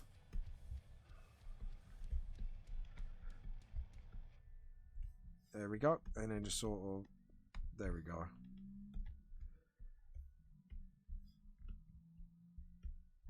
Like that. There we go. And then just... Literally... Like splashes of water. Like that. And then...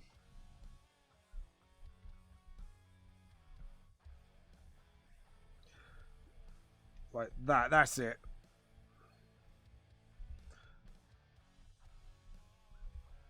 And then...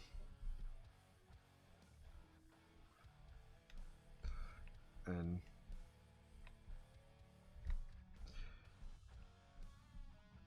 Like that. So it's just got like loads of water like just splashing everywhere.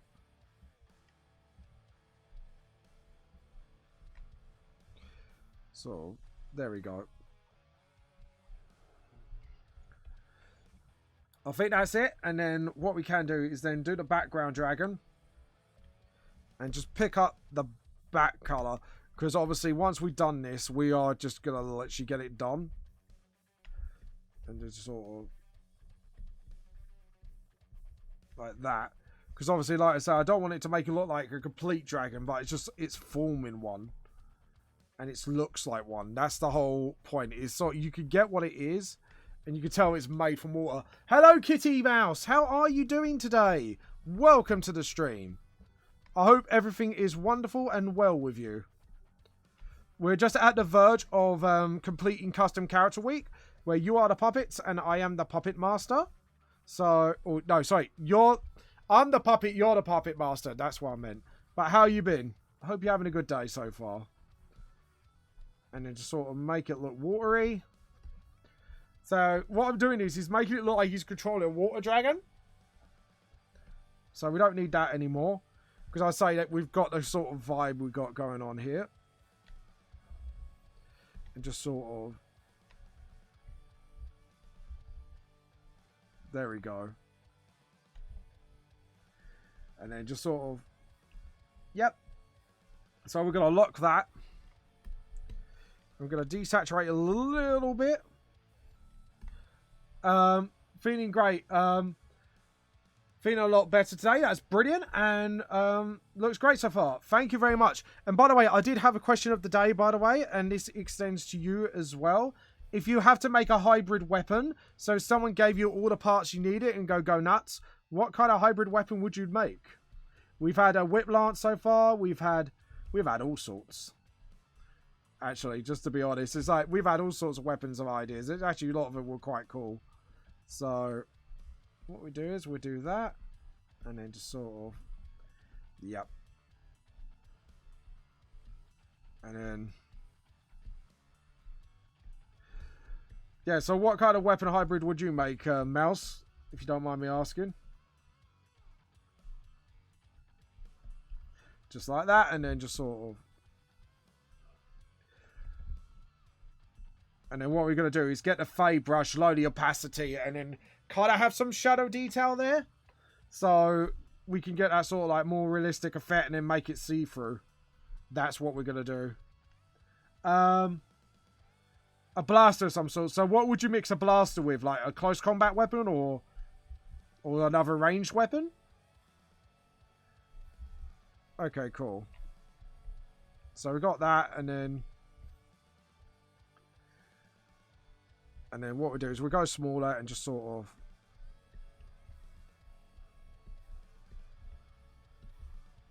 just go nuts with the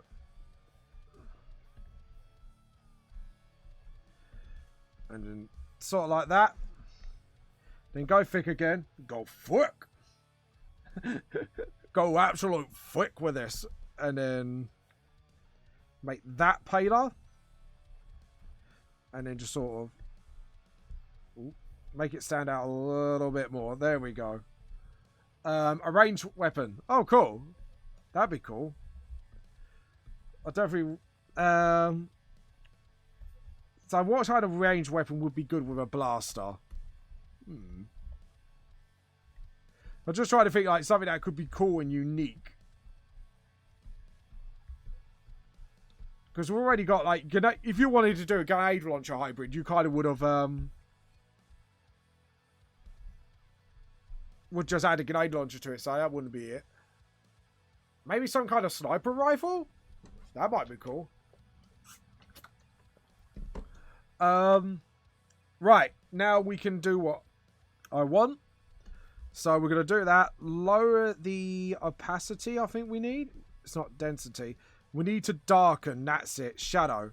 So we're going to keep the same. Brighten it up a little. Yeah, that's a little too dark. What about lighting it? There we go. So now we've got to do this. Just so, and then just sort of, that's it. So we could get like the details in, like so. And then do that. Get the spray brush again. And then do that. And we need to get bigger this time. And then we do like the underbelly of the water dragon. Like so. And then we go smaller and just sort of do the horns like that. And get the tash so you can tell what part of the dragon is what. And then lighten.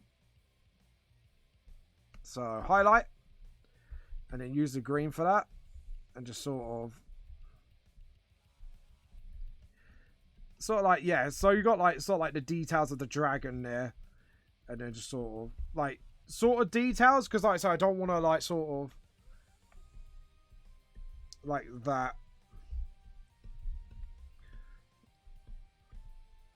And then just sort of, there we go. So now we've got that sort of like detail thing of the dragon. And then in the background, we want to go a little darker. And just sort of, because like I say, we don't want to go absolutely berserk on the details. We just want to just show it enough so it sort of entails there's a dragon, water dragon. There we go. So now you've got that sort of nice little curve thing. So now we need to link that and that together. And that. And then we need to... Is it layer burn? Darken multiply. What's it look like we've got? No, God, no. No, no, no. Yeah, sniping would definitely be cool. It would definitely be cool. Well, that screen. I think that could work if I darken the background. So, layer. We're going to need a very dark background. I think we'll go with a dark... No, let's go opposite. So if we got blue, we want to go dark orange with this. We've got a bit too brown. There we go. Because now that looks a lot more watery. Oh, yes! This looks like a water dragon indeed. I'm actually really happy because that actually looks like something's going on. That's really good. So now we're going to go a little bit darker. And then just sort of dramatic lighting. So we could just sort of... And then...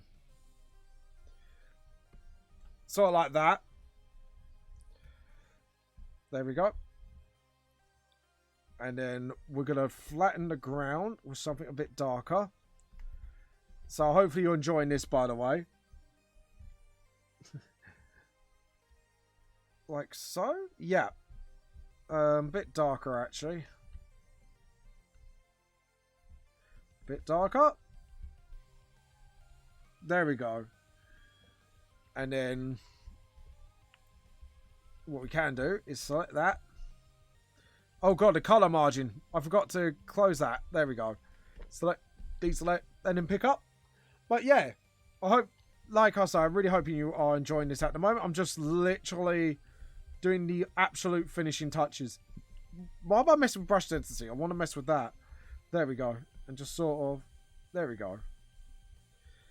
Selection, deselect. And again, we're going to go in front of the martial arts guy. I'm so proud of how that dragon looks. Because it actually looks very see-through. So it's got that sort of big vibe of... like, oh, God, I'm so happy with it. So now we're going to do some, like, sort of... And just sort of... What have I done? Oh, I see. Edit, undo. Edit, undo. So no, we don't want to do that. We want to do a new layer above everything. Again, but just below the dragon. And then we could do this. Hold on. What's going on? Why aren't you spraying? Oh, I see. Because it's highlight. I want soft. That's why. Because I was being a div. And just sort of get a little bit more grayer. And just sort of... Because I want to go with sort of like dynamic. Sort of... There we go. What have I done? Have I picked up the wrong colour? There we go. And just sort of... There we go. So what have you been up to, Vampy Mouse? Have you done any new art lately, if you don't mind me asking? Sorry to be a bit quiet. I'm just trying to make sure this artwork looks good, at least, for you guys. And then just sort of... There we go. And just get that under the toes. And then just sort of... Yeah, that's it. So it actually looks like he's actually sliding. No. Big up. And just sort of... There we go. And then get the spray can and just get a little bit smaller. But yeah, have you been working on new artwork lately, by the way? You don't mind me asking so? And bless me. And there we go. And then we just build up those clouds a little bit. And then get the small brush a little bit smaller each time. And just get those definition in the... Like that. And then a little bit lighter. A bit bigger. And just sort of... There we go. And then... I was not thinking about doing some more art whilst... Oh, that's fair enough. Oh, of course, because you did your wristing the other day, didn't you? I remember correctly. I think you did say something about that. And what we're going to do, we're going to turn this into... No, not additive glow, because it's making it glow. Additive? Nope.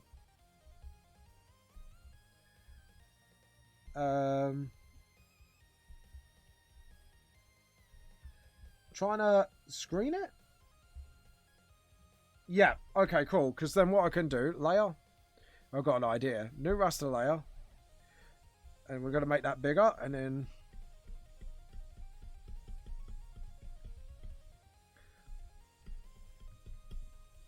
And then just sort of... And then fade out a little bit. So you got that sort of dust going on. And then we're going to make one more layer. And this time we're going to go for like absolute grey specks. And just sort of... So you can tell like there's dust flying in the air. He's getting swum back. So yeah, I hope you're here for Silver soon, love. I really do. Yeah. And at the moment, what we're going to do... I think... No, because I think the machine's like... It's kind of... You kind of tell what he's doing with it. But I think just in case... We're going to come up with a layer, new raster layer. And we are going to go with this colour. And go with... Not shadow, hard, soft. And just do this at the start. Remember, oversaturate first. And then I'll do this.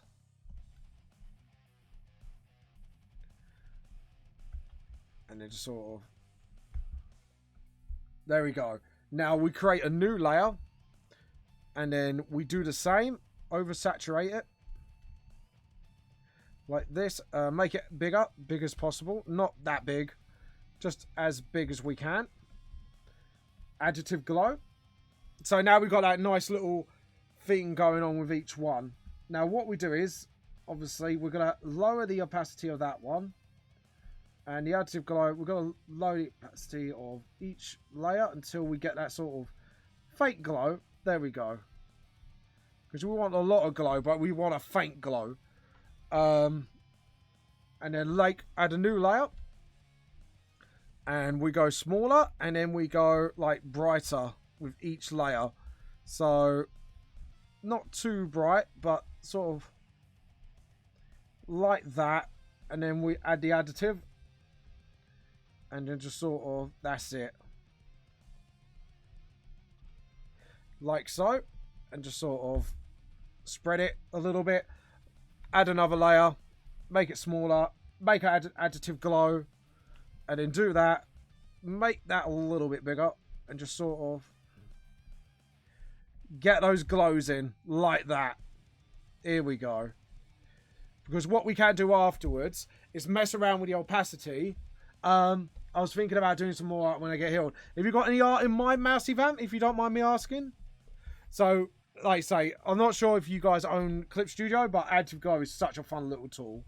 I love using it personally. But, right. Now we're going to go really small. And just sort of... That's it. So now you've got that sort of... That control. Now what we're going to do is we're going to start from the bottom layer. Get the rubber. Not too big. Because you need some detail control. And just sort of brush here. Because obviously the hand guard's there. So it's not going to show as much there. So we just need to show that a little bit.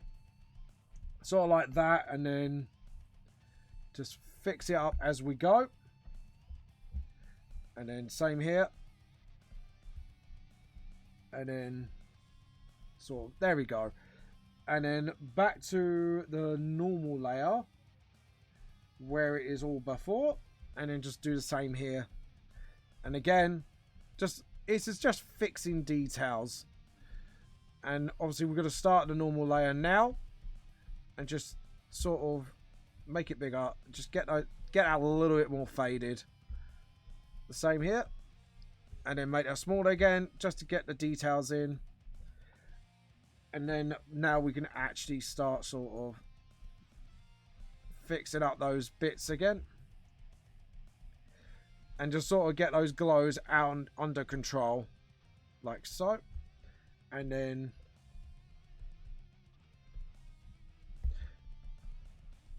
And then just sort of...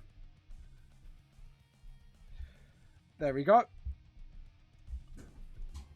Because now... probably more tattoo art. Nice. I did a piggy last time, so I had to think of something. I don't know what to suggest, but you got some interesting ideas. I definitely would like to see them come into full fruition when you're done it. So yeah, now we got all this. Yeah, it's all about the same. So we need this normal layer at lowest, second lowest, third lowest. So what you do is we kind of play around with it a little bit until we got, and that's what I wanted to do. Now I'll do the acclaim of the acclaim, which I can absolutely get away with. This is going to be the fun bit. So now we want to make magic particles. So layer, new raster layer. We get the tone scrape again. We make sure we get it right. And we do additive glow. And then just sort of, there we go. And then get the rubber again and just fade that in. Like that. So you got some like real nice sort of magic effect going on. Sort of like that. And then what we can do, I'm going to test this out. I haven't really tried this, but what we can do is sort of show him he's exerting control over the dragon. And then get the rubber and just sort of that, and then fade it a little bit. Yeah, I think that will work, because if you can see, we've still got the particles going out, and then it's just sort of throwing itself out there. And then just get the rubber and just sort of fix that a little bit here, because it's controlling the dragon. There we go. And then one last little detail for the background. I want to have my digital art back so I could do more scenery art and digital art. Yeah, no, I get you, because digital art is really fun. And I do feel you. Trust me. Like, if I didn't have this tablet, I wouldn't know what to do. Because ever since getting this tablet, it's given me, until then, paper art. Yeah, paper art's just as good, but it's like, I get your feels. Trust me, I totally get it. Right. So now what we want to do is something I found. So we're going to layer, new raster layer. I found something. There we go. And I am going to go something quite dark and quite saturated. Sort of like there. Edit, undo. And just sort of... I don't know, why is it not showing? Is it not thick enough?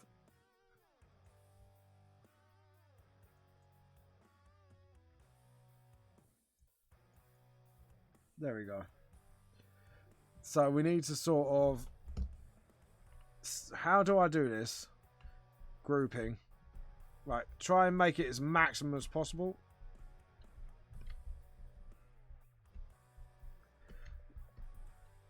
So this is oh god, this is I'll tell you what I'm gonna do. Actually, I'm gonna have to do the lazy thing, because it's not doing what I want it to do, so that's fine. I have got a solution to that. So we need I do have a 2-in-1 laptop streaming digital art, but I'm looking into a Bluetooth compatible. Well, that's cool. Because I actually admit, now you said that, I am looking into myself a tablet like that. I'm looking into the Wacom mobile. So Toby here, the one I'm using now, has to be plugged into the computer. But because I want to spend time with my wife, there's not really any tablets out there that will allow me to do that. So that's why I looked into the new Wacom Cintiq. Not Cintiq, the Wacom Mobile Studio range. Because that looks like the one I need. And then screen, I think we want to do. Wait, where is it? SSS. Or actually fade it. Sort of like that. And then after that, we want a thick one. So I think this will be a good next one. That's it. And then do that. Swing all the way down. Just above this. And then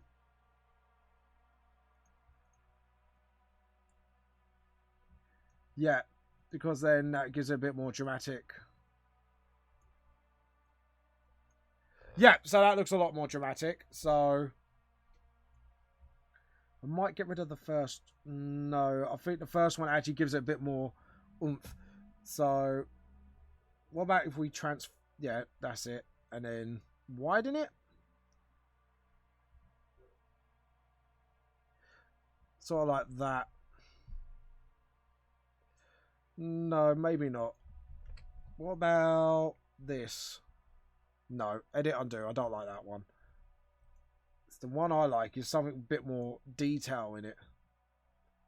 No, not that one. He keeps choosing the wrong ones. Maybe that? Would that go? I'm sorry. I'm trying to like... right now, I don't have a stylus to draw. Yeah, no, I get you.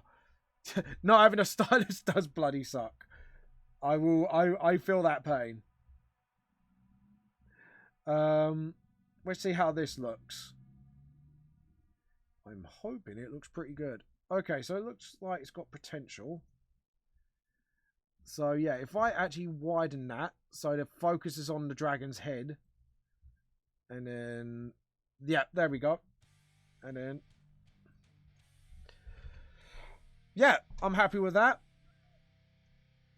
The only problem is that, and then make that smaller. Yeah, actually, I think I've got an idea with this. There we go. And then we're going to have to delete this bit.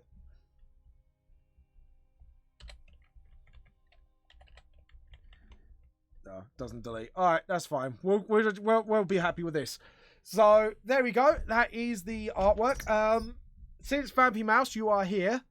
Do you want to name this character? I've named him Uzi Khan at the moment because that's the only thing I could think of at the time. So laugh if you will. But yeah, that was like the only thing I could think of. And I'm making sure. Okay, cool. I'm just making sure. So Vampy Mouse, what do you want to name this Mongolian martial artist?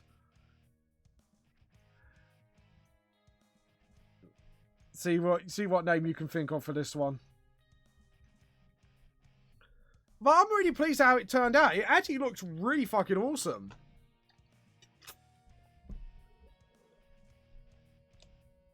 Dragon Tamer. Oh. What's Dragon Tamer in Mongo?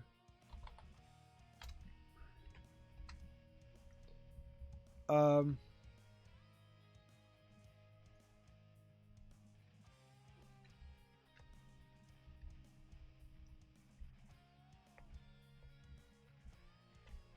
no, it doesn't say that. All right, Dragon Tamer. I kind of want like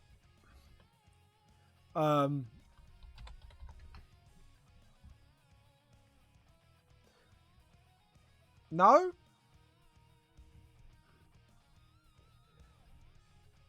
Maybe in Japanese, maybe then? I kind of want it done in Mongolian. So... Oh, I know. Translate...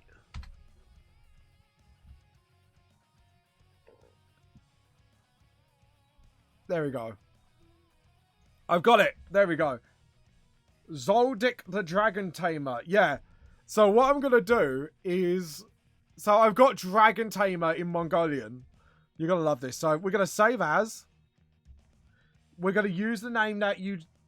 Zoldyck. Z-Lock, you said.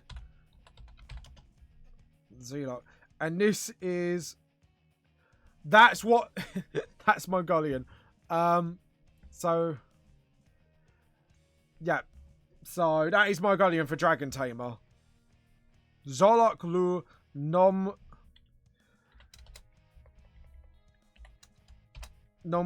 Yeah, you get it. So, there we go. Okay, I won't be streaming for much longer because I need to get on with things and I need to make this into a speed draw. So, we are going to pass you to somebody else. So, if you got any suggestions for streamers, let me know. Ooh, I love. Yeah, exactly. So, that word, those words is Mongolian for Dragon Tamer. So, hopefully people do a little research behind this art. Then they go, oh, so his name is Mongolian. So, yeah, so it gives him that sort of vibe about him. So, yeah, there we go. And then... Right, so back to Twitch. Let's see who we... Oh, back. That was naughty. Right, let's try that again. Because... Yeah, sorry, Vampy Mouse. Could you tell me if you want to suggest anyone? If you don't mind. Who do we want to raid today? So we've got... Oh, Konichi's online! Brilliant. Let's see how far along she is. Just so... open new link. Obviously, we're going to turn the mute on. And we're making sure she's not finishing first. Oh. Stop it. There we go. Bloody adverts. So I'm going to make sure Konichi... Oh.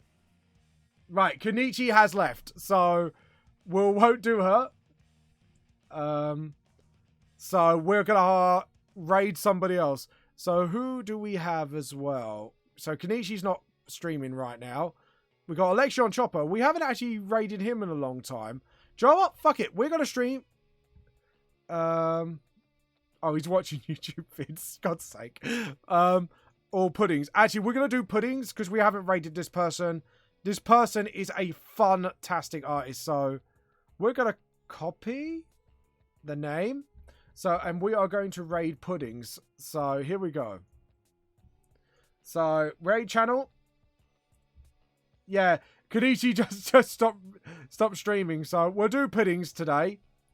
Otherwise, we would have actually raided Konichi.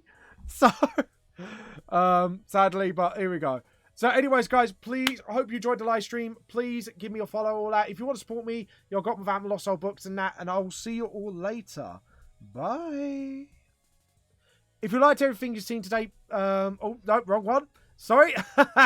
How professional am I? If you want to send fan art, so send it to vamplostsoul@hotmail.com or tag me your social media at Vamp Lost Soul, or feel free to support me with awards like Sneak Preview on Patreon, or buy my Vamp Lost Soul manga on, on Google Books, or Play Books as it's also called, and everything else for $1.99 until the pandemic's over, and then it will go back up to £5. I shall see you all later. This is James Vamp Lost Soul, and I shall see you all soon. Bye.